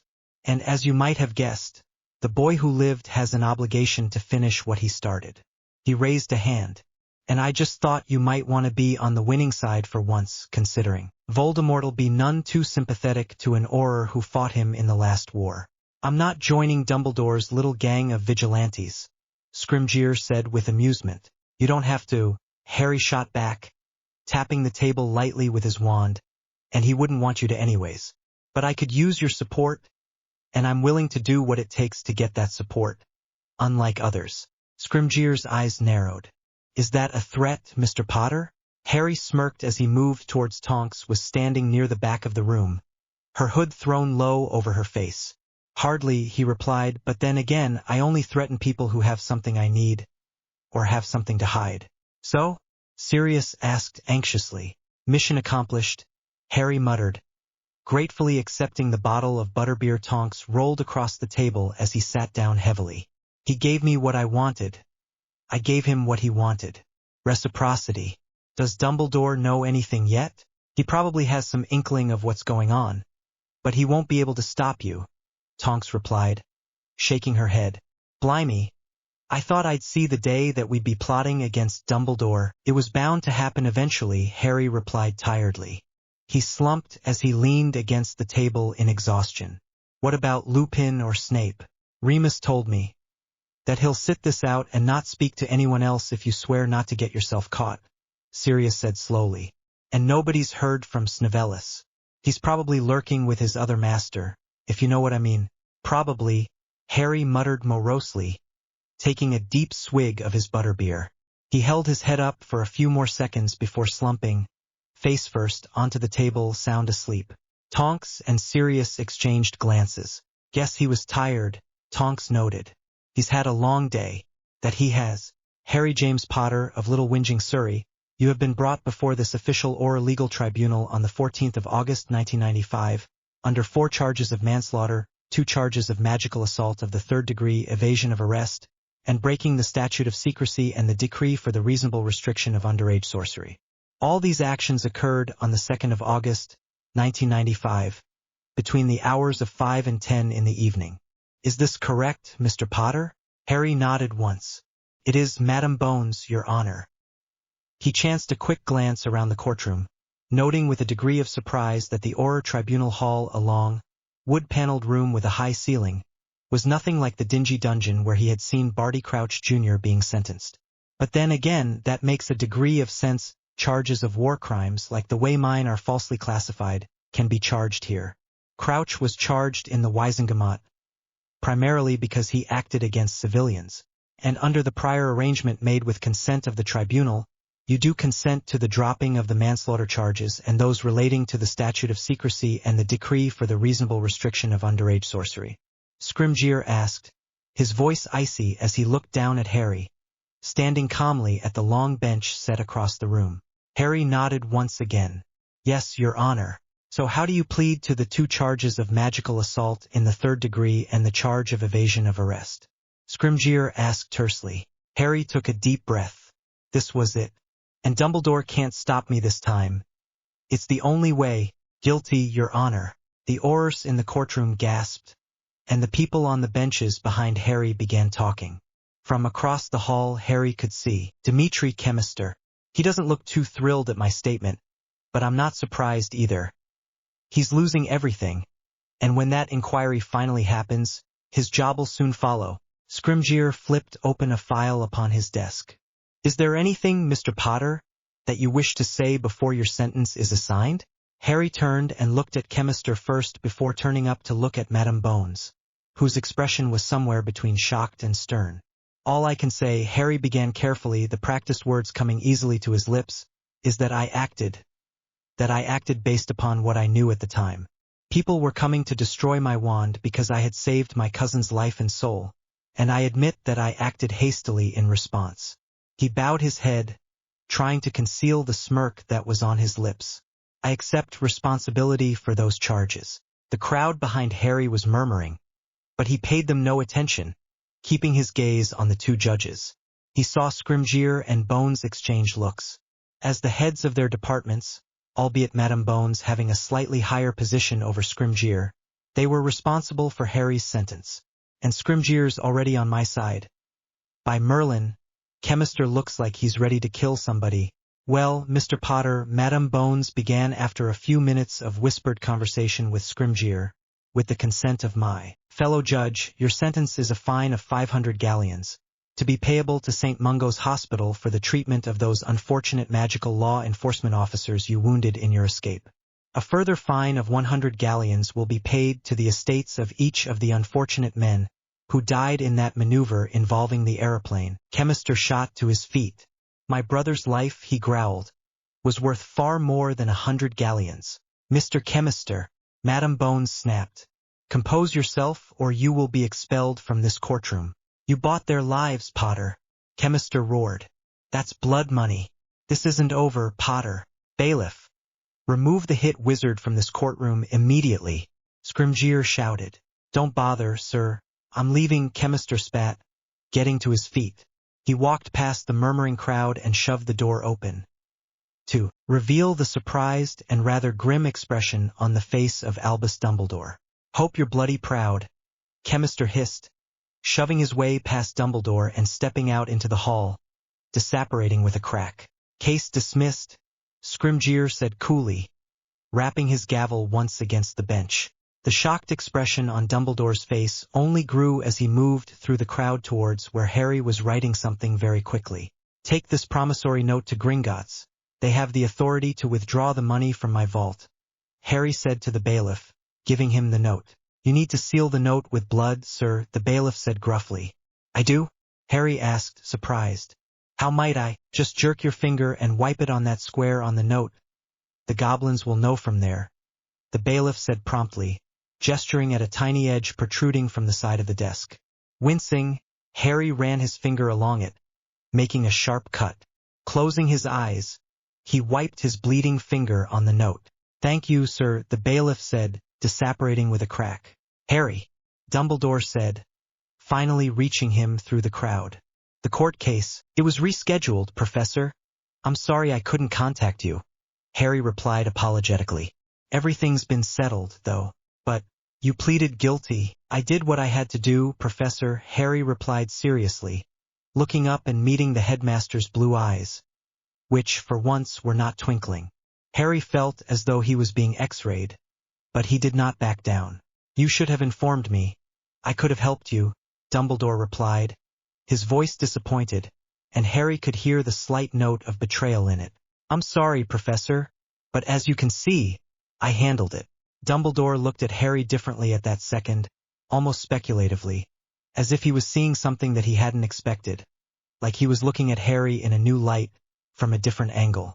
You did not have to change the time, Harry, if you did not want me to attend, Dumbledore said quietly. Harry was flabbergasted, but he struggled to keep the expression off his face, keep his reaction neutral.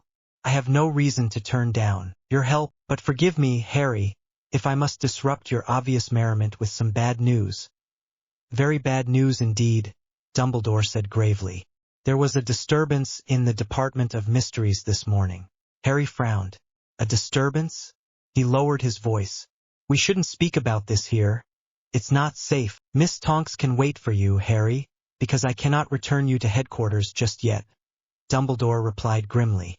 In any case, the reporters will not be here for another few minutes, so we have a bit of time, and this cannot wait. This disturbance confirmed my worst fears. Why would a disturbance in a ministry department? There is a hall inside of the Department of Mysteries known by some as the Hall of Prophecy. The disturbance was within that hall this morning. Harry's blood ran cold. Tell me you're kidding me. How? We don't know, Dumbledore replied, his eyes flashing with anger. But in the daily inspection this morning, a prophecy was found. Missing, and a prophecy can only be removed by the one who it was made for. Harry swallowed hard. He took it.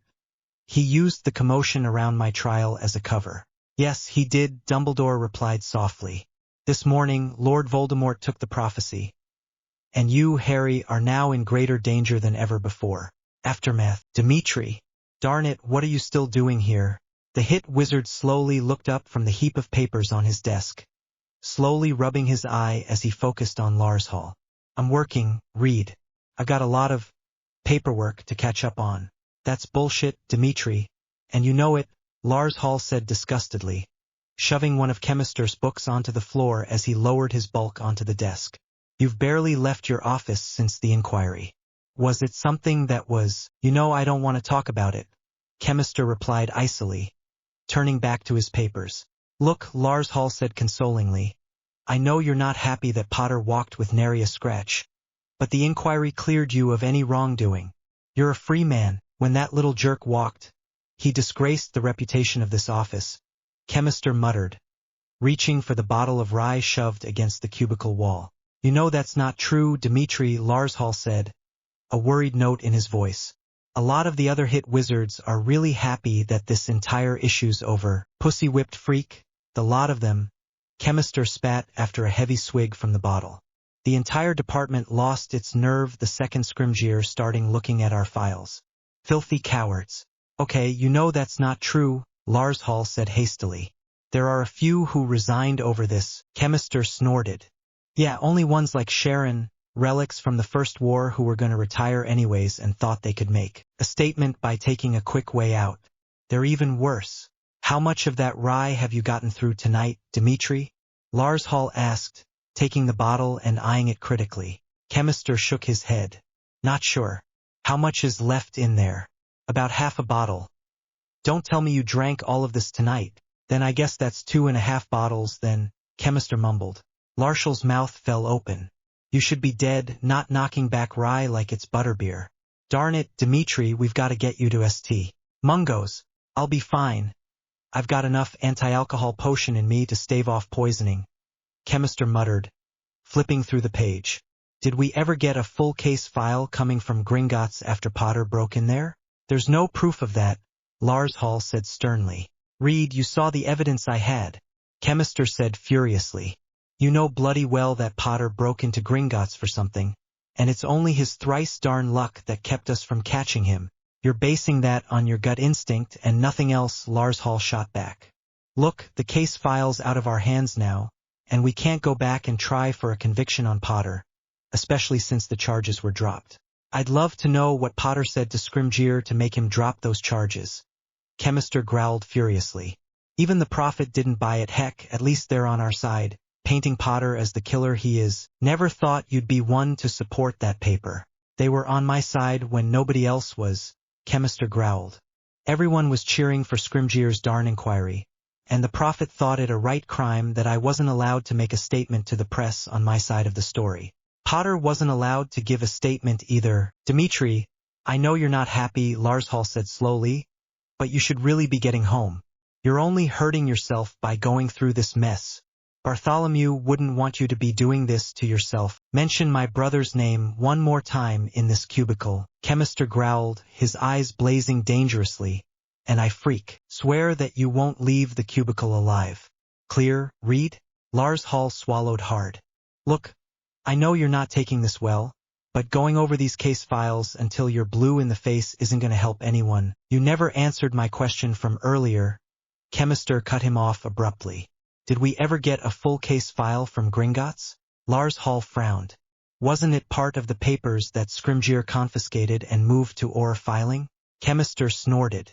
Whereas it remains inaccessible to all decent men. Bloody wonderful.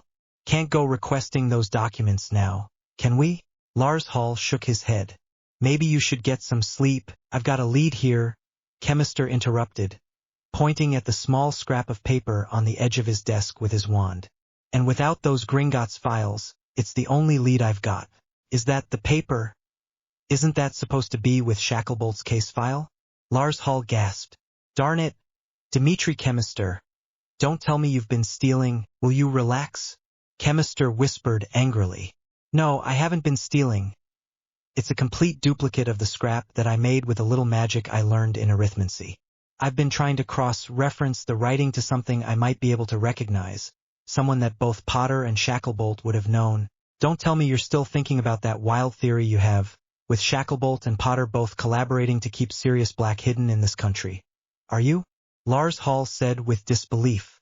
And what kind of magic are you thinking it is this time? It's got to be Fidelius, Chemister muttered. It has to be. Why else would all of my detection charms fail on that street? This paper must have been written by the secret keeper himself. It's the only way I could have even gotten close to Grimmauld Place. And it's a darn shame the rest of the paper's completely consumed. But who do you think is the secret keeper? I've got my theories, Chemister said quietly. Nobody would be idiotic enough to use Black as the secret keeper, and the writing doesn't match Shacklebolt's or Potter's, so it's got to be a third party protecting them. You still think Sirius Black is involved, though? Lars Hall asked skeptically. He has to be, Chemister replied curtly, because why else would Potter go to Wellman? The missing link is Sirius Black, it has to be. Only problem is that Black is really missing, Lars Hall finished, running a hand through his bristly hair. You don't buy what Shacklebolt's saying, that Black's in Tibet? Chemister snorted. Are you kidding me? Black's in England, and Shacklebolt knows where he is. But Scrimgeour said, Scrimgeour, despite his reluctance to have anything to do with Shacklebolt, still bought his explanation like the rest of those weak-minded Aurors. They aren't willing to face the fact that they might have treason in their ranks. Chemister pulled the bottle out of Larshal's hand and took a long swig from it. And there's still a missing member of this whole conspiracy. The one who supplied Potter with the explosives and operated him out. Lars Hall sighed. It's a great conspiracy theory, Dimitri, he finally said, putting a hand on Chemister's shoulder. But that's all it is, a theory. And you know that we can't do a darn thing to put it all together unless you somehow figure out the secret keeper and get the information out of him. I know, Chemister said quietly, setting the bottle down heavily. Why are you still here? Anyways? The heavy-set hit wizard tossed him a rolled copy of the Evening Prophet with a small grin. Catch the latest? Chemister snorted as he untied the paper and flipped it up. Fudge is up to his latest antics, I suppose. Darn, what did Dumbledore ever do to him to earn this mess? I can support the Prophet up to a point, but this is ridiculous. Can tell you that that's bullshit, and you can tell Fudge is trying to undercut Dumbledore's authority at Hogwarts. Chemister rolled his eyes. It's politics, that's what I can tell you. Fudge is scared Dumbledore's going for minister, and Dumbledore, well, who knows what that's all about. He keeps making those statements that you know who's back, Lars Hall said in a low voice. Maybe Fudge is trying to hush that up. Probably, Chemister muttered, because until I see some proof, you know who's as good as dead to me. That, along with him backing Potter's release, is just more evidence that the old man's finally going senile. His voice trailed off as he pulled the paper closer, his eyes narrowing suspiciously. Lars Hall, he said slowly, looking up at the hit wizard, you read this article all the way though, right? Lars Hall shrugged. Thought you'd be interested in applying for a position on that new Hogwarts analysis investigation team, he replied simply. Might be an opportunity to get closer to Potter. And to Shacklebolt, Chemister murmured, his eyes lighting up. Wonder why Scrimgeour assigned him to the Auror branch of this group. It's suspicious, that's for darn sure. Dimitri, forget the conspiracy theory. Black's not important, Lars Hall said sternly. There's spots open on the hit wizard side of this. Probably smart that Bones is making this bilateral, considering how crazy Potter's trial was. She probably wants to stem the anger before the hit wizards and Aurors get any more at each other's throats. It's under Dolores Umbrage, though, Chemister muttered, wrinkling his nose with distaste. The woman's a fiend. Only reason she's teaching at Hogwarts at all is because Fudge slammed that educational decree through the Wisengamot. Yeah, and you thought the resignations from our department were bad. Lars Hall muttered bitterly. Marshbanks and Ogden both leaving in protest? If that's not painted as a scandal by Fudge's people at the Prophet, I don't know what will be. You've got to wonder, though, what else Fudge is planning, Chemister mused. He wouldn't put someone like Umbrage at Hogwarts unless he's got plans for the place. Big plans. He turned back to the paper and eyed it thoughtfully. You gonna go for it? I'll have to put up with Shacklebolt, and that won't be pleasant, Chemister reasoned darkly, but Potter's going to be there, and if I'm lucky, I might get a lead that'll let me drag him back to the Wizengamot and put him in Azkaban for good this time. You think Bones and Scrimgeour will let you on the team? Chemister let out a bitter laugh. I'm cleared, aren't I? They won't have a solid reason for keeping me out, other than the tiny fact that you want Harry Potter dead. Chemister's eyes flashed dangerously. Retribution and death, Reed, isn't always the same thing. Harry groaned with disgust as he slammed the door to his room shut and slumped against the wall. I bloody swear, another dinner like that and I'm gonna start taking meals in my room. Why the heck do they just let Hermione talk like that? Darn it, Sirius isn't even saying anything, but that's probably because he's got his hands full keeping Lupin under control at the table. Crack. Harry's hand darted to his wand. But then the figure straightened and lit her wand, and he relaxed. Darn it, Tonks, don't scare me like that.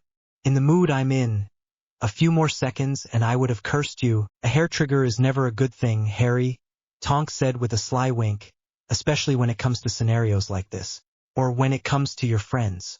Tonks was silent for a few seconds before sighing heavily and sitting on Ron's bed. Yeah, those two. So who sent you up here? Harry asked scathingly. Sirius, Lupin, or Mrs. Weasley? None of them looked too happy when I left the table. You know Molly disapproves of what you did, Harry, or disapproves of as much as she's been able to glean from Kingsley and Remus. Anyway. And Sirius, if anything, just wishes you would have stayed a bit longer. He doesn't like backing you up on his own. No wonder he wants me to trust Lupin so much, Harry remarked bitterly. Fat chance of that happening, the way things are going. I can't trust him, especially when he's taking Hermione's side in this whole mess. Harry, Tonks said with exasperation, Remus does have a point. There are no sides in the Order. We have to be united if we want to have a hope of taking Voldemort down with Ministry support. It doesn't help that we've lost Snape in this whole mess. Even Dumbledore hasn't heard from him, who cares? He was one of our best sources of information in the Death Eaters, Tonks replied with a shrug, and we could have used his information, especially with finding out how the heck Voldemort got that darn prophecy even with Sturgis Podmore down there. Dumbledore still forbidding you from telling people about it? He told me not to tell anyone. But that's not the reason why I'm keeping quiet, Harry said sharply. The less people who know about it, the better. It's already bad enough that Voldemort's got it, and he's probably told his Death Eaters by now too. Tonks blew out a quick breath. Harry, Dumbledore's on your side, you've got to know that by now. Harry fixed the young Auror with a steely glare.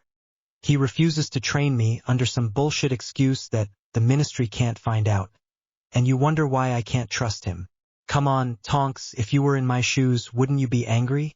Harry, angry and paranoid are two very different things, Tonks said quietly. Harry turned away, stifling a disgusted snort. Is that what they're saying about me? That I'm becoming paranoid? And here I thought with Moody that the Order tolerated a certain amount of that, and that's why Alastair still supports you, Tonks finished. Yeah, and counting him, you and Sirius, that's about the only ones, Harry spat. Harry, you know there's more than, who, Tonks? Who else is backing me here? Harry growled. Hermione and Kingsley are united in agreement that I should be back before the tribunal and likely sent to Azkaban. Lupin and most of the Weasleys are content to sit on the fence until something finally breaks through that just because Dumbledore said it doesn't automatically make it right, and Ron doesn't know who or what to believe because he's got some misguided, undying belief that Hermione's always right. Dumbledore's still on your side, Tonks said firmly, and he always has been, Harry. The fact that you don't trust him, and Sirius and I both agree on this, is starting to get a bit ridiculous. Okay, so maybe he won't train you, but he was still prepared to defend you in court and do everything he could to make sure you got back to Hogwarts this year. Harry shook his head as he stared at the floor. He used me, Tonks, he replied listlessly, and the way things are going, he'll just keep on using me if I don't take control. He only told me about the prophecy when there was blood on my hands. And those were his words, not mine. And who knows what other information he's keeping from me. If I'm the one who has to kill Voldemort, I'm going to need all the information I can get. And how can you explain his excuse not to train me? It doesn't make sense, Tonks. Tonks raised her hands helplessly. Look, Harry, I'm still on your side, And you're right, it doesn't make a lot sense what Dumbledore's trying to do. But it doesn't mean you shouldn't trust him. I dunno. Tonks, a new voice said from the door as it was roughly shoved open. The way things are going, I'm not so sure I'd trust Dumbledore either. Tonks sighed. Look, Sirius. I know you're not happy that he's not letting you escort Harry to the Hogwarts Express.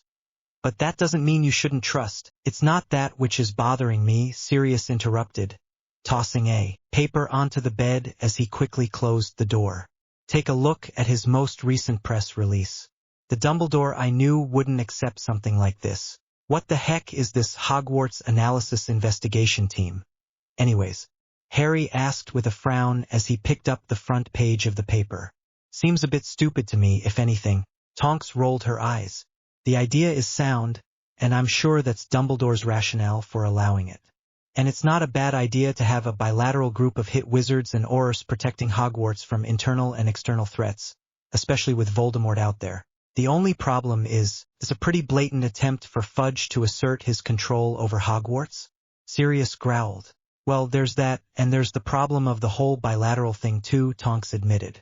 There's been a pretty strained relationship between the hit wizards and Aurors since Scrimgeour's inquiry into Chemister's investigation. Frankly, the only reason that man still has a job is because of political games, and Chemister knows it too. He's gonna end up on this team, isn't he?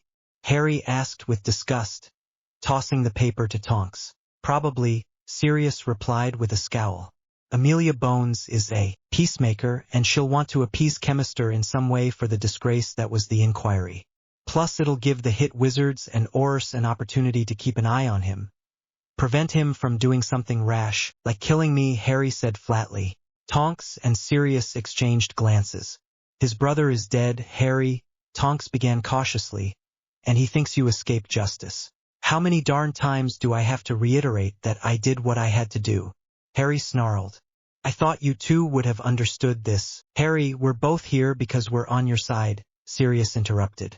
Don't get angry with us because of this. I'm not angry with you, Harry said, raking a hand through his hair with frustration.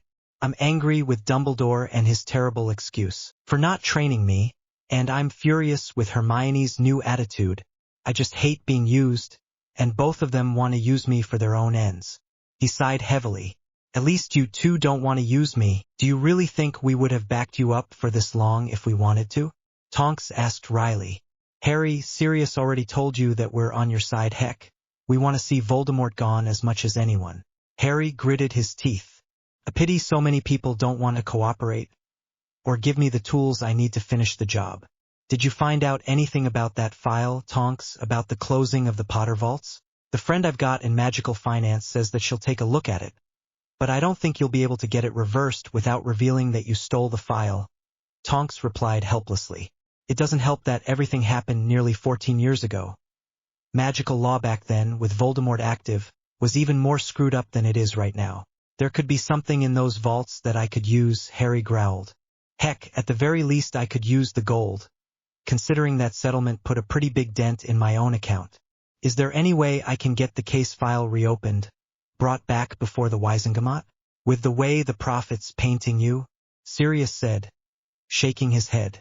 You'd be lucky to get past the preliminary hearings. No legal counsel's going to take your case, Harry. It'd be legal and political suicide. And the way things are going right now, Harry, unless you manage to find some good compelling evidence in that file, enough to get it reopened, there's no way that you've got a case. I'll have my friend look it over, Harry, Tonks added sympathetically. But I'm not sure you're going to get anything out of it. Can you trust this friend? Tonks shrugged. I'll be with her when she starts looking at it, and I've got a mean memory charm when I need it. Darn it, Harry replied heavily. So much for that option. Sirius, does the Order have any idea how Voldemort managed to get the prophecy? Sirius snorted. Sturgis was reportedly guarding it, and he doesn't have a darn clue how it went missing, typical of him. But that's not the point. Problem now is nobody knows how Voldemort and the Death Eaters are going to react to the new knowledge. And even though Dumbledore's shrewd ideas tend to be right on occasion, it doesn't work well when even he doesn't have a shrewd idea. Harry shook his head. Well, I can't exactly waste time wondering or predicting what Voldemort's going to do, and that means I'll have to react to it when it comes. Frankly, I'll have my hands full at Hogwarts already, Sirius, did you manage to get any information about the First War? Some, Sirius replied uneasily, but not a lot, unfortunately. I can't go around asking a lot of questions either. Dumbledore knows I had something to do with your whole plan, and it's tough to be circumspect. I've got what I remember, but that's not going to be enough if you want to take on Death Eaters. Well, why be circumspect about it? Tonks asked exasperatedly. I'm sure the new members of the Order, myself included, wouldn't mind having a full breakdown of what everyone remembers about the First War. I mean, it couldn't hurt, but do you think Dumbledore will actually try and stop any plans I make? Harry asked thoughtfully. I mean, it's benefiting him too. Even if we can't trust each other, it doesn't mean we have to be enemies. I honestly don't know, Harry, Sirius replied, tossing up his hands. I mean, I thought he'd be training you this year as soon as you found out about the prophecy, but he's not doing that, and some of his other logic isn't making much sense either. Maybe we should try and find out Dumbledore's motives before we do anything else, Tonks said with a small grin. It's going to be better than us guessing. You think you could figure that out somehow? There might be a way we can discover it, Tonks murmured, a smile growing across her face. He won't say it out loud, he's far too smart for that. But he might let things slip, he's only human. If I join that bilateral team, I'll likely have to liaison with Dumbledore in some capacity, and that could give me an opportunity. Will Scrimgeour let you join the team? Sirius asked, cocking an eyebrow skeptically. Sirius, I'm one of the better Aurors in the department, and I'm currently not on any major investigations. It's a prime position for me. Tonks shrugged. Might be a bit of trouble with Kingsley, though. He'll suspect that we're up to something. Does he know you're involved with us? Harry asked sharply. We can't have any leaks. There are a lot of suspicious coincidences that were involved in this whole mess, particularly with the Gringotts incident, Tonks said with a helpless shrug. He's bound to have picked up on something. And Shacklebolt's not stupid either, Harry muttered. I'm still not convinced, Tonks, that you being on that team will get us any new information on what Dumbledore's planning. It might not, Sirius agreed, but it's not a bad idea either. It's good to have someone to give you information from the inside, and if Chemister makes a move against us, I'll hear about it before anyone else will. Tonks finished, a smile spreading across her face. Harry clenched a fist. Of course, that Voldemort's going to try infiltrating that group too. And with that ministry woman running it, you might not get as much information on Dumbledore as we might need. Maybe not, but I'll be able to witness his reactions firsthand. And as a metamorphmagus and a master of disguise, I'm a very keen judge of character, Tonks replied, her smile widening. And besides, Sirius said suddenly, Voldemort doesn't need a new spy. He's already got Snivellis at Hogwarts. Sirius abruptly stiffened. It might be better if we didn't find him, he said in a low voice, or if nobody found him. With what he could. No, it could ruin everything. Harry felt a chill going down his spine. And it's no surprise Dumbledore wants to find him so much. If Snape knows enough, everything could be at risk, Sirius finished grimly. So you're saying, Severus, that you suspect Potter influenced Scrimgeour in some way? Voldemort asked, lightly spinning his wand around his long fingers. Bribery, coercion, or blackmail? Knowing Potter and Black, likely blackmail. Severus Snape replied in a low voice, his dark eyes glittering in the dim light of the hall. Neither have the cunning to do anything more sophisticated. What of this Nymphadora Tonks? Voldemort growled. Is she a threat? Could she have orchestrated part of the plan? A low-ranking Auror, Snape replied dismissively. Potter or Black likely convinced her that their cause was just, and she went along for the ride. And you do not know the details of their plots because, Voldemort snarled. My lord, Miss Tonks would have likely detected the breakage of her protective charms. Snape replied smoothly. She is an Auror after all, and you suspect Dumbledore still searches for you because he wishes to know Potter's plans, which he suspects of which you know. Voldemort finished, a small grin forming on his pallid face. That, and the fact that he needs his potions professor and spy, Snape replied, his lip curling. Interesting, Voldemort mused, turning away from Snape to pace around the circle of Death Eaters. Potter's actions have irrevocably tarnished his reputation and have damaged the trust between him and Dumbledore, not to mention the other members of the Order or his friends. This could serve to our advantage, particularly if Potter can be kept occupied with those dilemmas. The Death Eaters around the circle were silent as the Dark Lord continued to pace. I no longer need to take action against Potter, Voldemort said finally. The prophecy, of which Potter is likely aware of the contents, does not dictate which of us must act. It will take time. He does not have to track me down or start an attack, and his resources are precariously limited, which allows me the time to execute my own plans, particularly while Dumbledore is occupied in squabbles with the Ministry. Have you had any success with the Dementors, Yaxley? They still wish to deal with you, my lord, Yaxley replied heavily. My negotiations can only be taken so far. Understandable, Voldemort said, abruptly halting in his pacing and turning to Snape. I have a new mission for you, Snape, one of great importance. I live to serve you, my lord, Snape replied coolly. You will return to Dumbledore and submit yourself to his interrogation, Voldemort said slowly, his red eyes glittering. Tell him everything about Potter's plans that you know. Dumbledore will likely confront Potter, and this will further destabilize the trust between them, and make my execution of plans within Hogwarts all the easier. Also, he added, a cruel smile spreading across his face, tell Dumbledore that I wish that Harry Potter begins occlumency lessons as soon as possible. A look of confusion briefly crossed Snape's face. But wouldn't that... His voice trailed off as his eyes met Voldemort's. Wouldn't occlumency lessons make Potter a more troubling opponent, my lord? Lucius Malfoy asked, frowning slightly with bewilderment. Snape nodded once, his eyes not leaving Voldemort's. Good, Voldemort said, his eyes fixed on Snape's, as if he was trying to read his mind. Not, yes, my lord? A stooped Death Eater asked quickly, his hoarse voice echoing in the dim hall. Get Draco and Theodore from upstairs, Voldemort said slowly, his eyes not leaving Snape's. They have a job to do. My lord, Lucius Malfoy said in a low voice after Nott had hurried out of the basement hall. After everything I've done for, Lord Voldemort does reward his followers, Malfoy, Voldemort said icily, but your son does have an assignment, and there's no getting around it. You should be thanking me, if anything. Why? Malfoy asked, suspicion and fear mixing in his voice. Your son will survive. Contact. I have both good news and bad news tonight, Dumbledore began clearly, standing at the end of the table in Sirius' kitchen. I'll begin with the bad news. There has been no leak regarding Lord Voldemort's forces, and no traces were found by the Department of Mysteries in their investigation of the theft of the prophecy. Most of the Order members sitting around the table groaned with frustration. Tonks, her eyes warily following the headmaster's expression, chanced a quick glance over at Sirius, who was sitting near the end of the table, next to a sullen-looking Lupin. He nodded quickly with approval, and she turned her gaze back towards Dumbledore, who was waiting patiently for the chatter around the table to die down. You're meaning to tell me that they found nothing at all in their search? Daedalus Diggle asked curiously.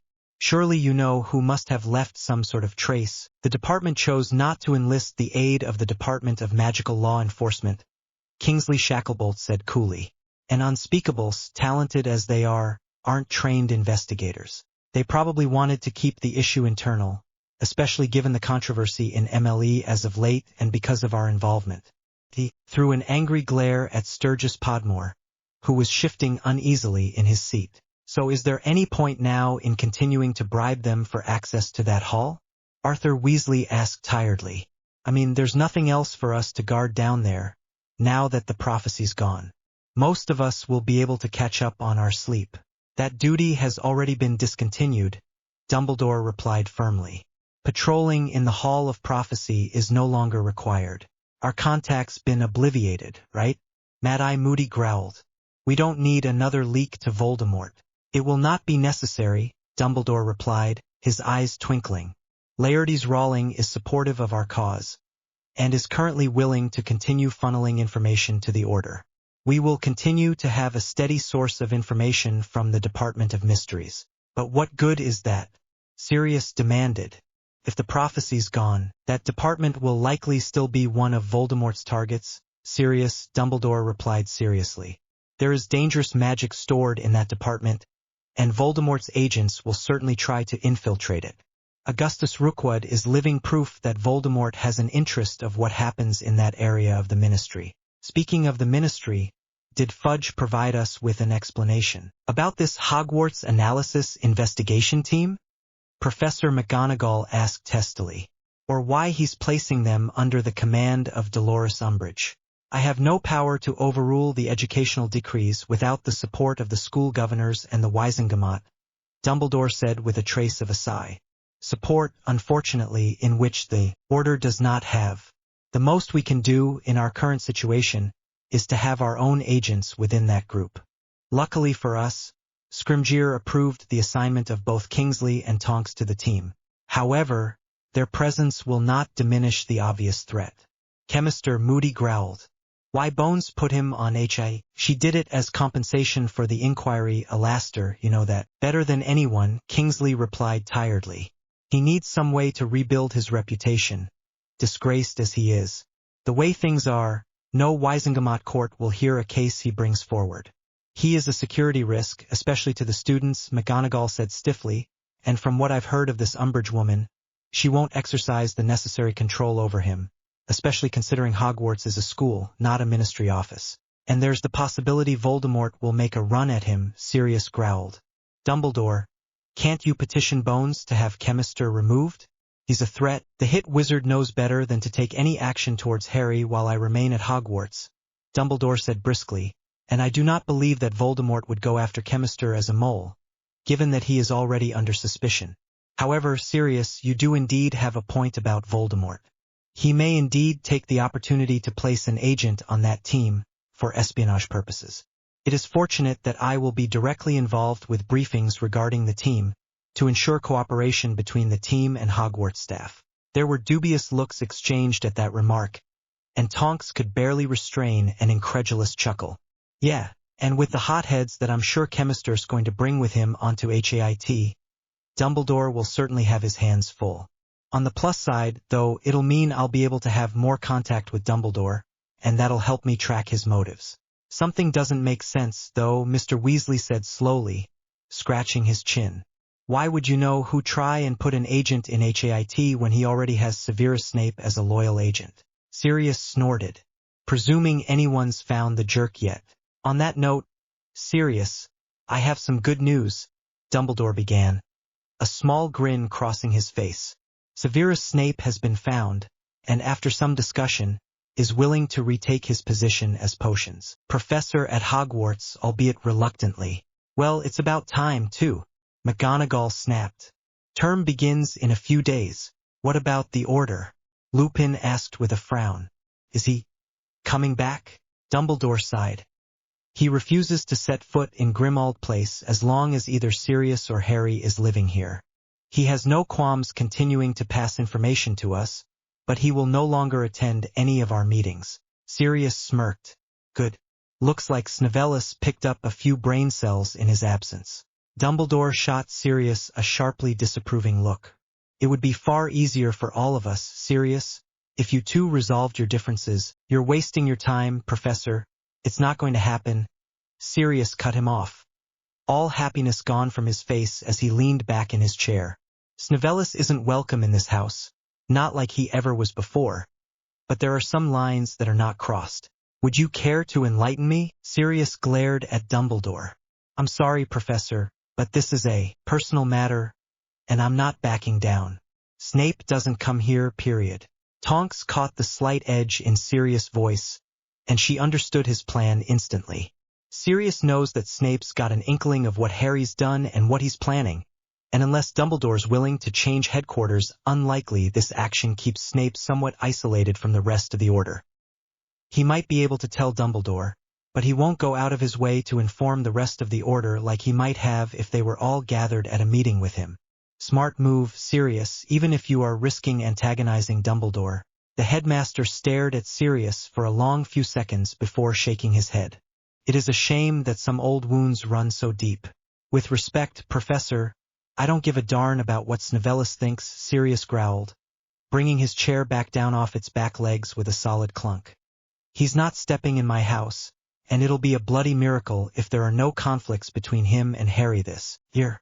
Why you aren't letting him drop potions? He'll write his OWL just like any other student, Sirius, Dumbledore said, steel in his voice.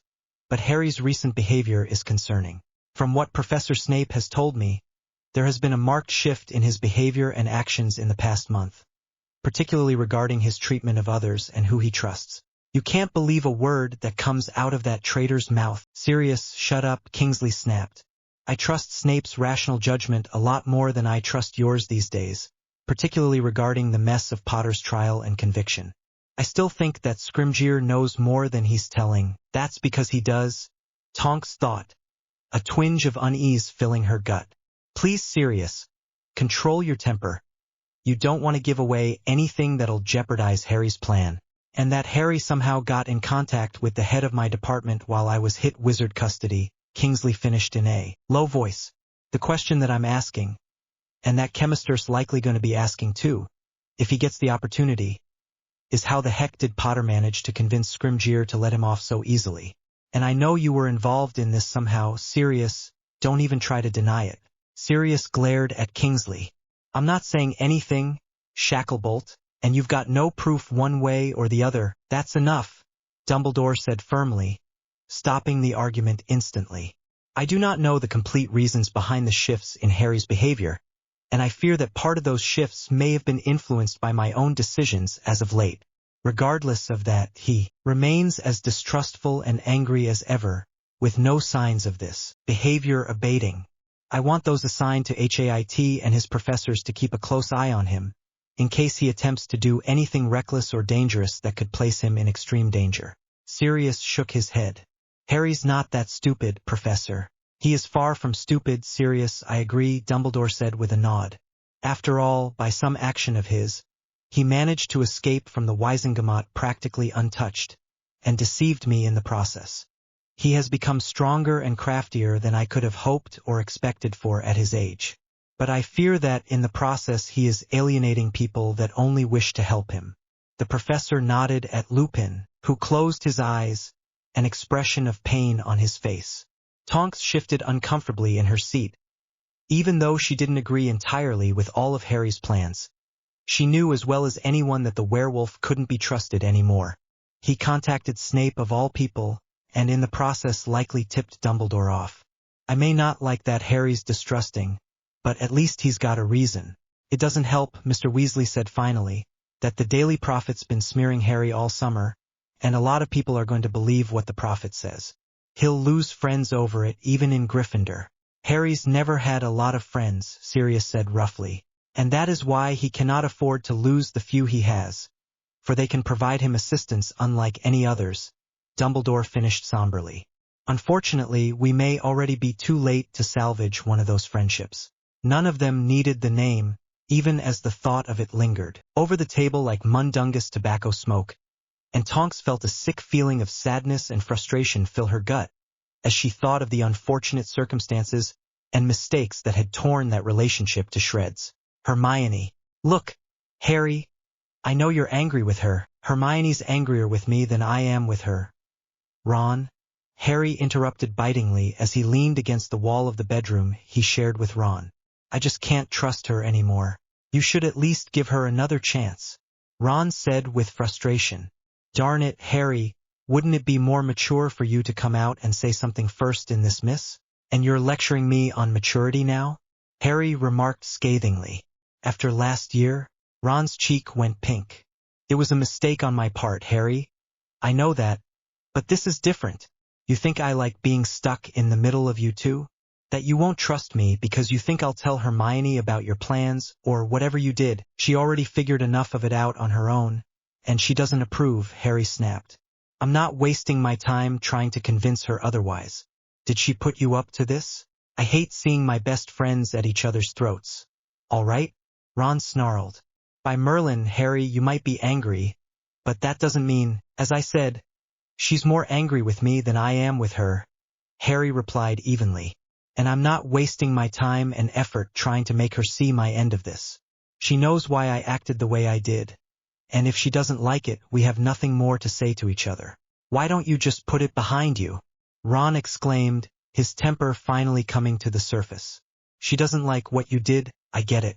We all can move on with our lives. Ron, you don't get it, Harry said heatedly, slamming a fist against the wall of the bedroom with an audible thud. If I can't trust her, how can I rely on her against Voldemort? How can we ever have a rational, logical conversation again if I can't trust that she'll go running to someone with my plans or ideas? How can we? He swallowed back the rush of bile in his throat. How can Hermione and I still be friends, then, Ron? If you can tell me how Hermione and I can maintain an honest, trusting relationship, then by all means do so. But until then, if you don't trust her because she disapproves of what you did, Ron, it's more than that. Harry growled, his own patience fading. I'm sure Hermione's got an idea of what I've done. Bravo to her, then. And I'm sure you've got some idea by now too, Ron. You're not stupid. Thank you, Ron replied coolly. It's the truth, Ron, and so is this. Things are only going to get worse. Harry put emphasis on every word, his eyes blazing in the dim room as they locked onto his best friend's gaze. You know what I'm going to have to do in the end, and Ron?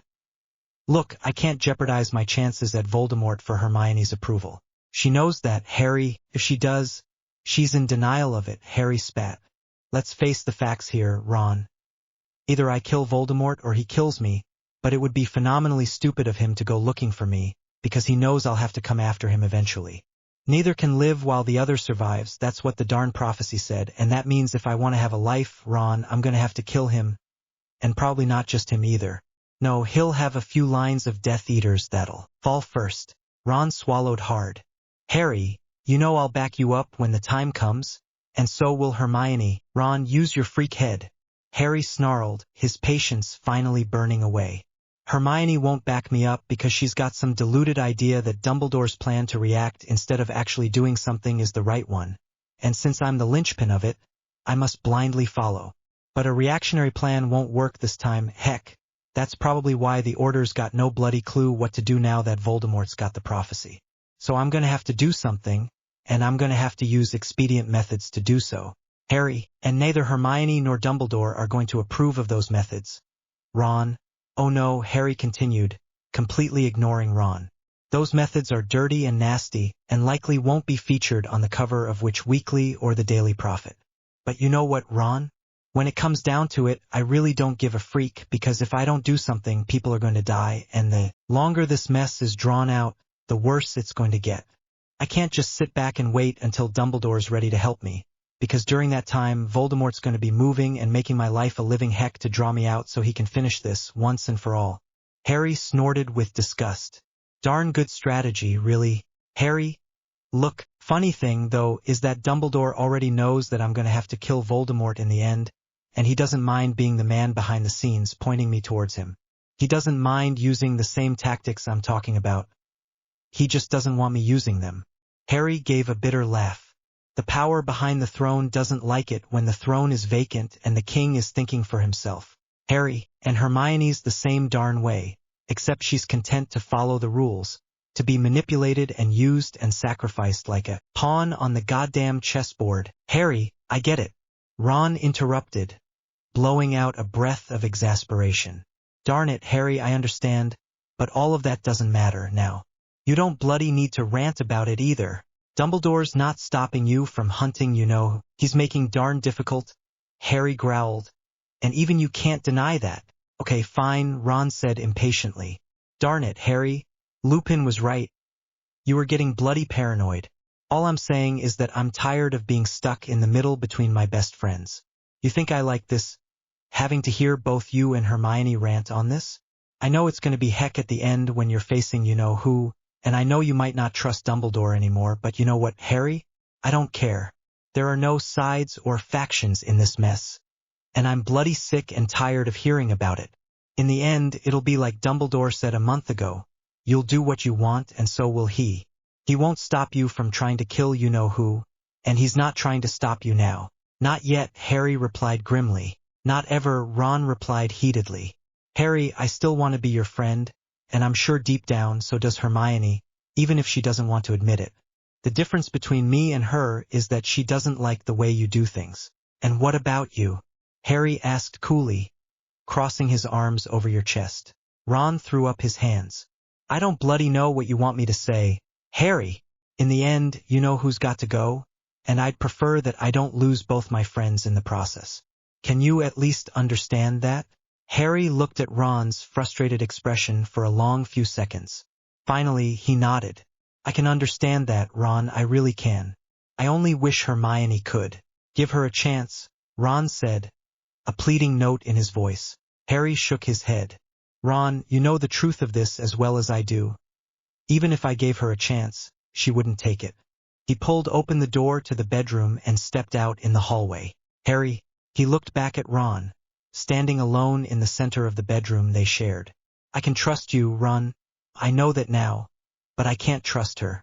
I'm sorry. Then he slowly closed the door and walked down the stairs, not noticing the 3 flesh-colored strings shooting back down the hallway. Any new information? Harry asked as Tonks quickly closed the door to the drawing room behind her. Just a second, she replied as she raised her wand and started muttering. Harry turned to Sirius, an incredulous look on his face. Is that important? We don't want to be overheard, Sirius said grimly, his hand tracing the thin sheen of dust on the glass cabinets in the room. And to think that Molly wanted us to have this house completely cleaned before you went back to Hogwarts. Harry laughed bitterly.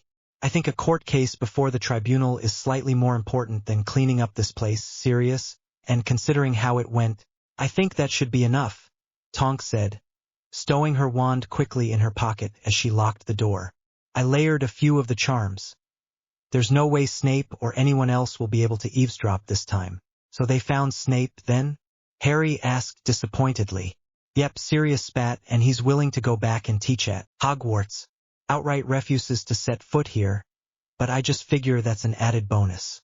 Dumbledore wasn't pleased with that. Tonks, when it comes to this, it doesn't matter what Dumbledore cares about, Sirius cut her off bluntly. He can find a new headquarters if he wants Novellis to attend our meetings. So we now have to assume that Voldemort's got some inkling of what I did with Scrimgeour, Harry said, clenching his fists with frustration. Snape might not know all the details, but it's still too much. It's not like Voldemort can do much from in hiding. He broke into the ministry once already. Tonks, Sirius muttered, rubbing his unshaven jaw. And if he can neutralize Harry in some way, the case files that Scrimgeour has, Harry growled. My case files and the ones he confiscated from Chemister during the inquiry. If Voldemort leaks those out, or to Chemister, Tonks murmured. Darn it, Harry, you're right. Worst of all, there isn't anything we can do to stop it, Harry said, blowing out a breath of frustration. Tonks and I will be Hogwarts and Sirius is stuck here. I guess we've got to rely on Scrimgeour's agreement. Then, that's precarious, Tonks said with a snort. He's still your boss, Tonks. Doesn't mean I like the man, particularly after seeing those files and financial statements, Tonks shot back. Don't trust him anymore, either. But from his perspective, what's the gain in releasing anything, or allowing them to be released? Sirius asked with a shrug. In short, there isn't any. He'll have to reveal his part in this conspiracy, and that'll ruin his political career. He'll want to keep those files well protected. What about Voldemort? Harry asked, his eyes gleaming. Any new information? Sirius snorted. Snape's probably told Dumbledore something, but I didn't hear it, and he didn't tell the rest of the Order either. Other than that, nothing. It's like Voldemort's dropped off the face of the planet. Probably exactly what he wants us to think, Tonks added, wrinkling her nose. But we can't do much about that either. What about that bilateral group the Ministry set up? Harry asked sharply. Anything new about them? Any luck convincing Dumbledore to throw Chemister off? Sirius finished with a scowl. I wish. Nope, he's still on the team. On the plus side, so am I, Tonks added brightly. And that gives the 3 of us a big advantage, especially with my metamorphmagus ability. You can funnel information between me and Sirius, Harry reasoned, a small grin breaking onto his face. That way we could stay in communication. Even though we already have those mirrors, let Tonks keep the mirror, Sirius said suddenly, beginning to pace. At Harry's skeptical expression, Sirius chuckled. Don't worry, I'm not losing my mind, Harry. Tonks'll likely be close to Hogwarts anyways, and she'll be able to do more for you than I will. At least while I'm still stuck here.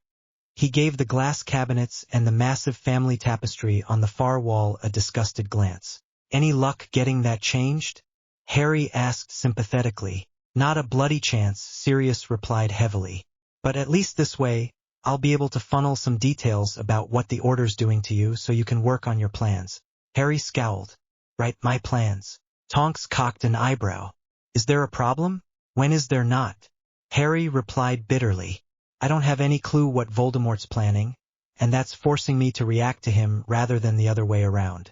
The only real plan I've got is to accumulate as much information on him and the Death Eaters as I can, and start training on my own like I did before the third task a few months ago.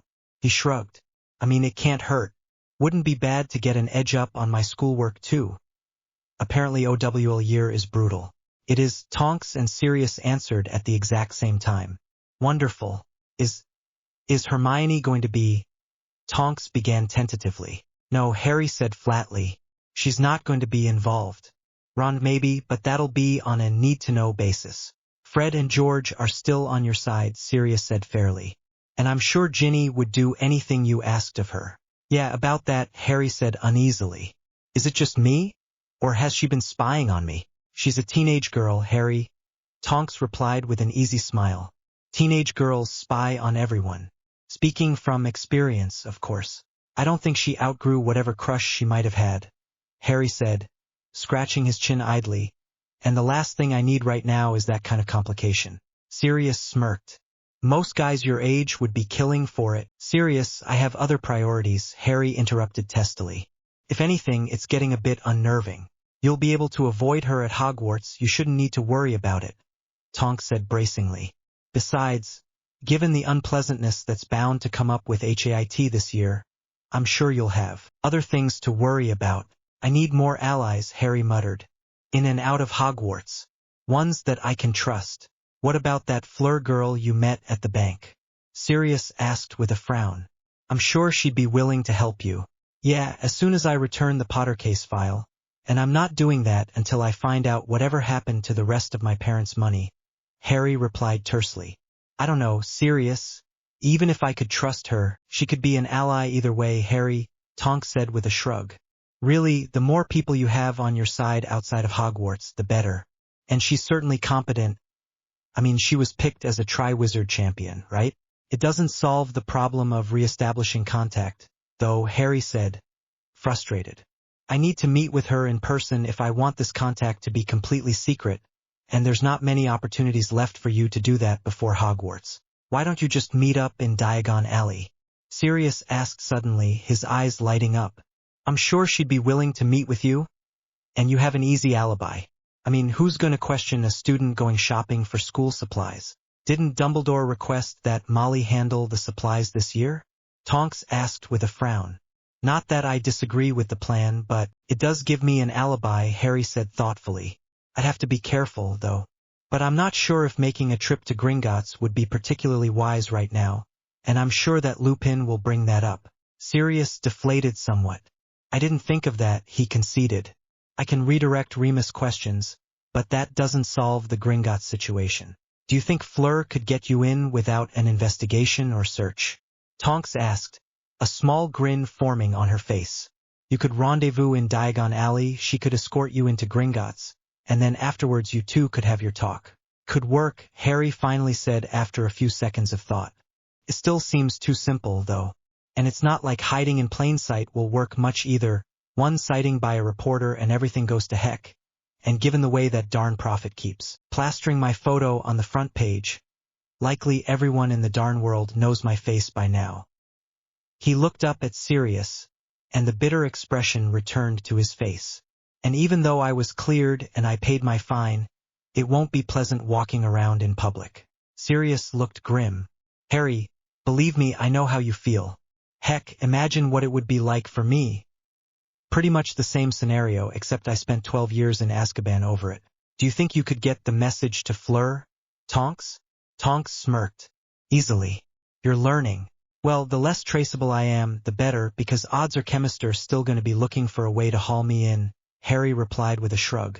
I'm assuming you're coming. Of course she is, Sirius replied, cocking an eyebrow. Undercover, of course, but you need someone there in case everything goes sour.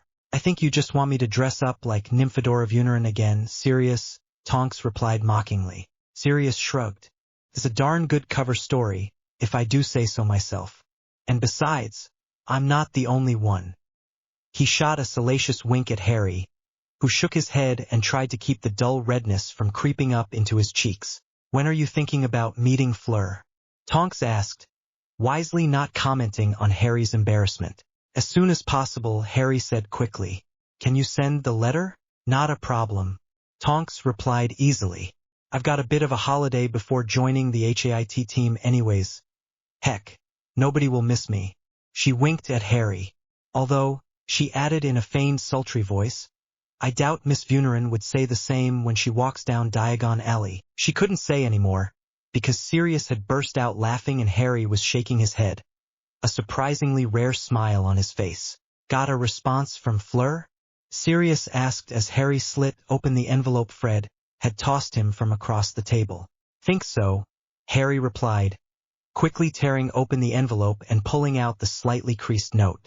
It was short, as if it had been dashed off with only a minute's notice. Fortescue's ice cream shop, tomorrow at 3. Ask for Miss Delacour. I'll be waiting. Sirius frowned.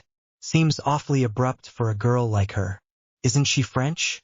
I don't think that has anything to do with it, but I think you're right, Harry replied in a low voice, noticing both Fred and George watching them intently.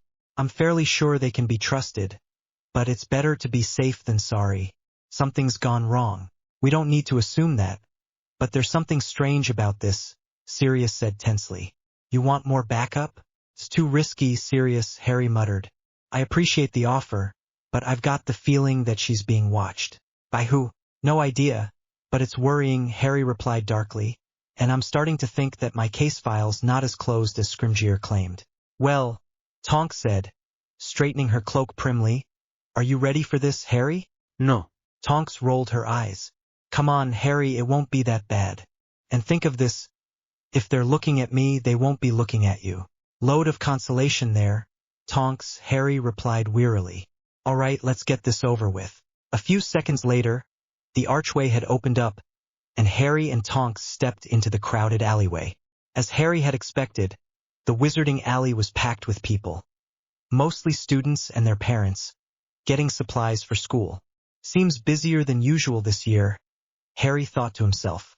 If the wizarding world is expanding this much, Hogwarts is going to start getting really crowded. You know, people are starting to stare at us, Harry muttered to Tonks. I should have brought the invisibility cloak. You wouldn't have been able to use it effectively here, Tonks replied quickly, her eyes scanning the crowd warily. Fortescue's is on the left over there. I'll be at Twilfit-Taddings if you need me. Isn't that place a Ponzi shop for rich purebloods? Harry asked wryly. Why would the Nymphadora I know be spending any time in there? Oh, shut up, you. It's Harry Potter. Look. Although all of his instincts screamed for Harry to turn around and see the person who had shouted out his identity, he didn't look back. I'm not giving him what he wants. He's trying to provoke me. All at once, he began to hear the murmurs of the crowd as he continued to walk. Angry murmurs. Most of them. It is Potter, what do you know? He shouldn't be allowed in public after what he did. Prophet says he's a murderer now, just like Black. Harry closed his eyes against the rage rising in his chest. They're ignorant, all of them, he thought to himself, focusing his eyes on the sign of Florian Fortescue's ice cream parlor. I can't let myself be provoked, I can't give in. Someone shoved him roughly, and he nearly stumbled. He turned and saw two young men, disgusted expressions on their face as they scowled at Harry. Watch where you're walking, criminal filth, one of them said. You don't belong here. What? The man shouted. Got nothing to say to me, Potter? Think you're above us now? You should be in Azkaban, Potter. Freak prison. Where freaks like you belong. There was the sound of breaking glass, and Harry turned to see a particularly jagged hunk of glass from a shattered bottle whistling at his face. Evanesco, Tonks said, her voice dripping with contempt as the glass vanished out the air. Harry's hand went towards his own wand, but at the look on Tonks' face, he thought better of it. The last thing I need is an excuse for the ministry to haul me in. That was crystalline glass, you idiot. You're gonna pay for that. A scrawny potion maker shouted, staring at the glass bottle that the young man had grabbed off his display table outside the apothecary and broken. The man snorted. Make Potter pay for it. He doesn't mind buying things, particularly people's lives. Harry, leave, Tonks whispered, her eyes glaring daggers at the smugly smiling young man and his grinning companion. I'll deal with them. Harry nodded with agreement and picked up the pace, moving through the crowd briskly and ignoring the looks of hatred from those he passed. There was trouble, wasn't there? Fleur asked, moving to rise from her booth seat, but Harry gestured for her to stay down. Yeah, but it's being dealt with, he replied, letting go of the breath he didn't realize he had been holding as he sat down. Fortescue didn't want to let me in here. She cocked an eyebrow at that. Because of this mess regarding the profit, partially, Harry replied heavily. He doesn't want to lose customers, and I can understand that, at least. This is an ice cream parlor, not top cuisine. Fleur hissed indignantly. Better not let Fortescue hear that. Harry warned her in a low voice. He likes his ice cream, that man does. Indulges in his own stock. I would, Harry admitted with a shrug. At the blonde's incredulous expression, he raised his hands in exasperation. What? It's darn good ice cream. I don't think you contacted me to discuss ice cream, Harry. Fleur said quietly. True enough, Harry replied. I need your help. Again? Harry was stunned. You remember what happened at the bank? I thought the confundus charm combined with the stunning spell was good. I don't deny it, and it kept the investigators away, but I do not forget what happened in the archives. Fleur replied, a trace of a grin on her face. The combination of the spells left me extremely confused and unable to provide any useful recollections. And by the time I had remembered, the ministry investigation had been halted and I had left Gringotts before the internal investigation could reach me. What? Harry said, his eyes going wide. You left Gringotts? It was your advice that gave me the idea, Harry. Fleur replied simply. I took a job at the ministry in the Department of Magical Finance, where the few things I actually learned in Gringotts have come to good use. Doesn't help me, though, Harry muttered. You seem disappointed. I thought you would be happy. It's not that, Fleur, Harry said hastily. I just need a way into Gringotts and around any sort of suspicion the goblins might still have, and I thought you could have been able to help me bypass some of those difficulties. Fleur pursed her lips. I might be able to get you in, but Harry, the goblins technically could not stop you from entering Gringotts, even without my help, but they could make life very difficult or notify the ministry, Harry said darkly, and neither of which I want to happen. Fleur's thin eyebrows narrowed. What are you planning this time, Harry? I still have the papers relating to my parents' vaults, which apparently were sealed by the ministry nearly 14 years ago, Harry replied evenly. I want the vaults unsealed, and I want to know why the financial documents in that folder were woefully incomplete. Incomplete? Things were missing, Harry growled. No documentation what was in the vault, no transfer statements, no trial or hearing transcripts, not even a press statement or clipping from the prophet. That folder was filled with legal filler papers, and I want to know where the real documents are. Wellman would have a heart attack if you visited him again. If that's what you're planning. Fleur noted, amusement in her tone as she sipped on her drink. But you are likely heading in the wrong direction, I think. How's that? Harry asked suspiciously. The Department of Magical Law would have full court transcripts of anything that occurred within that time frame, and the Department of Magical Finance would likely have paperwork as well, Fleur said thoughtfully. Probably in their archives. Could you access it? Fleur shook her head. I would require clearance I do not have, and will not likely be able to acquire, at least not for a few years. Well, it was worth a try, Harry muttered. Fleur leaned forward, her eyes intent. What is this about, Harry? Are you being followed? He whispered, as he leaned closer, his eyes not leaving Fleur's. Watched nothing more. What? Why didn't you? There is a difference between being watched and followed, Harry, Fleur said tightly. Being followed requires effort, and it means that the pursuer cares about the target. Being watched just implies that eyes may be upon you. Magical surveillance? Harry asked sharply. Fleur shrugged. Possibly. I'm not sure. But I know that there is someone attempting to keep an eye on me. That isn't good for me, Harry growled. Not good at all. Any idea, who? My guess is that it is my superiors in the ministry, Fleur replied, her eyes darting around the ice cream parlor. Even though the investigation into Gringotts was shut down by Scrimgeour, I have reason to believe that they would keep an eye on those who were involved, and I'm one of the few they could track. So they haven't managed to identify the explosive residue yet from the fireworks? Fleur frowned. So you did rig the explosives. Wasn't me, Weasley twins set it up, but that's not the point. Did the ministry ever find anything? I don't know, Harry. All I know is that before Chemister's inquiry, any files related to Gringotts were closed. According to rumor, they'd throw you out of the country? It is not a big loss, but it would be a mark on a record that has remained spotless. Fleur crossed her arms over her chest coolly. They are not a concern, Fleur replied icily. You have not answered my question, Harry, and you asked for me. What do you want? Harry took a deep breath and let it out slowly, his eyes growing cold. I want to contact someone I can trust and rely on while I'm at Hogwarts, and you're one of the few people who fit the criteria to a T. How can I, Fleur asked suspiciously, be able to help you? You're still going to be at Hogwarts. Information, Harry said immediately.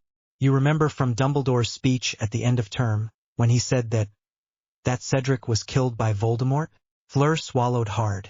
She probably feels the same pain I do about it, Harry thought to himself. I remember, she whispered. Well, Voldemort killed Cedric, and he's alive and active again in England. Harry shook his head as he ran a hand through his hair. Heck, I don't even know if Voldemort did anything in France, but he sure as heck did a lot here.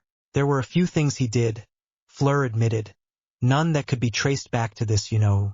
Of course, but there were rumors. Voldemort wants me dead, Harry said quickly. But the ministry refuses to even acknowledge that he's back. Dumbledore's been trying to do something about it, but it's been ineffectual. It doesn't help that Fudge is getting paranoid, thinking that Dumbledore's going to seize control of the ministry. Fleur scoffed. That's ludicrous. Who said Fudge was the pinnacle of intellect here? Harry shot back. Now look, Voldemort's already active, and the more time he has the more dangerous he'll become. According to Dumbledore, I'm supposed to be the one to kill him, but, well, he and I have had a parting of the ways, I think would be the best way to describe it. The point is that I'm trying to build a network. A friend of mine calls it an information chain, in which I can get the information I need to plan against Voldemort. And you want me in that chain? Fleur asked, her eyebrows shooting up with astonishment. Why me? Because you didn't turn me in at Gringotts, and that makes you a heck of a lot more trustworthy than a lot of people. Harry replied evenly, placing both palms flat on the table. I'm not asking you to compromise your job or your safety, but I need information, anything that could help me with Voldemort. I don't know what he's planning, I don't know where he's going.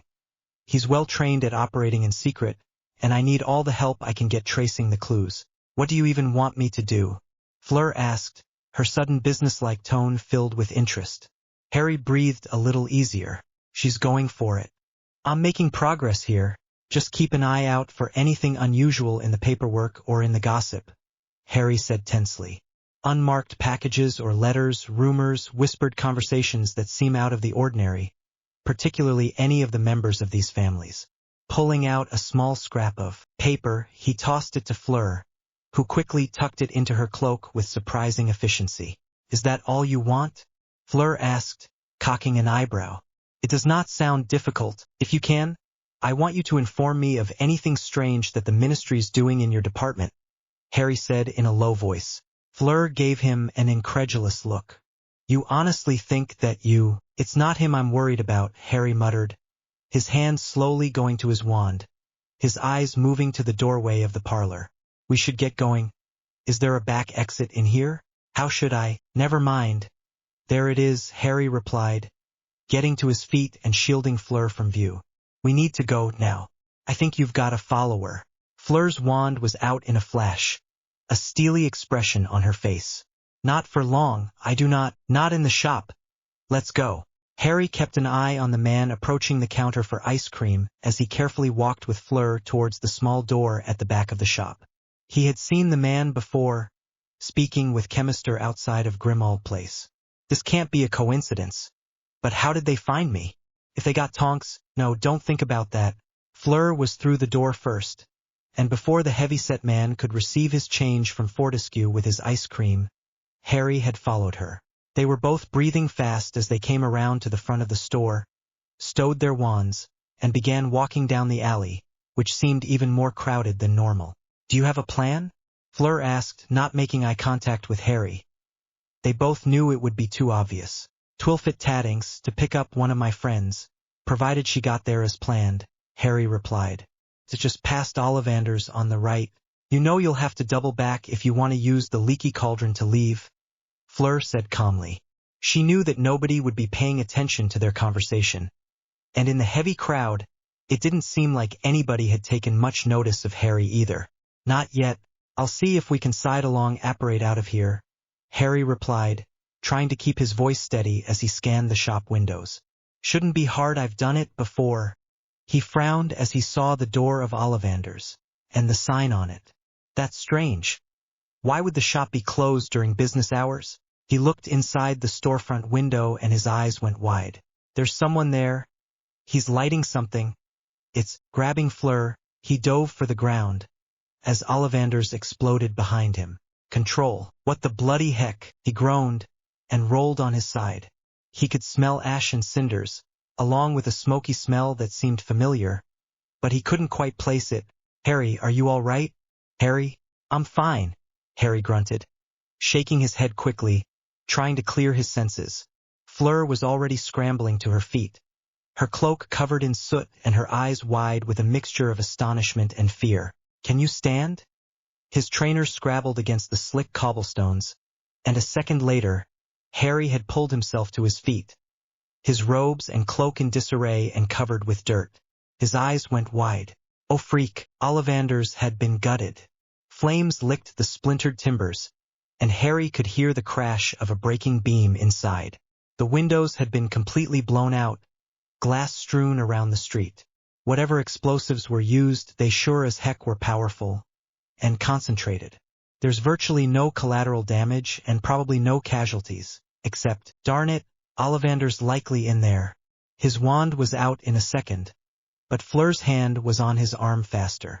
If he was a wand maker, those who destroyed his shop would not risk his loss, she replied in a low voice.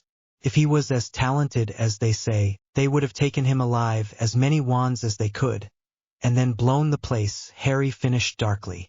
Death Eaters? Most definitely, Harry growled. Darn it, they're already moving. It's Potter. He turned quickly, his wand already going up, but it was too late.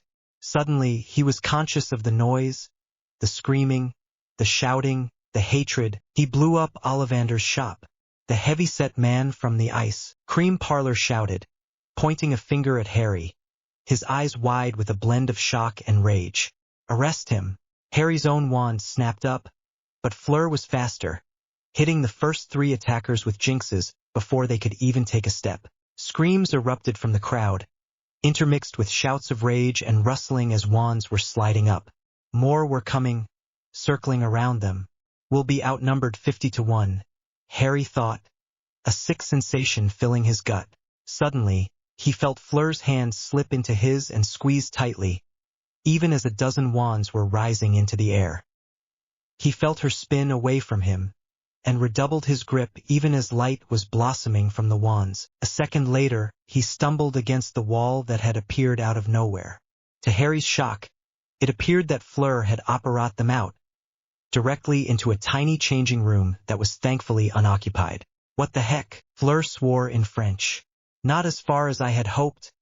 Murd. Where are we? Change room for Infiltrates, I think.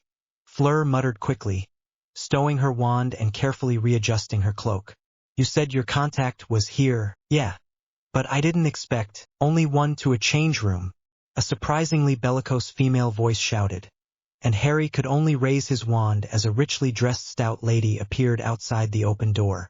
I don't tolerate that sort of behavior in my shop. Young lady, stupefy. Harry turned to Fleur in amazement as the woman toppled to the floor. That was a quick draw, he said, impressed. I thought I was going to have to curse her. I didn't just get into the Triwizard tournament on good looks. Harry, Fleur replied coolly, sliding her wand back in her cloak pocket as she cautiously stepped into the hall. And besides, you know you can't cast any spells without the Ministry detecting them, right? I know, and that's why I let you take those 3 outside Ollivanders, Harry replied tensely. Come on, we need to find my contact and fast. That fat man was with Chemister when they were hunting for me earlier. He's with the Ministry? Fleur asked, her eyes widening. Do you think, if Chemister's not down here with his full search party in a few minutes? I'd be surprised, Harry replied grimly. Any idea how big this place is? Fairly large. It's one of the best clothing retailers in Diagon Alley, but Harry was already moving, pulling a mirror out of his pocket and looking carefully into it. Nymphadora. Tonks' voice came back clear and strong a second later. Harry, what the heck is going on out there? Sounds like some kind of riot's going on outside. Harry's head snapped up. He had heard the voice coming from 2 places at once. And that means she's within hearing distance. Nymphadora, where are you? He called. I'm changing. Tonks shouted back, her voice slightly muffled and distinctly irritated. Darn it, Harry. I thought you weren't going to blow anything up this time, but Harry was already moving down the aisle of change rooms, stopping outside Tonks' door. Are you decent? When am I ever? Do you have clothes on, at least? Harry asked exasperatedly. Yeah, but can you unlock the door? Fleur? Fleur cocked an eyebrow. Harry, the sound of shattering glass split the air from inside the shop, and Harry heard several shouts. Darn it, they're here. Nymphadora. Hurry up. The lock on the change room door clicked, and a disheveled Tonks came into view, a perplexed expression on her face. What happened? I'll explain when we get back to headquarters, Harry said tersely, turning to Fleur. I know you can apparate, so get home and don't tell anyone you saw me. Avoid eye contact whenever you're thinking of me, and for God's sake burn any letters I send you after reading them. Can you do that, Fleur? Fleur took a deep breath. I hope you know what you're doing, Harry. That makes 2 of us, Harry muttered, gripping Tonks' proffered arm tightly. A second later, there was a crack and all 3 of them disapparated. Okay, listen up. Read, Lars Hall shouted over the screaming din around him to his small squad of hit wizards. We need some order here if we want to catch Potter before he escapes with his accomplice. Dwight, Ryans, Samuel, Lashen, you 4 form a cordon and barricade this section of the alley. Barkley, Anderson, and MacArthur, you 3 search the buildings to the left of the crime scene. Cameron, you take the building on the right. Clivis, you and your boys take care of the fires and search the wreckage for anything we can salvage before we have a larger inferno on our hands. And will somebody get a Patronus to experimental charms to get these explosives identified? Sounds like you need backup, a smug voice said from behind Lars Hall. The heavy-set hit wizard took a steadying breath and turned to face Sanders, even as another group of hit wizards operated in behind him. Stop being a smartass, Sanders. I'm not in the mood for this, Lars Hall snarled. I sent an emergency Patronus to MLE, and all they managed to bring is you? I've got my men, and you're going to need a lot more than 4 to hold back a cordon, especially when the prophets start swarming, Sanders snapped. What the bloody heck happened here? Anyways, there was some sort of controlled explosive in Ollivanders. I was following Potter on Chemister's orders. Got a tip that he'd been sighted in the alley, so I followed him out of Fortescue's and was about to move in when this happened. He gestured furiously at the flaming wreckage that used to be the wandmaker's shop. He and his accomplice disapparated before my anti-apparition jinx could settle over them. But chances are they couldn't have made it far. But why would he blow up the best wandmaker's shop in Britain? Sanders asked incredulously. That's just plain insane. Reed, the prophet's going to have a field day with this. Do you have any definitive proof that it was Potter who blew it up? That's why I'm trying to get those explosives identified, Lars Hall shouted as a bang issued from one of the hit wizard's wands. We're going to need more backup if we want to restore order here. Can you get a Patronus to Bones? I don't think I can muster the happy memory right now, crack. Reed, you'd better start talking. And you'd better start talking fast, Chemister growled, his voice getting louder with each second. You can start by telling me how the bloody heck did Potter blow up Ollivanders. Sir, it came out of nowhere, nobody could have seen it coming. Lars Hall yelled back.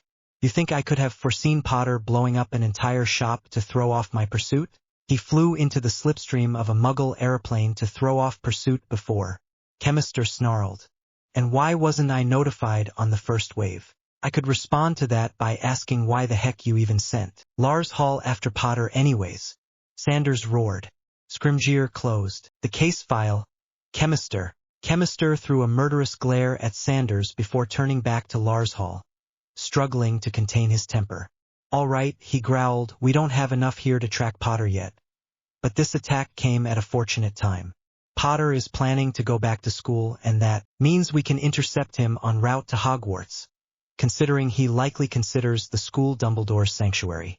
You're suggesting hitting the Hogwarts Express? Sanders said suspiciously. That and the platform at King's Cross. And if that doesn't work, taking him at Hogsmeade, Chemister replied icily. But for now, we need to make sure we have enough solid evidence to get Potter arrested. I want an analysis of the debris, I want witness reports, I want anything and everything relating to Potter since he set foot in Diagon Alley. We still don't have proof he was the one who blew up Ollivanders. Sanders didn't get a chance to get out another word before Chemister had seized him by the collar and slammed him bodily into a doorpost of a nearby bookshop. Lars Hall could only swallow hard at the look of seething fury on his superior's face. I've had enough, Chemister growled, his eyes blazing, of your insolence, Sanders. You will follow my orders and get me my information. Go to Scrimgeour or Bones if you want, I don't care. But with a crime of this magnitude, Potter's going to pay. Is that clear? Sanders threw Chemister a disdainfully rebellious look, but he nodded. With a disgusted scowl, Chemister shoved Sanders away from the door and clenched both fists. Lars Hall, when the fires are out, you and I are going to search the debris. He slammed his fist into his palm. I'm getting proof this time, and Potter's not getting away with this. Not if I have anything to say about it. Harry, Sirius exclaimed, turning in his seat at the kitchen table, shoving the prophet and his half-eaten breakfast aside. You're back early. What? But Harry wasn't even listening.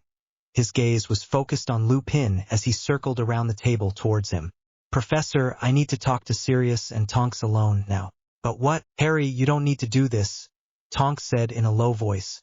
I need people I can trust, Harry growled, and considering I came within a bloody hair of, you can tell Remus what happened. Harry, Tonks said, an exasperated edge coming into her voice. He's going to hear about it anyways, especially considering how bad the hit was. Sirius went still. A hit? What hit? Tonks, I don't think Dumbledore's going to find out about it anyways. Tonks interrupted tiredly, leaning against the wall as her hair shifted from pink to a deep purple. And it's better that they hear it from you. What the heck happened? Sirius demanded. Harry took a deep breath. Someone hit Ollivanders. Blew up the shop. Both Sirius and Lupin were on their feet. What? Likely Death Eaters, Harry replied, pressing both palms against the table. But it's not like anybody's going to believe that. Sirius swore under his breath while Lupin drew his wand and muttered a few words. A second later, something silvery that looked suspiciously like a Patronus zoomed out of Lupin's wand and streaked up the stairs. Who was that to? Tonks asked warily. Dumbledore, Lupin replied haggardly, shock still etched across his face. He needs to hear about this at least before he hears it from the prophet. So that's what the Death Eaters were preparing for. And a darn good hit it was, Harry growled, as he dropped into a chair. They probably kidnapped Ollivander before robbing the shop and setting the explosives. And the timing, he shot a glance to Tonks, and he knew she understood. The timing was perfect. Too perfect. Somebody must have tipped them off. But who? Well, it's a good thing you didn't get hurt, Sirius said, wiping his brow with relief. I mean, Voldemort does consider. Hang on a second, Lupin said sharply. Harry, why were you in Diagon Alley today? Harry threw his godfather a furious look. Sirius blanched and nearly put his hand to his face, but at Tonks' glare, he lowered it. Turning back to Lupin, Harry shrugged. I was handling my shopping. Supplies for Hogwarts, new books, you know. I thought Dumbledore said that Molly was going to be handling that, Lupin said suspiciously, although there was more concern in his voice. And you know better than anyone that without backup. It's not safe, Harry. I was with Harry, Remus, Tonks replied tiredly. I was also the one who got him out of there before the ministry showed up. Darn good thing you did, Sirius muttered grimly, and given how well the Department of Magical Law Enforcement jumps to conclusions, they probably would assume that Harry set off the explosives. Ahem, not you, Tonks, heck, not even most of the department, Sirius hastily corrected. But you've got to admit that it'd look suspicious as heck, and I know some people would try to exploit that. Harry and Tonks exchanged glances. Closer on the mark than you think? Sirius, Harry thought uneasily, especially considering if Chemister's there. They'll be running on that premise for their investigation. Then why did you go in the first place, Harry? Lupin asked, frowning with increased concern. I mean, you only put yourself in danger by going there. I mean, Molly could have handled the shopping. She wouldn't have had a problem getting money for you, and nobody besides me is going to be touching the gold in my vault until I'm certain of its security. Harry replied evenly, staring up at Lupin cautiously. Or until I figure out why the Potter vaults were sealed. Lupin frowned. Potter vaults? Harry, you're not making any sense. In fact, Harry interrupted, getting to his feet. I was planning on asking you about that. Considering you were close friends with my father before he was killed, they thought I was the spy, Harry. I wasn't nearly as close to them as you might think. Come on, Lupin, you're telling me you don't know anything? Harry asked exasperatedly. Considering how close you were to James, I'd be shocked if you didn't know anything regarding this. And considering how incomplete the file is, I'd take anything. Lupin was going pale now, and breathing fast. I didn't take James' money, if that's what you're implying. I wouldn't do that. Hang on, I never meant to imply that, Harry replied quickly, raising both his hands. Heck, given the way that werewolves are treated in the Wisengamot, you would have been lucky to get legal counsel. I'm just saying that if you do know something, it'd sure as heck help us out right now. I mean, don't you want to help? Lupin clenched both his fists, and for the first time in Harry's life, he could see the shadow of the wolf behind his former professor's eyes. Are you accusing me? Whoa. Nobody's accusing anyone, Mooney, Sirius said with surprise, disconcerted by his friend's apparent hostility. What's going on here? We're only trying to help Harry here. Lupin clenched his teeth. I don't know everything. I'm not asking for everything, Professor, Harry replied, exchanging a questioning look with Sirius and Tonks. What was going on with Lupin? I'm asking for some very basic details which shouldn't be difficult to provide, unless you've been forbidden, that is. Lupin said nothing, his eyes still fixed on Harry. Sirius and Tonks exchanged shocked glances. Remus? Sirius asked quietly. Did Dumbledore? It wasn't him this time, Lupin said in a very low voice. Although I think he knows. He probably didn't want the problem on your hands. Harry, good logic, Tonks. But Dumbledore isn't the concern here, Harry replied with a frustrated snort. Besides, it's not like I'd get any information out of him, so is it me you're interrogating? Lupin asked scathingly. I'm sure James would have appreciated that of you. Don't drag his name into this, Harry retorted, his patience waning. Who is forbidding you from telling me the truth about this? I had no choice, Harry, Lupin said quietly. Harry exchanged another glance with Sirius, who seemed about to make a heated comment. But his godfather said nothing, and motioned for Harry to keep talking. Okay. Fine. Then who's forbidding you from telling me what you know? Lupin took a deep breath. You threw him out of the house only a few days ago. Although I appreciate your hospitality, Lucius, you must understand the great danger of this encounter. I'm completely aware, Lucius Malfoy replied icily, drumming his fingers lightly on the desk as Severus Snape stared out the high, arched window at the edge of the office. A light drizzle was falling, and the window was etched with moisture, the only other light from a few candles lit on the walls. You have somewhere to go? I suspect Dumbledore is trying to keep an eye on me, Snape replied evenly. He has his hands full as it is, but I suspect he has been endeavoring to keep an eye on me. Of course, such an action takes his eye off of other things, as you well know. The Dark Lord was quite pleased with the attack on Ollivanders, and from Avery's report, it sounds like it was a complete success. Snape cocked an eyebrow. You have good information, Malfoy. Wasn't that attack supposed to be executed a half-hour ago? Avery's timing is getting better, Malfoy replied smoothly. After all, he's none too eager to feel the cruciatus for his failures. and the attack has reportedly had a surprising development. Oh, Potter was spotted not meters from the explosion. Snape gave a humorless chuckle. What a coincidence. I doubt anybody could have predicted that.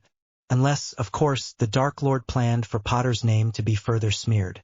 It certainly plays into his hands, especially with the way Chemister has been behaving, Malfoy said with a smirk. Are you paying him off now? Malfoy did give a brief laugh then. Hardly, he replied. Why would I waste my money? Chemister's more than willing to track Potter and make his life heck. I have no need to interfere. So should I assume your hands are clean? Then? Snape asked speculatively. None that involves you, Severus. Then why, exactly, did you call me over here? Snape asked sharply. I'm not stupid, Malfoy. If you want something, out with it. Malfoy calmly folded his fingers as he looked at Severus from his chair behind the desk. It's about my son. Snape snorted. I thought it would be about that. You heard his assignment. Of course I did, Snape snapped, and so did you. And you know that the Dark Lord has expressly forbidden me from interfering.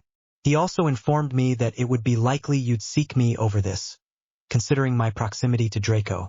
The Dark Lord is wise, Malfoy said smoothly, but I fear that my son does not yet fully comprehend his wisdom. Snape crossed his arms over his chest. Explain yourself.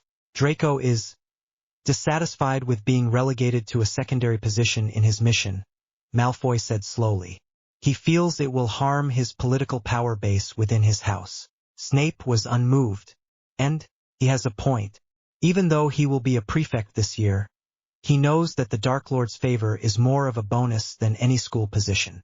He does not understand why he has been delegated to a subordinate role. Snape snorted with disgust. He should be grateful that he received any job from the Dark Lord at all.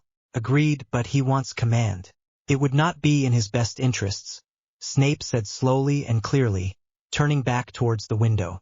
I cannot interfere as you well know, but it would be wise on your part to inform Draco that his position is far better than that of Theodore Notts. Malfoy cocked an eyebrow. Really? Do you know the type of mission that the Dark Lord gave those two? Snape asked. Malfoy nodded. I do, Severus, but, and do you remember the means in which he provided them in which to carry out said mission? Snape continued, his tone becoming icy. Yes, but, then you should know by now, Malfoy, that your son has indeed found favor with the Dark Lord, despite his minor role. I would reserve my pity for not. Malfoy narrowed his eyebrows. Why? Because, in the end, Draco will be the one to take credit for the Dark Lord's success. The one to take the reward when things are successful and to stand behind if the mission fails, Snape replied, smoothly. Not as a scapegoat, yet intelligent and ambitious enough to complete his task with expediency. He touched the window, tracing a line down the thin film of moisture. Of course, he continued idly, completion is often as much of a curse as it is a blessing. And you couldn't recognize any of the faces, Harry? Harry shook his head adamantly. No, Professor, I did not. The window wasn't exactly clean, and I'm nearly positive that the Death Eaters inside were wearing masks. I wouldn't have been able to recognize them even if I was closer. Dumbledore continued pacing around the table where Harry was sitting, his thick brows furrowed deeply with thought. Do you believe that the Death Eaters consumed themselves in the blast? A suicide attack? Voldemort doesn't have the resources, Mad-Eye Moody scoffed, from his spot at the end of the table. And he's never done it before, even during the First War, unless they were under the Imperius. Desperation? A stately-looking woman that Harry knew only as Emmeline Vance asked curiously. He doesn't exactly have a lot of resources. He's got the prophecy, and Voldemort's smarter than that, Sirius growled from his spot across from Harry. Nah, I reckon if the Death Eaters died, it was intentional. He's probably trying to cull his ranks down a bit, get rid of the chaff and fodder he doesn't need or want, or who would betray him. A good point, Sirius, Dumbledore said thoughtfully. And you did not see Ollivander anywhere, did you, Harry? Harry shook his head. Didn't see him once. What about wands in the window, or along the shelves? Did you see any missing? Harry frowned. It happened really fast, Professor. I honestly don't remember. The shop exploded after I took a few steps past the doorway. I didn't really get a chance to see a lot of details inside before it went up in flames. Was a dark mark launched? Shacklebolt asked suddenly, his eyes flashing. Did the Death Eaters mark their attack? So what do we do now? Lupin asked grimly, his eyes fixed on Harry, who was acutely aware of his former professor's gaze and trying not to show it. For now, I will attempt to reiterate to Fudge that the Death Eaters are indeed active and that Voldemort has returned. Unfortunately, given recent circumstances at the Ministry, the Department of Magical Law Enforcement are keeping the entire situation under extremely tight security, with clearance only given to those chosen by Fudge himself. And the odds are that you, Albus, won't get clearance. Elphia's Doge remarked, his wheezy voice raspy, yet mixed with a mixture of amused disgust. Dumbledore sighed. Fudge does not trust me like he used to, Elphia's, despite all my attempts to remedy the solution. He's not the only one, Harry thought bitterly, and it does not help that my best Aurors are already assigned to HAIT, and will not be able to participate in this investigation either, Dumbledore finished heavily. And that means our sources of information will be precariously limited. Kingsley, if you could call in any favors. Kingsley gritted his teeth, but nodded once with agreement. Dumbledore then turned to Harry. Did you manage to procure all of your school supplies? Harry? Lupin must have told Dumbledore my story. Or at least what he knows of it, Harry thought to himself. And from the looks of things, Sirius doesn't look too happy about it either way. He met his godfather's hard-eyed gaze, and let out his breath. Yes, Professor, he lied. Good, Dumbledore replied. Now, Harry, I must ask you to remain here until you leave for King's Cross. Voldemort has already shown himself willing to attack in broad daylight, and you would present a rich target. Harry slowly got to his feet. I wasn't even planning on leaving, Professor. May I be excused? Go ahead, Harry, the meeting's over, Dumbledore replied kindly, but Harry was already climbing the stairs and heading towards the drawing room. When he opened the door, he not only saw Tonks, pacing by the window, but Fred and George carefully examining the glass cabinets by the wall. Meeting's over, Harry said tightly, shutting the door and locking it behind him. Tonks, what are... Harry, they need to be here, Tonks replied, her voice deadly serious. Is Sirius on the way up? Crack. I bloody swear. I'm going to kill Remus. Sirius, get a grip, Tonks snapped. Look, I know neither of us is too happy that Snape has some sort of hold on him, but reserve your anger for someone who deserves it. Remus was just doing what he thought was right by keeping quiet. Love to know what Snape has on him, or heck, why Professor Lupin won't even talk to us about it. Harry replied with frustration. All this time, through all of third year, and I had meeting with him privately, for months. And he didn't say a goddamn thing either way, probably scared that Snape had the teeth to back up the blackmail he was using to Remus quiet, and given their proximity, Tonks shrugged.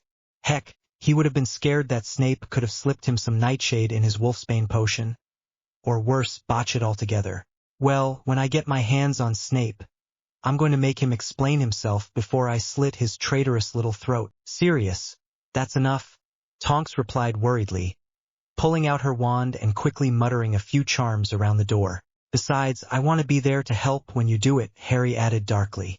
We have bigger problems on our plate than Snape right now. Tonks replied uneasily, throwing a quick glance at Fred and George, who were looking somewhat astonished by the dark looks on Sirius and Harry's faces. I got some new information from magical law enforcement when I went in this afternoon. And it's not good. Chemister's already involved. I'm guessing, Harry said bitterly. Blimey, Harry, Fred said with astonishment, you do get yourself in some sticky situations. And it gets worse, Tonks replied grimly. They couldn't find the person you were meeting, thankfully. I don't think anybody got a clear enough look at her face during the encounter. But they did manage to identify the explosives used to blow up Ollivanders. She turned to Fred and George. The magical traces mostly matched those found at Gringotts. Harry's mouth fell open. How? That's impossible. Our fireworks don't even have that much firepower. George protested. We couldn't blow up a building with them even if we tried. Mind you, we haven't tried, Fred added. But the fact remains the same. You said mostly match, Tonks, Sirius said with a frown. How different are they? How clear of a correlation can be drawn? A pretty clear one, Sirius, Tonks replied heavily. Any impurities within the traces could be blamed on chemicals required to amplify the fireworks to be dangerous. So the question now is how the Death Eaters got their hands on the chemicals to make the explosives. Harry finished, clenching both his fists as he turned to the twins. I heard from Ron that you've been running a mail order service out of the profit. Sell any of those fireworks? Not in the numbers they'd need to pull off a stunt like this, George replied with a shake of his head. Besides, those fireworks were still primarily experimental anyways and not for sale yet, Fred added. We just wanted a trial run. Then how did the Death Eaters synthesize a chemical so quickly? Harry growled, putting a hand to his forehead to try and stem the headache already pounding there. Fred frowned slightly. Well, they'd need a high concentration of a similar solution, and it would need to be super concentrated to produce that kind of blast, and perhaps if someone had access to the previous traces, a lot of equipment and materials, and was really good at breaking down and analyzing components, then I guess they might, and note we say might. It took us a load of trial and error to get them even close. They could be replicated, Fred finished with a shrug. It's a possibility, and not one that implies anything good for us, Sirius finished. There's a leak in magical law enforcement. Somebody must have stolen a copy of the traces from the Gringotts explosion, probably in transit from experimental charms, Tonks noted disgustedly, when they were under less security. And we've got another thing we can blame Snape for now, Harry spat, considering he's probably the only one with enough expertise to synthesize an explosive from just traces. Just bloody perfect. Did you manage to hear anything about what the investigation is planning on doing to get Harry? Sirius asked, both hands clenched into white-knuckled fists. Nothing that I could hear, but it's pretty obvious what they can do, Tonks replied bitterly. There's only one place where they can both confirm Harry's location and take him before he reaches Hogwarts. And that's the train, Harry snarled. Darn it. I'll be a sitting duck. We can't rely on the order for help this time, Tonks said worriedly, running a hand through her short hair. Heck, some of them might suspect that Harry actually rigged all this, and if we asked for protection, they'd want to know why the investigation was after you the first place. This is all running on the assumption, Harry, that you are not an arsonist, Fred added brightly. Tends to be a good assumption to make, Harry replied with a snort. That's what you think, George muttered. The point is that we need some way to protect or shield Harry while he's on the train, Sirius said, his tone a mixture of thoughtfulness and frustration. But it'll have to be something quiet. Nothing to attract their attention. A disguise? Harry asked, cocking an eyebrow. I don't think I can hide under my invisibility cloak the entire trip, particularly if they're searching the train. But most Aurors have magic that can get through disguises, Tonks replied with a frustrated huff. And I don't even know what the hit wizards are using these days. Then it'll have to be something new, improvised, Harry said quickly, scratching his chin. We don't have a lot of time, but we could cobble something together. Tonks, you got top marks in concealment and disguise in Auror training, right? Yes, but the Aurors will expect anything from there. But you've got talents they don't, Harry interrupted, a crafty expression moving onto his face. You're a metamorphmagus. How did you learn to use your talents anyways? Tonks frowned. There were a few books, Harry, but most of that you won't be able to use. But there is some, right? Harry asked persistently. They'd be back at my mother's, but I could get them, Tonks replied, her hair shifting color with her confusion. Harry, what's this all about? But Harry was no longer listening. I need to come up with something to throw the Aurors off, something new, a combination of magic that might just throw them off long enough. If there are any metamorphmagus techniques or magic that I can use, I could help here, Harry, Sirius said suddenly. Sirius, it's too dangerous. Not even that, Sirius replied, a grin growing on his face. This house is one of the largest repositories of magic outside of Diagon Alley or one of the other old family manors. There might be something in my father's room that could help us out, considering. Narcissa stole the rest of the family library that wasn't already purchased or donated to Voldemort's cause back in the First War. You think there could be something?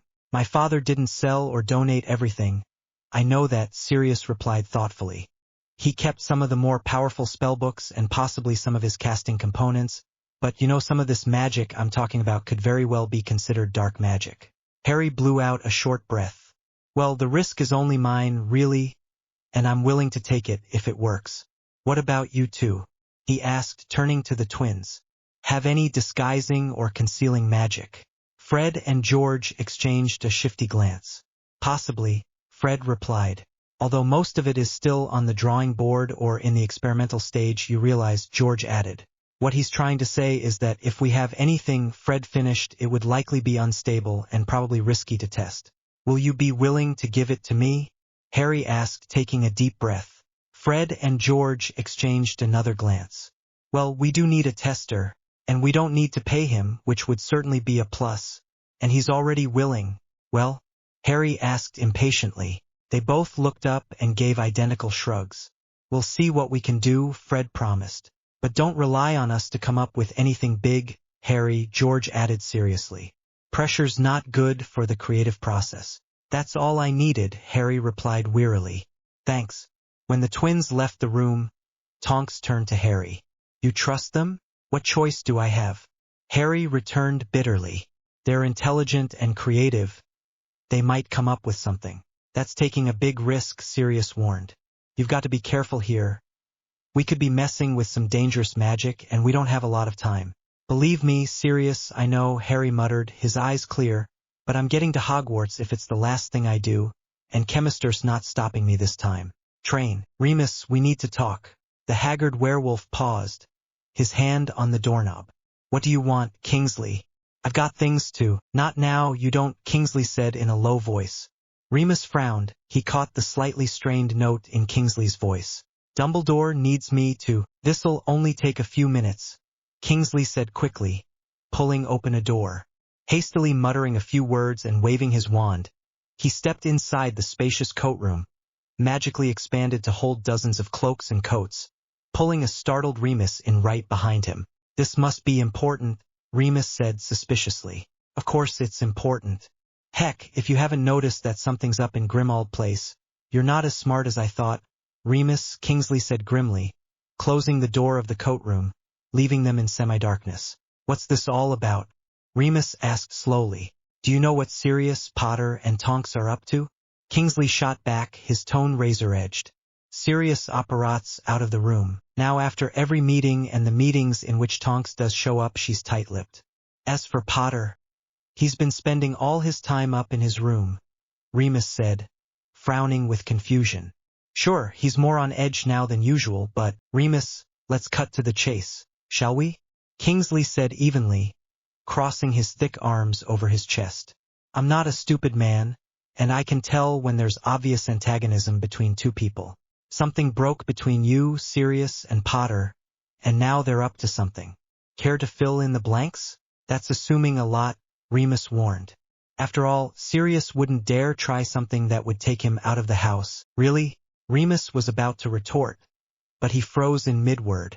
Would Sirius dare to leave Grimmauld Place in his current mood? Would he openly defy Dumbledore? In a heartbeat, he thought, swallowing hard at the possible implications. Especially now. Those three are up to something, Kingsley said darkly, pacing around the room, and it worries me that I don't know as much about it as I'd like.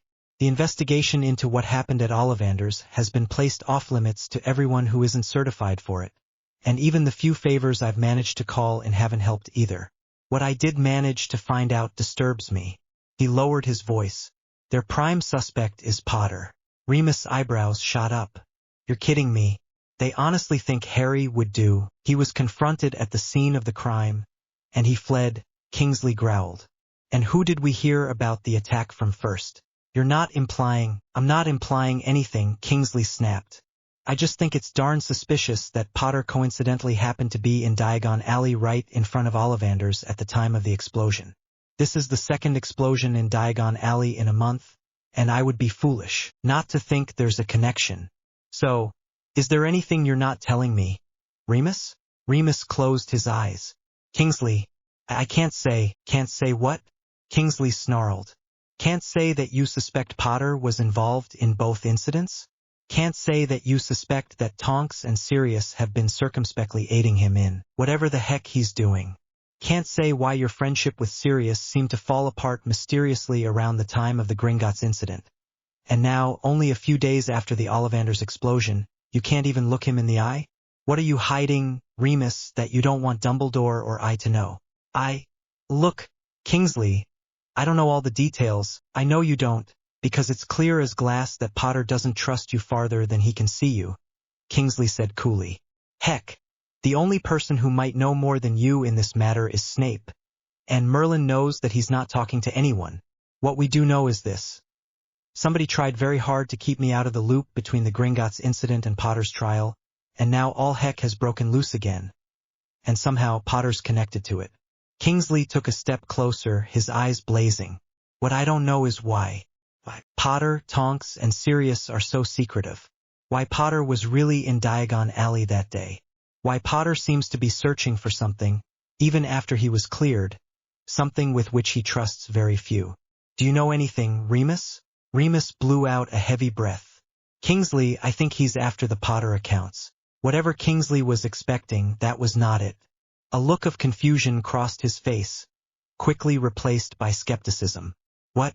You heard me, the Potter accounts at Gringotts that were closed nearly 14 years ago. Remus replied heatedly. I don't know how he found out, but he's already interrogated me once. And he won't go to Dumbledore. I couldn't tell him anything, though. I've got too much at stake. Kingsley cocked an eyebrow. So that means you won't tell me anything either? I can't. Kingsley, he already threatened. Who threatened? Kingsley said sharply. Forget the pronouns, who's threatening you? He's not even involved directly. Heck, I don't even know he knew to come to me. A name, Remus, Kingsley growled. Snape. Remus turned away and rubbed his forehead, a dull flush creeping into his features. He blackmailed me. What would Severus Snape have on you? Kingsley asked incredulously. And why was he even involved? I can't say, Kingsley. Remus snarled angrily. Darn it, I wish I could. But I can't. It's complicated. Dumbledore already knows. And he's letting Snape get away with blackmail? Kingsley asked furiously. I don't think that's exactly it. Considering Snape favors no side but his own, Remus murmured. But that's not the point. Potter knows that Snape was involved, and so does Sirius.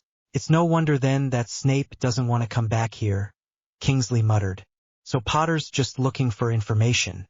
Then, Kingsley, I don't know, Remus snapped with frustration. I would tell you if I did. But none of them trust me to let me onto what they're planning. Kingsley groaned with exasperation. And I can't exactly let on that I know anything, either. Darn it, for once, I wish we only had Voldemort to worry about. The thing is, the best opportunity for Potter to be arrested by the Ministry is at either King's Cross or on the train itself, outside of Dumbledore's direct jurisdiction. And you can bet that if Chemister's involved in any way, they'll make their first move when the train's en route. On the one hand, I wouldn't mind having Potter hauled in, if only to clear up some of this mess. But on the other hand, Dumbledore's already said that he wants Harry at Hogwarts. Remus finished, running a hand through his thinning hair. Kingsley, maybe the best thing in this case is just not to interfere at all. Kingsley's eyebrows shot up. You're just going to let— I'm saying we should let Harry make the first move, Remus said heavily. Fact is we can't do anything that'll make the situation any better. So let's just avoid the situation entirely. We only interfere if we've got no other choice. We should tell Dumbledore. Odds are, Kingsley, he already knows. Kingsley stared at Remus for a long few seconds before sighing. This isn't just Remus, you know that. If Harry was responsible for those explosions, and he's somehow breaking the law, we don't have proof, Kingsley. And as long as you're a member of the Order, doing what you're doing, you're breaking the law too, Remus replied quietly. Kingsley snorted. Perhaps I am, but this hypocrisy is the credit vice pays to virtue. And it doesn't mean I like it. I bloody hate this, Harry muttered, sliding another book away from him as he rubbed his eyes. Harry, if Dumbledore had his way, you'd be under full guard at all times, and the Ministry or Voldemort wouldn't be able to touch you. And none of this would even be necessary, Sirius replied tiredly from his position at the end of the table. And believe me, I'd be the first on that team. Then why isn't Dumbledore and the Order? We're stretched too thin as it is, Harry, Tonks said with a helpless shrug. Honestly, it's a bloody miracle that I've managed to get as much time off as I have to help you with this crazy plan. And besides, did you really want to go to Dumbledore and ask him for a shortcut to Hogwarts? I'm starting to wish I could, Harry replied heavily. Honestly, I am. Even if I'd have to explain some of the things I've done, he'd have to reciprocate. The only reason why I'm not doing things that way is, except that I can't ask him, Harry said flatly, and I won't. And you forgot, Tonks, what Dumbledore himself mentioned about the possibility of the Ministry spying on him, Sirius added. Plus, considering Umbrage is planning on being at the school early. All right, I get the point. Tonks cut him off, glaring at Sirius. Why don't you? Oh, I don't know, go get the twins up here. Harry's leaving tomorrow. Surely they've got something by now. It's not like we have much more time. Sirius rolled his eyes, but he still got up and left the room, carefully shutting the door behind him. Any luck there? Tonks? Harry asked, shoving aside another book that Sirius had managed to find in Orion Black's room. Tonks sighed as she rubbed her eyes. Harry, most of these books that my mum gave me are only applicable if you have metamorphmagus talent, and you don't. There's not going to be much, if anything, that we can use out of here. Figures, Harry grumbled. But why bother to even write the darn books if they can only be used by metamorphmagi? You told me there aren't a lot of them. Tonks grinned. Harry, there aren't a lot of books available about metamorphmagi talents at all. Most of these were stolen by my mum when she left home to marry my dad. There's some evidence that the traits are hereditary, so the Blacks had a few books but not many. Her grin suddenly turned to a grimace. Besides, metamorphmagi have a really bad reputation in the wizarding world. Why? Harry asked curiously. I mean, I've never heard anything about. You wouldn't have, Harry, Tonks replied, her scowl deepening.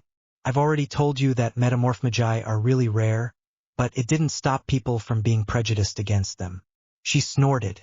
In a way, it actually made more sense than any blood prejudice. I can hardly see, Harry, when metamorphmagi first started appearing in the 12th century.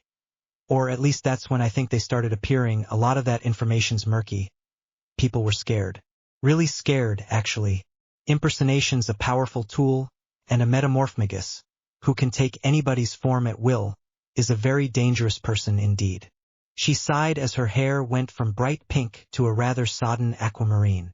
So the early wizards killed off all the male metamorphmagi and sequestered the females. Harry winced. Something tells me you're not telling me all the details about this. Tonks gave Harry a bitter smile. Well, sequestration sounds a lot better than locked in exclusive brothels under the Imperius curse, doesn't it? Harry swallowed hard.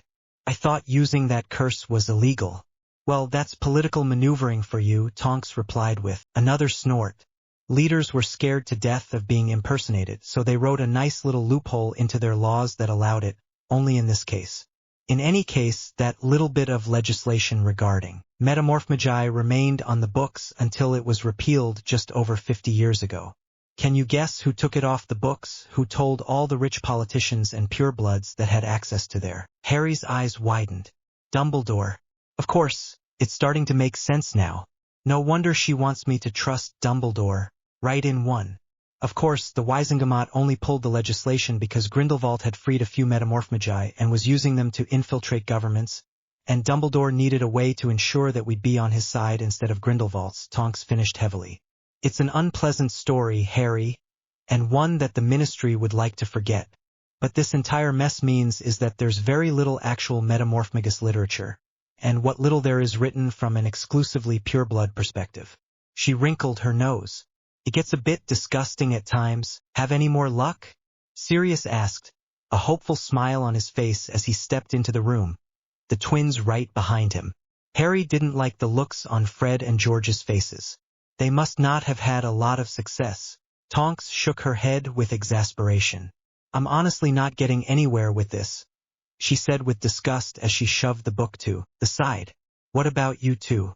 Fred slowly reached into his pocket and pulled out a very small, very dark object, which he slowly set on the table. Harry frowned as he looked at it carefully, before looking up at the twins. A rock, he said finally with a trace of disappointment in his voice. As a weapon, I think it might have been done before. It's very well polished, though, Tonks noted, as she picked it up. Kind of pretty too, but how is it going to help, Fred? Harry asked sharply. This isn't concealing magic. Not exactly, Fred conceded, his expression suddenly becoming crafty. I think it might be a bit better, added George. Of course, that depends on what you might have found here. You see, this rock is a very special rock, Fred said, taking the rock from Tonks and setting it back on the table. It's enchanted to radiate a field in a certain, somewhat predefined radius. What kind of field? Sirius asked, sitting down at the table with an intrigued expression on his face. That's just it, we haven't decided yet, George said with a hint of a smile.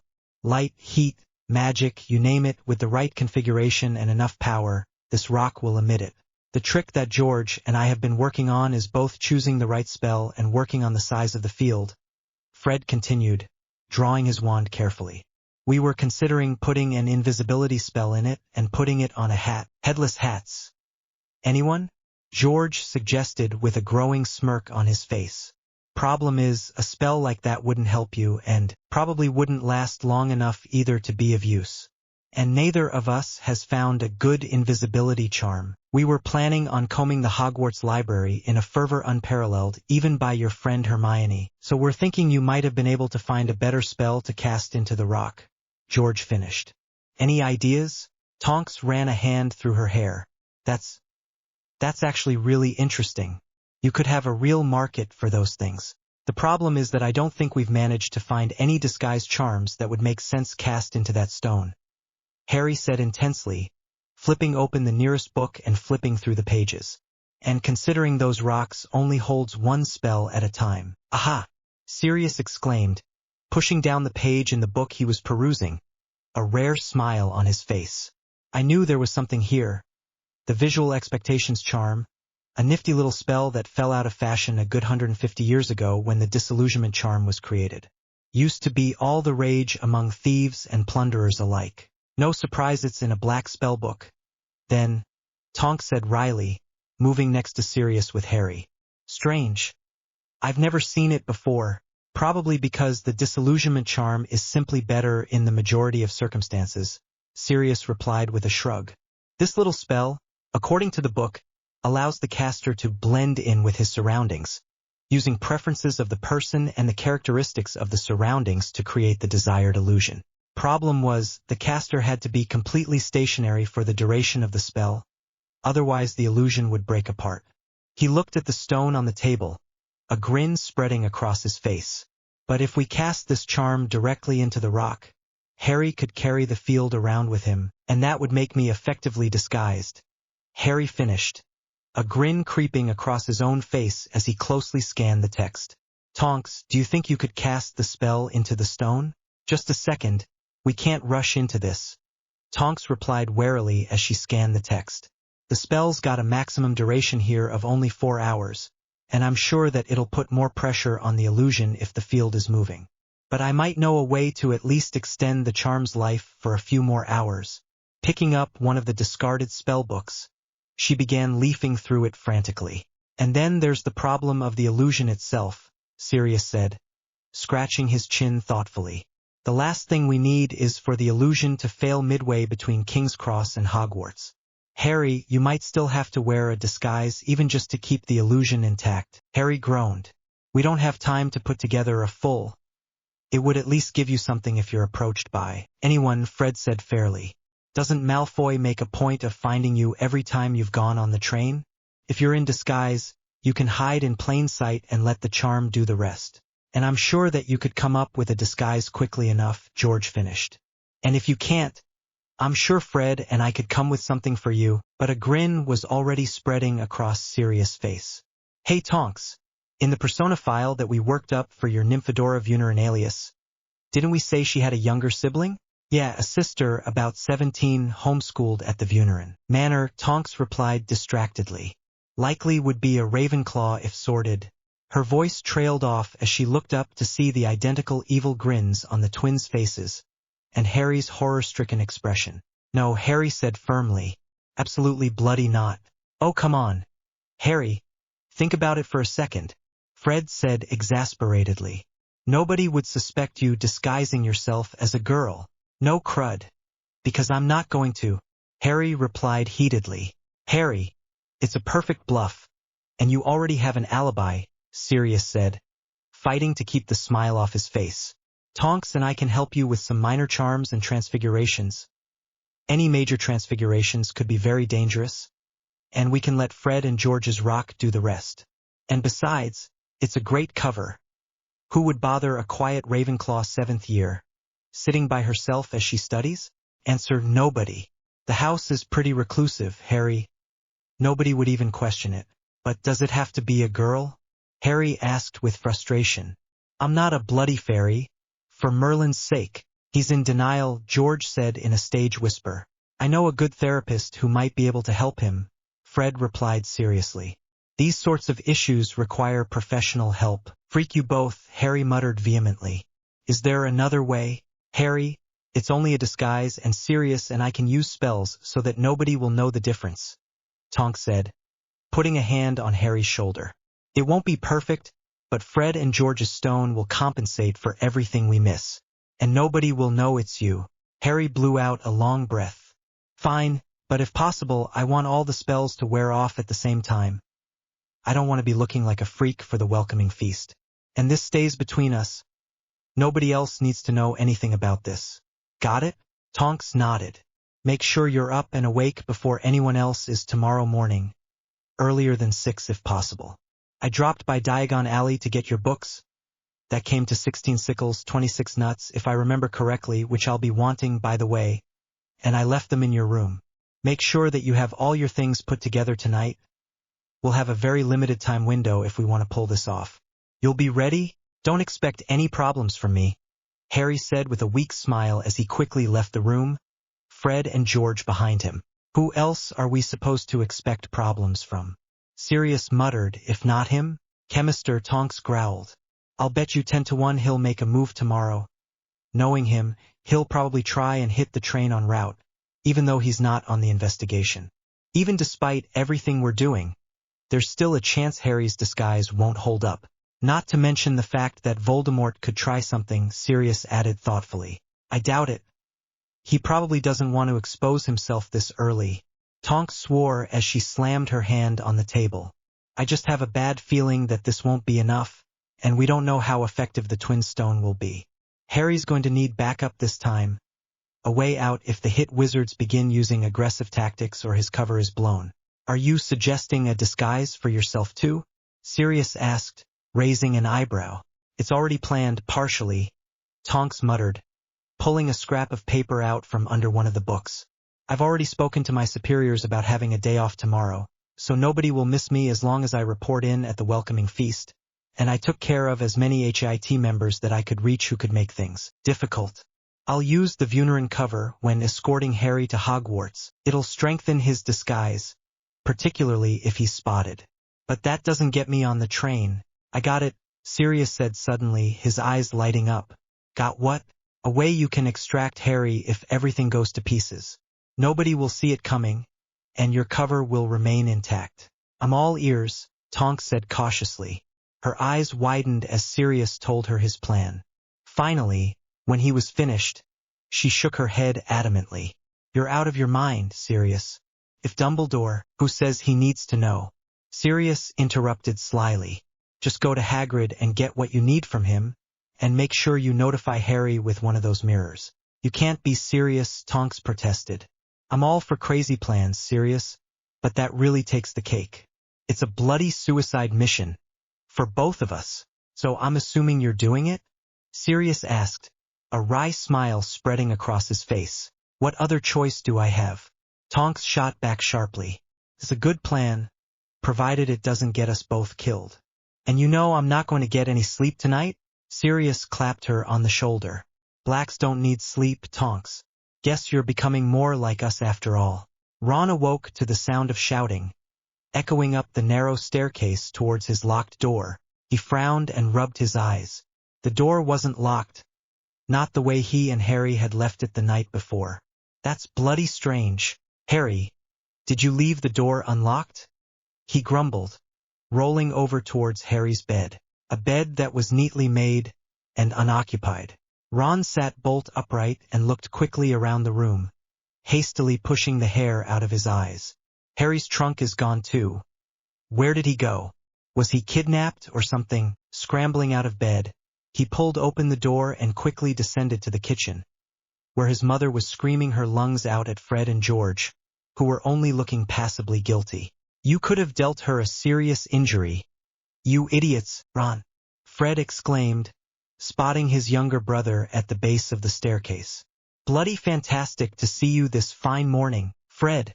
Harry's gone," Ron interrupted as he struggled to control his breathing.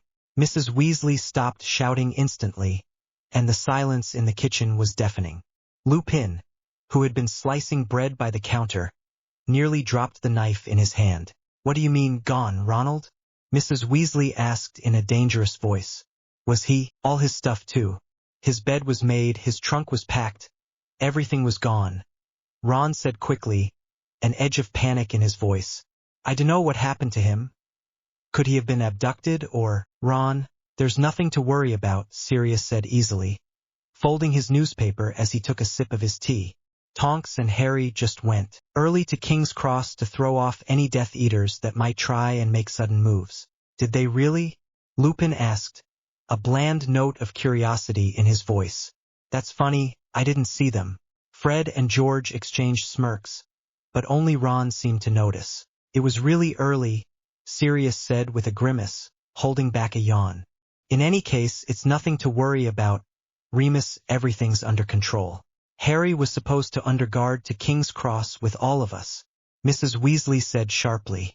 "Why weren't any of us informed of the change in plans?" "Can't tell you that," Sirius replied breezily, turning back to his paper. "Top secret. Little bit of a gambit, really. A tactical bluff, if you will." "Does Dumbledore know about this?" Mrs. Weasley asked, her eyes narrowing. Sirius looked up and shrugged, a small grin on his face. "Molly, what, doesn't he know?" Lupin visibly tensed at Sirius' remark, but Mrs. Weasley relaxed with relief. "All right then," she said, turning back to the twins. "Next time, you two be careful when you're bringing your trunks down. There's no need to nearly kill Ginny by sending them hurtling down the stairs. Righto, Mum," George replied brightly, putting his hand on Ron's shoulder and steering him towards the door. "Don't mind us. We'll keep ourselves and Ronnikins out the way until we're all fully packed and ready." "What is going on?" Ron hissed the second they were out of his mother's vision. "Where's Harry?" Fred and George's faces both turned grim. "Trust us, Ron, it's better you don't know," Fred said in a low voice. "Operational security and all that," George added. "Are you two involved? I mean, did he get you?" "Quit sputtering, Ron, or it'll turn into a habit," Fred advised.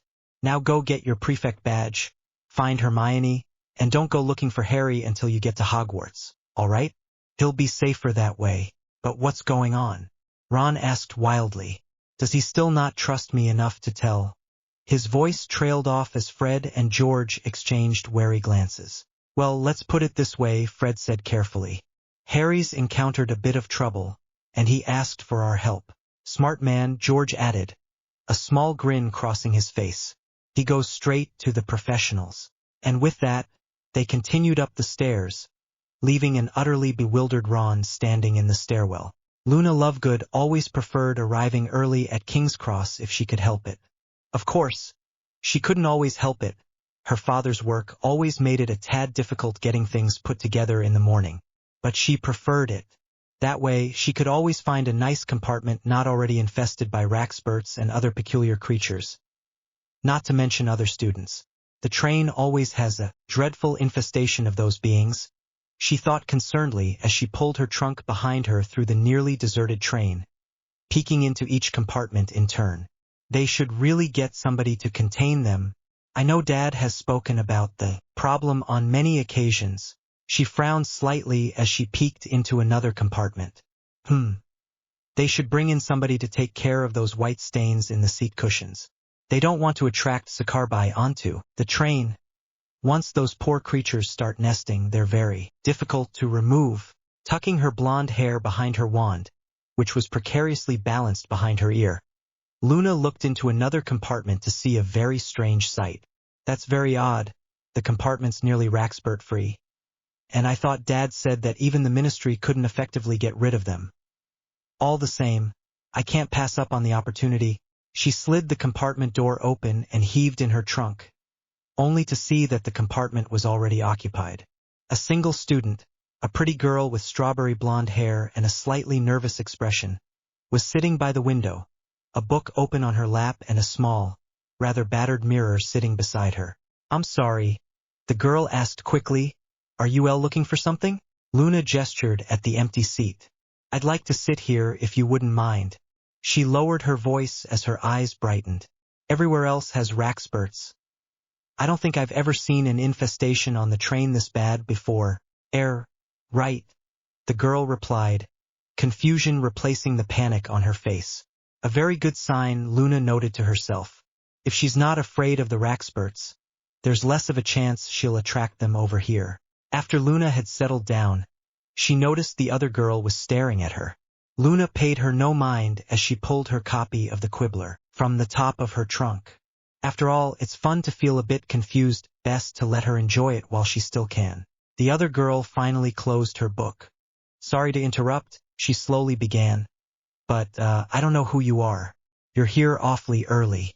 "Oh, I'm sorry," Luna replied happily, smiling as she met the girl's bright green eyes. "I think I might have seen those eyes before, somewhere. Didn't Dad once say that heliopaths have green eyes, to contrast with their flaming nature? But that would mean I must have seen a heliopath and forgotten about it." Luna love good. "And I don't know who you are." The girl blushed. I'm sorry. I'm Isabel Vuneren. "I'm new here." Luna frowned. "You are here, right? Not a Sakarbai in disguise? My dad just told me about those. I didn't think there were any white stains in here." The confusion returned to the girl's face. "And no, I'm here. Why wouldn't I be? And what's a Sakarbai? If you don't know, you don't want to know," Luna advised her in a near whisper. "I'll just assume you're actually here. Okay? A hallucination is occasionally interesting, but I want to finish the magazine Dad gave me." That seems like a good assumption," Isabel replied awkwardly. "You're a Ravenclaw, right? Wit beyond measure is man's best treasure," Luna recited to herself, a small smile on her lips as she peeked out the window. "That's a yes, right?" Isabel asked cautiously. "I think so," Luna replied serenely. "Never can be sure, there's always that uncertainty principle hanging about." "Uncertainty principle? I thought everyone knew about it," Luna said, a serious look in her eyes. "A great Muggle scientist named Hindenburg came up with it about 60 years ago. Brilliant man. Society never gives him enough credit." The look of confusion was back on Isabel's face, and Luna nodded with certainty as she turned back to her magazine, happy that she made a new friend. "All right, read," Lars Hall shouted to the assembled group of hit wizards standing in front of him. "This mission is of extremely high priority, and will require a great deal of precision to complete correctly. If any part of this mission is botched by any of your incompetence, there'll be heck to pay." "And what if it's your incompetence?" A dark-haired, smirking fellow named Roger Lashen shouted from the back of the briefing room. "Then I'll be paying dues to the devil." "Not you," Lars Hall returned, as a few sparse chuckles broke out. "In any case, most of you already know our role in this mission.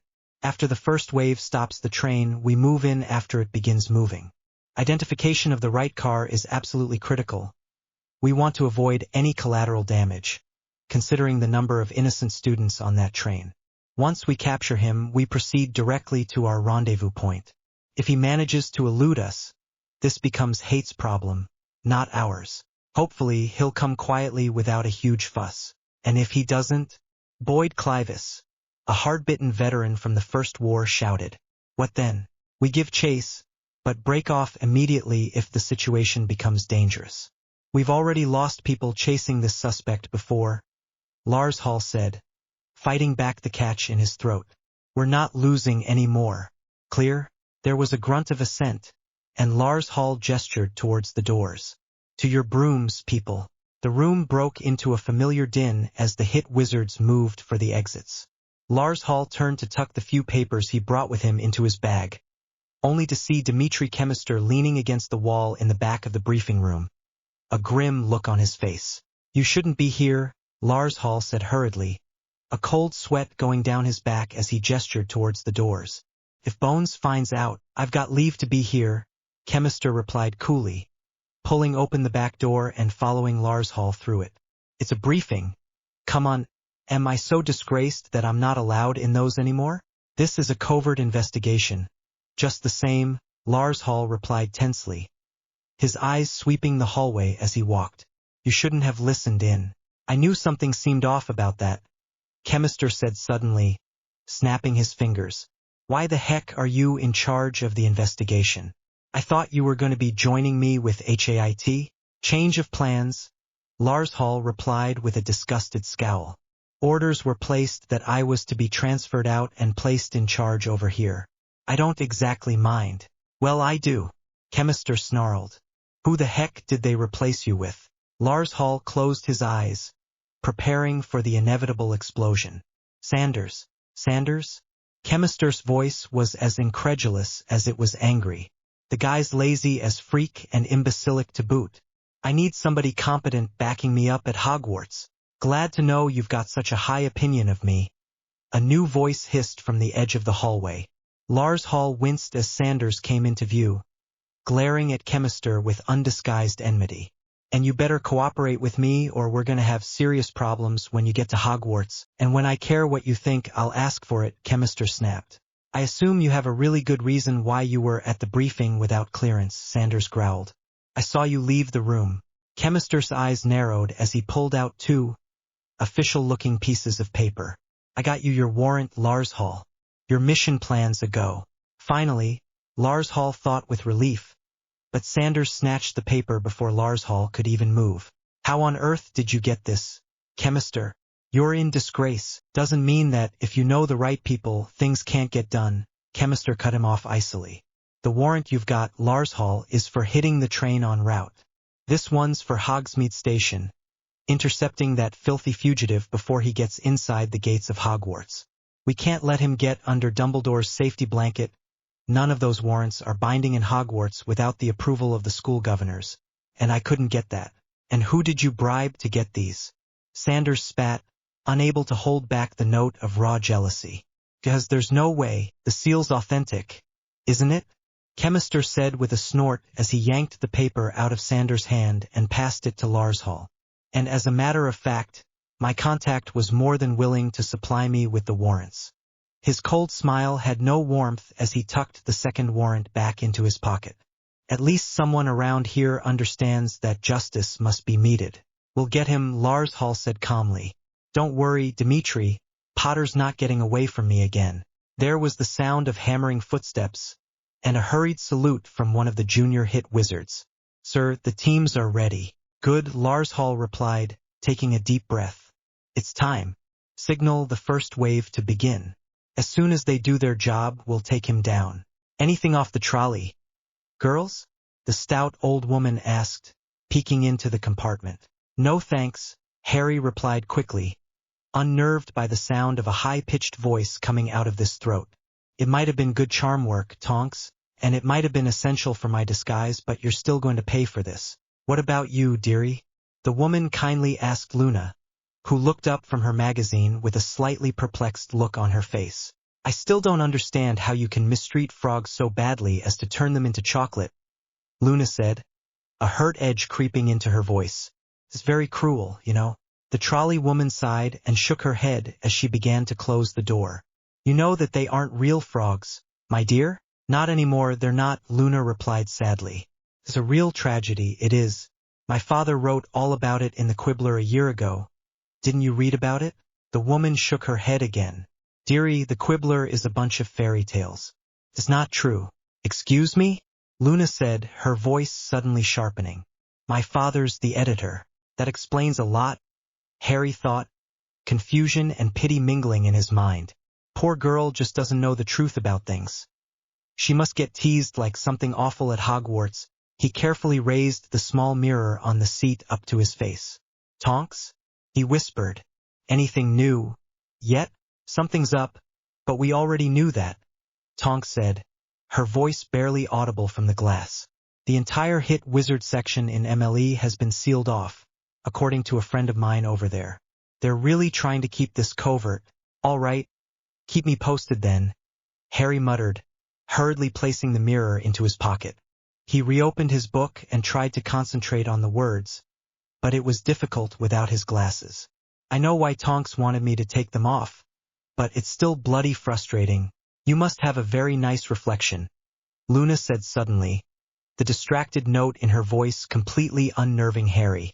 Excuse me? Your reflection actually talks to you, Luna said with a wistful smile. I wish my reflection was that friendly. I bet she'd have loads to talk about, too. Harry went red. It's a magic mirror, Luna. My reflection isn't exactly talking to me. He froze. That's strange. It feels like the train is slowing down. But we aren't anywhere close to Hogwarts yet. Something must be up. We're at Hogwarts already? Luna asked curiously, closing her magazine with a frown as the lights in the compartment began to flicker. I didn't know somebody had upgraded the train. We might have broken down, Harry murmured, looking out the window, a strange sensation of nervousness and fear taking hold in the pit of his stomach. Can't see a thing with all this fog either. Then he felt it, the bone-numbing, clammy chill that seemed to seep through every cranny of the compartment. He recognized it in a second. He had already felt it once this summer, and his heart began to hammer with panic. Oh no, oh freak, he whispered. Can't be. Not now. He drew his wand and picked up his mirror. Tonks, get over here, he whispered quickly. Now, I've got company, and I'll blow my cover if I fend it off. That's strange, Luna said as she peered out the window. There are men on brooms outside, a lot of them. I wonder what they're looking for. The same thing the Dementors are looking for, Harry said tightly, taking Luna's arm and holding her to the back of the compartment. And they're already here. The lights in the compartment died entirely, and Harry gritted his teeth as he pointed his wand towards the door. Luna, when the door opens, concentrate on the happiest thing you can think of and say, Expecto Patronum. Okay? It's a charm that should make the Dementors leave, all right? Luna nodded as Harry quickly yanked the curtains across the window, plunging the compartment into darkness. Why did you do that? Luna asked, her voice remarkably calm as Harry lit his wand with a muttered word. Dementors don't like sunlight, and we want to make them as comfortable as possible before we invite them in. Harry replied steadily, pointing his own wand at the compartment door. And any silver-white flashes will immediately alert the hit wizards that something's up. After all, we wouldn't want to make the Dementor feel uncomfortable. Luna gave him a funny look. I think you might be a bit strange, Isabel. Are you sure you're feeling all right? Harry was about to utter a response, but at that second, the door slid open, pulled open by a rotting Scabrous hand. Sir, all of the Dementors have entered the train, a younger hit wizard shouted to Lars Hall. What are your orders? Lars Hall cleared his throat and adjusted his grip on the broom. As soon as the spotters find the car that Potter's in, we withdraw the Dementors, wait until the train is in motion, and then move in. We surround Potter and take him down. He's got no way out this time. A few tense minutes passed. Lars Hall frowned as he flew in towards the train, scanning the long line of cars, so close that he could feel the Dementors' chill in the surrounding air. That's strange. None of the spotters have signaled anything, but Potter would surely defend himself against a Dementor. This is taking too long. Something's gone wrong. He soared back up to where the hit wizards were hovering. Any word from the spotters? Nothing, sir, Dwight said apologetically. No sign of a silver-white flash or flicker. Look, the Dementors are starting to leave. Lars Hall gritted his teeth. Lashen, Clivus, come with me on a pass of the train, sir. I think I might have identified the cab, MacArthur shouted. Had a compartment with curtains drawn. It's got to Potter, and no other compartment would draw their curtains? Lars Hall yelled. There was a blast of steam and a shrill whistle. The Hogwarts Express was starting to move. With Dementors on the train, MacArthur shouted. They'd want as much light as possible. Even with the fog. There's no reason to draw the curtains unless they're hiding something, Lars Hall finished, his voice already getting hoarse. All right, which car is it? Second cab from the back. Sir. Lars Hall let out a shrill whistle and pointed towards the accelerating car. Move in, people. Potter's ours. Harry was breathing very fast as he slowly lowered his wand. Luna's wand was also drawn, but her eyes were more focused on the door of the compartment than Harry, something for which he was very grateful. He pulled out the slightly smoking rock in his pocket and swore quietly. The Patronus charm he had finally cast had driven the Dementor back, but the sudden eruption of magic from his wand had distorted the illusion irreparably. The second the Dementor had withdrawn, there had been a peculiar sucking sound like that of his aunt's vacuum, and the image of Isabel had lifted along with Tonks' charms on his clothes and body, all of which she had linked to the stone. Now only Harry Potter was standing in the compartment, and there was nowhere left to run. He knew he only had precious seconds before the hit wizards were coming. "Luna, make sure my trunk gets off the train if you can. I've got to run." Wrenching open his trunk, he grabbed his firebolt and invisibility cloak, both of which Sirius suggested he leave on top, and cautiously moved towards the aisle. "All right, Isabel," Luna replied serenely, letting out the breath she had been holding as she sat down and picked up her magazine. "Nice disguise, by the way." Harry shook his head as he cautiously stepped out into the corridor. Frightened students were already coming out into the corridor, and at the front of the cab he could hear shouting. He made his decision in a second. Keeping his wand high, he began shoving his way towards the rear of the train car. If he could get to the rear of the train and signal Tonks, he might have a chance. Or at least a place where he could make a stand. "Harry, what the— Potter, where do you think you're— Get out of my way." Shoving a startled Ernie Macmillan out of his way, he grabbed the latch of the rear door and threw it open. The rattling and clanking of the train suddenly was far louder as Harry maneuvered himself to jump to the rear cab, the wind whistling by his ears. Crack, crunch.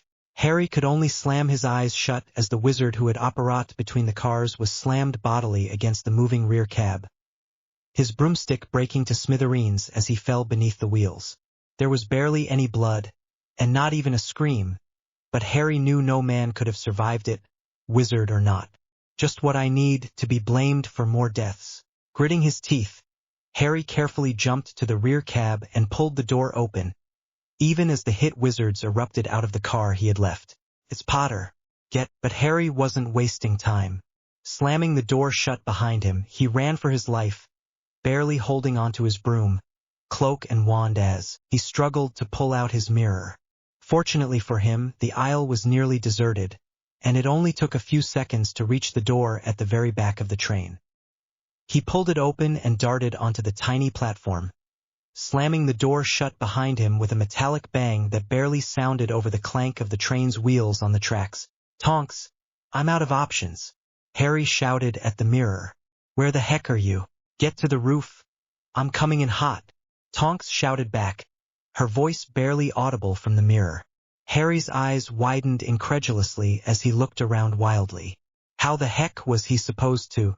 He heard the thud of a body slamming against the door, and Harry knew he had only seconds. Grabbing onto his firebolt with his left hand and holding his wand and cloak in the other, he jumped off of the cab and did a 360-degree turn, yanking the broom as hard as he could back towards the train. The sky and ground shifted sickeningly as he wrenched himself right side up and tried to adjust his speed to match the train. The express didn't travel incredibly fast, but he knew that he would suffer a similar fate to the operating wizard if his speed was wrong. And then he heard it. A low droning roar, like the sound of a speeding sports car or a giant motorbike. Lars Hall could hardly believe his eyes. "This isn't possible," he thought wildly. "How the heck? Why would he be here now? This is insanity. Unless Chemister was right after all. It's Sirius Black." And indeed it was him, screaming in on the giant motorbike that had made him famous amongst the wizarding community. His long hair was flying free, his Azkaban prison robes replaced with jeans and a leather jacket. His wand wasn't drawn, but Lars Hall knew it was only a matter of time, and the infamous convict was flying directly towards Harry Potter, dismounting his broom on the roof of the Hogwarts Express and running for his life, pausing every few seconds to shoot a curse at a nearby flying hit wizard. But Lars Hall knew, with a sick feeling flooding his stomach, that nothing Potter had would even stand a chance against Black, especially on the motorbike that the murderer handled better than a broom. "Lars Hall. Orders!" Clivis screamed, flying up to where Lars Hall was gliding over the train, coordinating the attack. "Do we engage Black? Call the Aurors for reinforcements," He's under their jurisdiction, Lars Hall shouted. Get a message to HAIT. But keeping moving on Potter, but his voice was cut off at a new noise. The sound of rubber wheels squealing on the metal roof of the Hogwarts Express. Screams erupted from the cab below, but neither Black nor Potter paid them any mind. Then before Larshal's astounded eyes, Potter leapt onto the seat behind Black and seized the man tightly. He's going to escape, he's going with Black. There was another squeal of tires and a blast of black exhaust from the motorbike, and the bike leapt into the air, going faster than ever. Black was whooping with glee, while Potter was still shooting spells at any hit wizard who was close. Lars Hall felt his stomach clench with rage. He'll pay for this. Humiliating me. Do we pursue, sir? Lashin yelled, zooming up to Larshal's position. I think some of the faster of us could catch them and get pulled into another aeroplane accident? Lars Hall snarled. Black's more of a daredevil than Potter. He'll pull stunts that'll leave his pursuers dead or worse, but he's escaping with Potter. Let him. Lars Hall roared, glaring at the shrinking spot that was the motorbike. Potter's got to get to Hogwarts at some point, and by the looks of things, Black's taking him there. Send the aura reinforcements to Hogwarts and see if we can send some Dementors there as well. If we can't stop Potter here, we'll stop him there. Harry was in shock as the motorbike decelerated, skidding on the ground sharply as it hit the dirt. The ride had been half an hour of terrifying speed and dangerous flying, as Sirius had pushed the monstrous motorbike beneath them to its limit. They had long passed the Hogwarts Express, and by the looks of things, had landed not far from the mountain cave where Sirius had hid last year. Sirius hammered on the brakes sharply, and Harry was nearly thrown from the motorbike as it slid around in a ridiculously sharp turn, kicking up a wall of dust and grit as the bike sputtered to a stop. Both riders were breathing heavily by the time the bike's engine had quieted. Harry swallowed hard as he stumbled off of the bike. It had been incredibly uncomfortable riding behind Sirius. The bike wasn't built for two, despite its size, and he looked with a mixture of relief, astonishment, and fear at his godfather, who was trying to casually dismount the motorbike. Sirius, Harry gasped. But how? The older man shrugged. Told you I'd be there if you needed me, Harry. But you told Dumbledore you wouldn't leave Grimmauld Place, Harry exclaimed.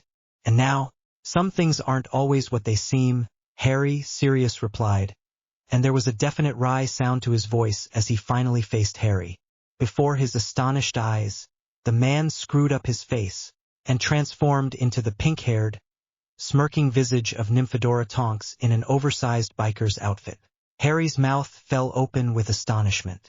Bloody heck, that's what I'd say too, Tonks agreed heavily, leaning against the bike as she pulled off the leather jacket. It's hot riding that thing. A great rush, but I don't know how Sirius likes it. It was suicidal, that's what it was, Harry replied, his voice a mix of awe and exasperation as he put a hand to his head. Whose bloody idea was this? Sirius, not mine, Tonks reassured him with a smile. He thought it would be the perfect bluff to get the hit wizards off your trail if you had to run. And it worked. Nearly killed us both, Harry muttered, taking a few shaky steps and leaning against a nearby tree. Darn, that was too close. I didn't expect them to bring in Dementors. Nobody expected that, Harry, Tonks said with a shrug, awkwardly rolling the motorbike towards the tree. The hit wizards kept the entire investigation very quiet, although you do have to admit it that it was a nice plan to smoke you out. And it worked too, Harry finished with a scowl. I'm not even at Hogwarts yet. For Merlin's sake, we had to stop here, Tonks replied as she rubbed sweat from her brow. According to what I heard, Chemister's got as much of HAIT as he could find ready to arrest you the second you got off that train. Even presuming your charms lasted that long, it would have been a long shot getting to the carriages up to the castle. We need to get to the carriages, Harry said heavily. But I bet Chemister's got them under guard. But a smile was already spreading across Harry's face as his eyes turned to the motorbike. I've got an idea, he told her. She raised an eyebrow, but soon her smile matched Harry's. Harry tried to keep his swagger casual as he moved towards the carriages, an easy smile on his face, even though his heart was pounding furiously. His hair, magically lengthened and colored a ridiculous auburn, coupled with the flamboyant goatee and beard and a few other subtle adjustments courtesy of Tonks, made him look nothing like the Harry Potter that people would usually recognize. She told me to look for the 3 men in aura robes, because if Chemister is in command, he'd undoubtedly put them in a position of little importance, considering how much antagonism there is now between the Aurors and Hit Wizards. He froze in mid-step as the last rays of sunlight flashed off the carriages, and off of the creatures pulling them. Harry had never seen anything like them before in his life. They looked like starved horses, with ghostly eyes and massive bat-like wings. They've never been there before. The carriages always pulled themselves. Looking at something, sir? Harry nearly jumped as he turned to meet the casual warm smile of a blonde-haired man in aura robes. A long, unsightly scar seamed his face, slicing across his nose and winding down the side of his face to trail down his neck. It made the man's face seem extremely lopsided, almost hideous, but a note of cheerfulness was in his voice. This must be Rogan Wilson, one of those Aurors that Tonks mentioned. A centaur's hindquarters, Harry replied smoothly, looking back at the carriages. Wilson cocked an eyebrow. That's a peculiar code word, Nymphadora. And I thought I told you never to call me Nymphadora, Harry replied. Let a dangerous note creep into his voice, but Wilson was already chuckling. Relax, Tonks, I know it's you. Undercover already? Plain clothes detail, actually, Harry replied with a shrug. Chemister wants somebody leading the carriages, so he told me to take the one in front that the new teachers typically used to come up to the school. Wilson wrinkled his nose. Not on combat duty? What's Chemister thinking? You're one of the best marksmen in the division, and rumor has it Black might show up in Hogsmeade with Potter. He should have you up by the train or with the rest of HAIT. Not babysitting. Well, somebody put him in command of this mess, Harry said with a roll of his eyes. In any case, it looks like the train's already coming in. Any other things I should be aware of? Couple of powerful shield charms attached to each carriage, and the required password to get in once the doors are shut is uncertainty, Wilson said with a wink. Have fun babysitting. Harry rolled his eyes again and headed towards the carriage at the very front of the queue. Uncertainty, he muttered under his breath. A second later, the carriage door swung open and Harry pulled himself inside. The moment the door closed, he pulled out his mirror. Tonks, he whispered urgently, if you get in a carriage after you cause the necessary amount of chaos, the password is uncertainty. Got it? Understood, Tonks replied tensely. Any problems with the Aurors? They thought I was you undercover. It worked perfectly. Great. They probably wouldn't have paid you a second thought anyways. But be on your guard. As soon as HIT starts to escort the students towards the carriages, I'll make my move. Harry held his breath and chanced a glance out of the carriage window any time he felt that nobody was looking. Once he caught Wilson's eye, but the other Auror just waved and smiled after Harry gave him a thumbs up. A few minutes later, he heard voices, a lot of voices, coming towards the train. He waited to hear Hagrid's traditional shout, but to his surprise and worry, he heard nothing. Well, Dumbledore did say he was sending him on a mission, but he still should be back by now. Boom! It's Black. Get to the carriages. Find. The voice was abruptly cut off. Shouts and screams erupted around the carriages as Harry shoved the carriage door open and drew his wand. Someone, and Harry had a very good idea who, had launched a surprise attack against Chemister's squad, and was now engaging them in a pitched battle. Harry couldn't see all the details, but from the sounds of the explosions and sharply cut-off shouts, Harry guessed that Tonks was doing very well. Get to the carriages, Harry shouted as he climbed out, but Wilson motioned for him to stand back and get back in.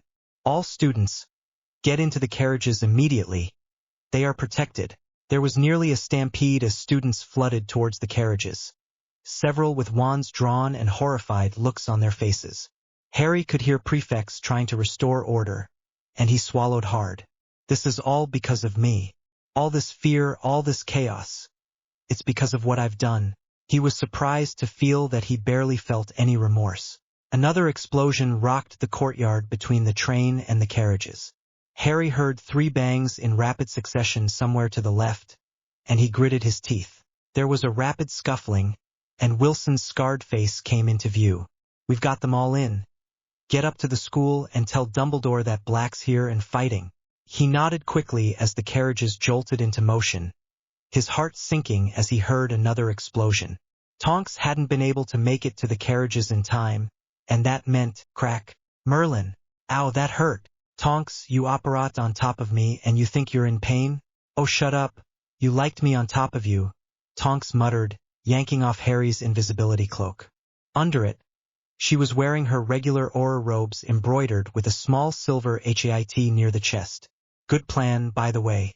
You're lucky you got alive," Harry muttered, his face still red from Tonks' comment. "Good idea to metamorphose just your upper body into Sirius." I'm sure his yelling of the spells would have convinced them he was actually there. "Nearly ripped my robes to pull it off. But it worked," Tonks replied, settling herself into the seat next to Harry and angling her wand at his face. With a few muttered spells, Harry was back to normal, an irritated look on his face. "What's the problem now?" "Those spells were ridiculously uncomfortable to apply and remove," Harry replied with a scowl. "Good thing we only have to do them once then," Tonks countered with a grin. "Now I just have to pass word that Sirius Black is on the loose in Hogsmeade to Dumbledore." "You think he'll buy it?" Harry asked worriedly. "Of course, my real message is that I managed to rescue you from a planned Ministry Seas operation, and that Sirius agreed to my whole plan," Tonks continued, her smile widening. "And won't Chemister be surprised that you showed up in Hogwarts with nary a scratch?" "He'll be livid, you know," Harry said with a shake of his head. "Frankly, I'm amazed we both managed to get out of this, you in particular. How many Aurors and hit wizards were you fighting? 15? 20? 25, but it was more like 6, and I had the invisibility cloak," Tonks said with a smirk. "How does 25 become 6? Harry asked skeptically. "Well, Harry, it's something like this," Tonks said with a wink. "There are some people in life that money can buy. For everyone else, there are headshots." Interrogation. By the time Lars Hall had arrived in the unused classroom that had been designated as the Hogwarts Analysis Investigation Team's office, Chemister was pacing across the room, swearing under his breath with every step as his boots rhythmically hit the floor. "You're early for the meeting," Lars Hall said quietly, watching as Chemister slowed his pace. "Dinner not appetizing for you?" "Potter flaunted his success in front of me," Chemister growled. "What the heck are you doing here? Anyways, you should be back at the Ministry. I'm supposed to give an eyewitness report to Professor Dumbledore regarding the involvement of Sirius Black in Potter's escape." Lars Hall replied heavily, closing the heavy door behind him. "Potter's flight pretty much guarantees his guilt in a court of law, and conspiring with Black will likely send him on a one-way ticket to Azkaban." He grinned weakly. "We've finally got him, Dimitri, and there's nothing Dumbledore can do or say to stop it." Potter implicated himself. "You think Dumbledore will care?" Chemister interrupted with a snort.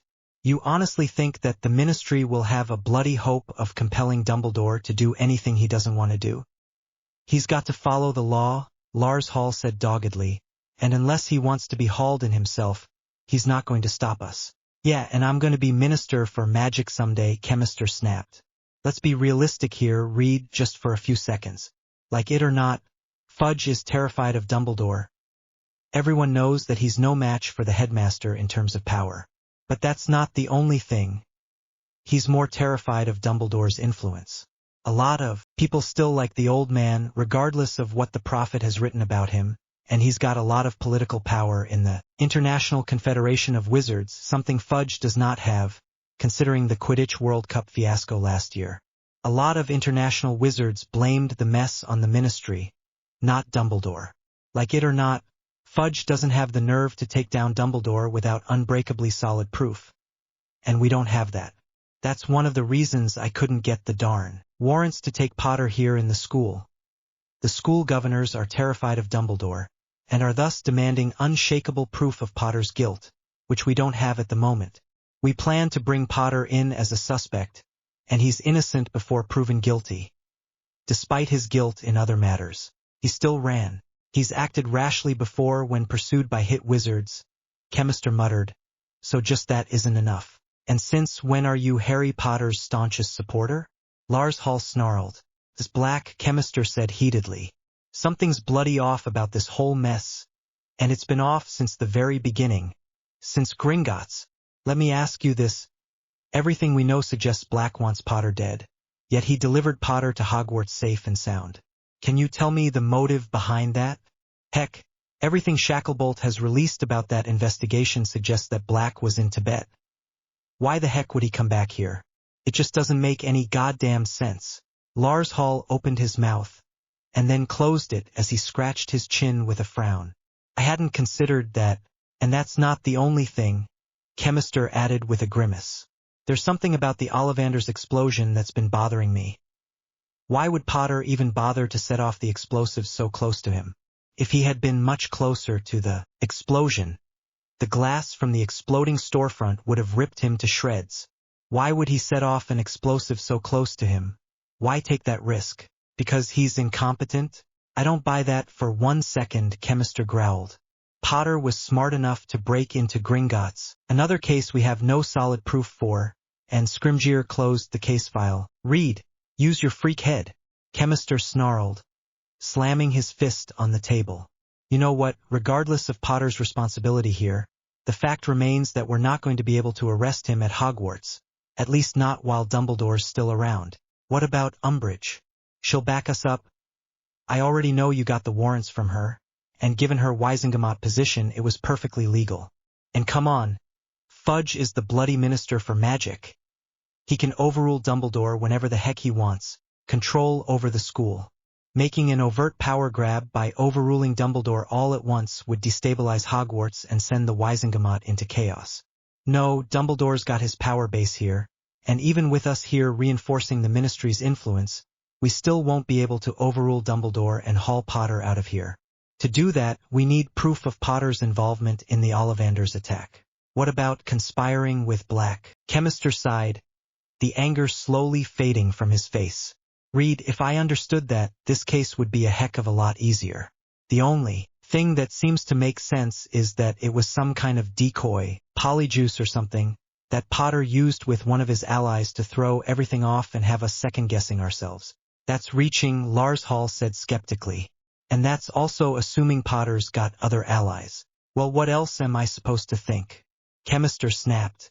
That Black's somehow innocent of all those murders and saving Potter's neck out of love for his family? That Black somehow didn't recognize Potter when he rescued him? That Potter somehow didn't recognize his mysterious savior? And there's more missing links too.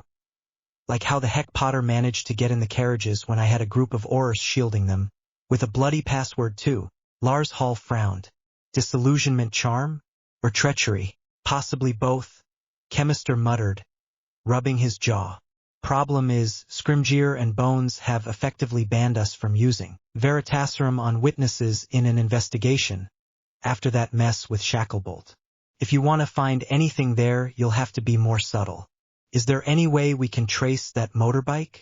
Well, I guess I could, but start with that, Chemister said finally, and if that leads you to Black, all the better. And as for Potter, well, we can always work on forcing Dumbledore out, because that seems to be the only way that we'll have a hope in getting Potter into custody. And how do you plan on doing that? Lars Hall asked skeptically, cocking an eyebrow. The faintest trace of a cool smile crossed Chemister's face for an instant. That the best thing? I don't have to do anything. All I have to do is sit and watch. Since when have you been willing to do that? Lars Hall asked incredulously. You're just going to wait for Umbrage to... You had better be careful with that, Lars Hall said warily, eyeing the flask.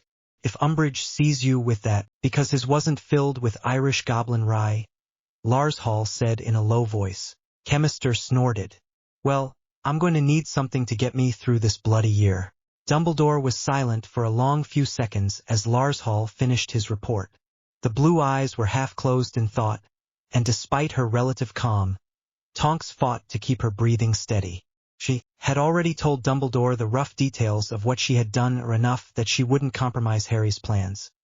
But she knew there were holes in her story that a trained listeners would catch. And she knew that Dumbledore was an excellent listener. So you broke off pursuit once Black escaped with Mr. Potter, Dumbledore said finally, looking up at Lars Hall, a very serious expression on his face. You presumed that Black could be dealt with at Hogsmeade Station. Yes, Lars Hall said, throwing an uneasy glance at Chemister, who had been intently listening to Larshall's entire report with narrowed eyes.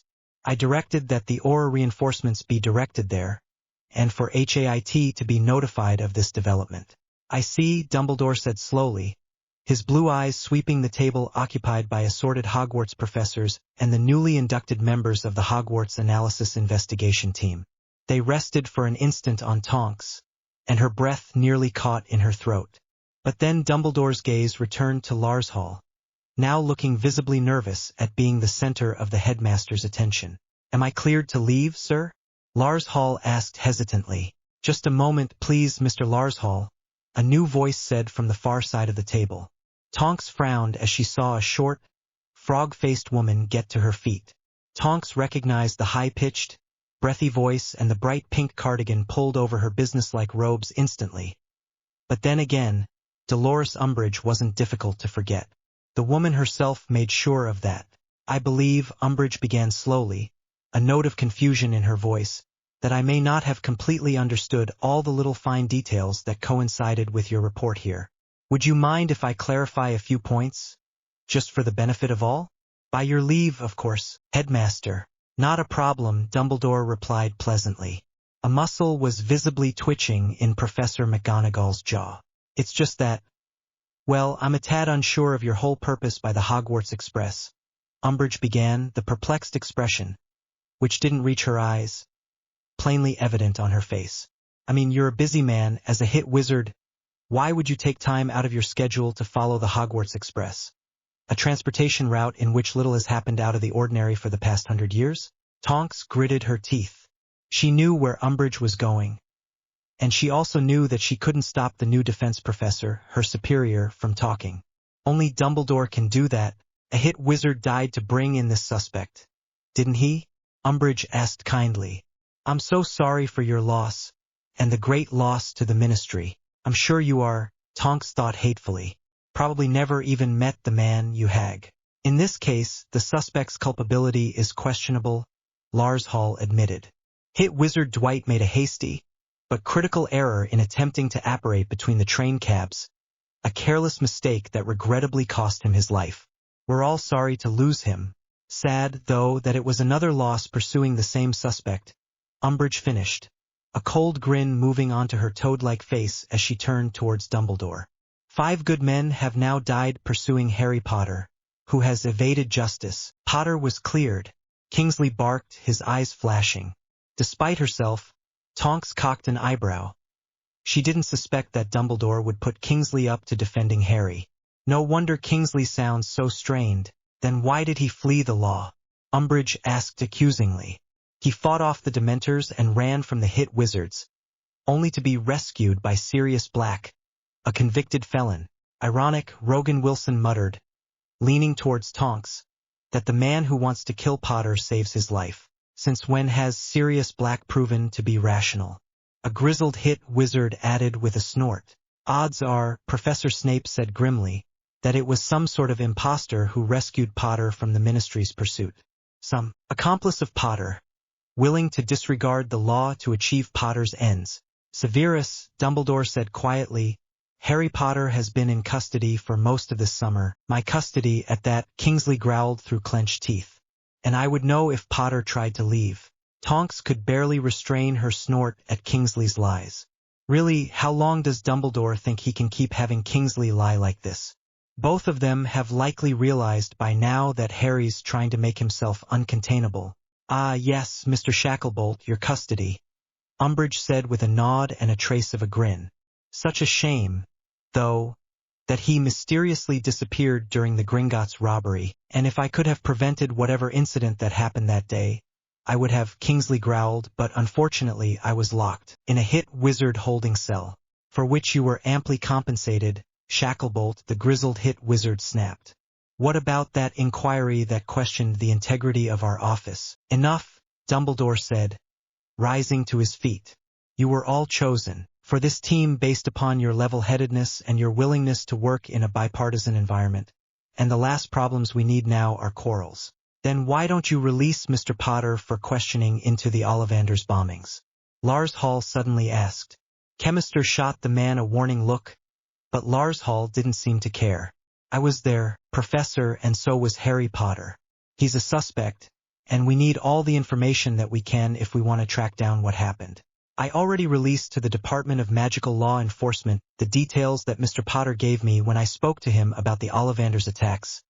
Dumbledore replied with a slight frown. He told me everything he knew about the incident. With all due respect, sir, I would like to conduct a full ministry interrogation, Lars Hall said curtly. It's not that I do not trust you, but he may have lied to you or withheld information. And it wouldn't be the first time either, Tonks thought. Professor McGonagall cocked an eyebrow skeptically. Mr. Lars Hall, are you suggesting that a 15-year-old teenager deceived one of the most powerful wizards in the world? Although, Umbrage said with a note of smug curiosity in her voice, one might question that reputation, Headmaster, given your rather stark unwillingness to cooperate with the Ministry in recent cases. Blocking such an interrogation with no adequate cause or reason might prove, according to his rights protected under Wisingamot law, Harry Potter does not have to submit to an interrogation if he does not want to, at least not while he is at my school, Dumbledore said, slowly, smiling slightly as he met Umbrage's widening eyes. He has not even had the chance to speak with any legal counsel, something that the Department of Magical Law Enforcement, in their admirable haste to bring Harry in, may have overlooked. Then get him a lawyer, Lars Hall said bluntly. Headmaster, Umbrage said slowly, a grin beginning to crawl across her face as he met Dumbledore's grin with her own. Are you suggesting that Mr. Potter should not submit to an interrogation simply because he is a Hogwarts student? Not at all, my dear Dolores, Dumbledore replied easily, but that all due processes are taken into accord. If Harry Potter is to submit to a ministry-approved interrogation regarding the events surrounding the Ollivanders bombings, he must do so in the presence of his legal counsel, and since he is still a minor, in the presence of his legal guardian. And, as you very well know, Dolores, such a procedure must be approved by the school governors, particularly in such a serious matter. Finally, he must have full legal counsel if he is indeed a suspect in this investigation. A serious charge indeed. Umbrage narrowed her eyes, and Tonks could sense the growing anger in the woman. The Aurors and hit wizards around the table tensed, already preparing for the inevitable explosion. Perhaps, then, Chemister said suddenly, sitting up and looking around the table, we should pursue the original purpose of the Hogwarts Analysis Investigation Team and discuss this matter through that medium. Would that be problematic, Madam Umbrage? Lars Hall looked as though he was about to speak, but his mouth snapped shut at a piercing glance from Chemister. Tonks turned to look at Umbrage, whose eyes were darting back between Chemister and Dumbledore. What's Chemister playing at with this? Are you suggesting that HAIT interrogate Mr. Potter? Umbrage asked with a strangely thoughtful expression. Is it not within our jurisdiction? Chemister replied, drumming his fingers on the table. This way, ministry interests can be protected within a well-controlled environment. He threw a glance at Dumbledore. I'm sure there wouldn't be any problem with this, Headmaster.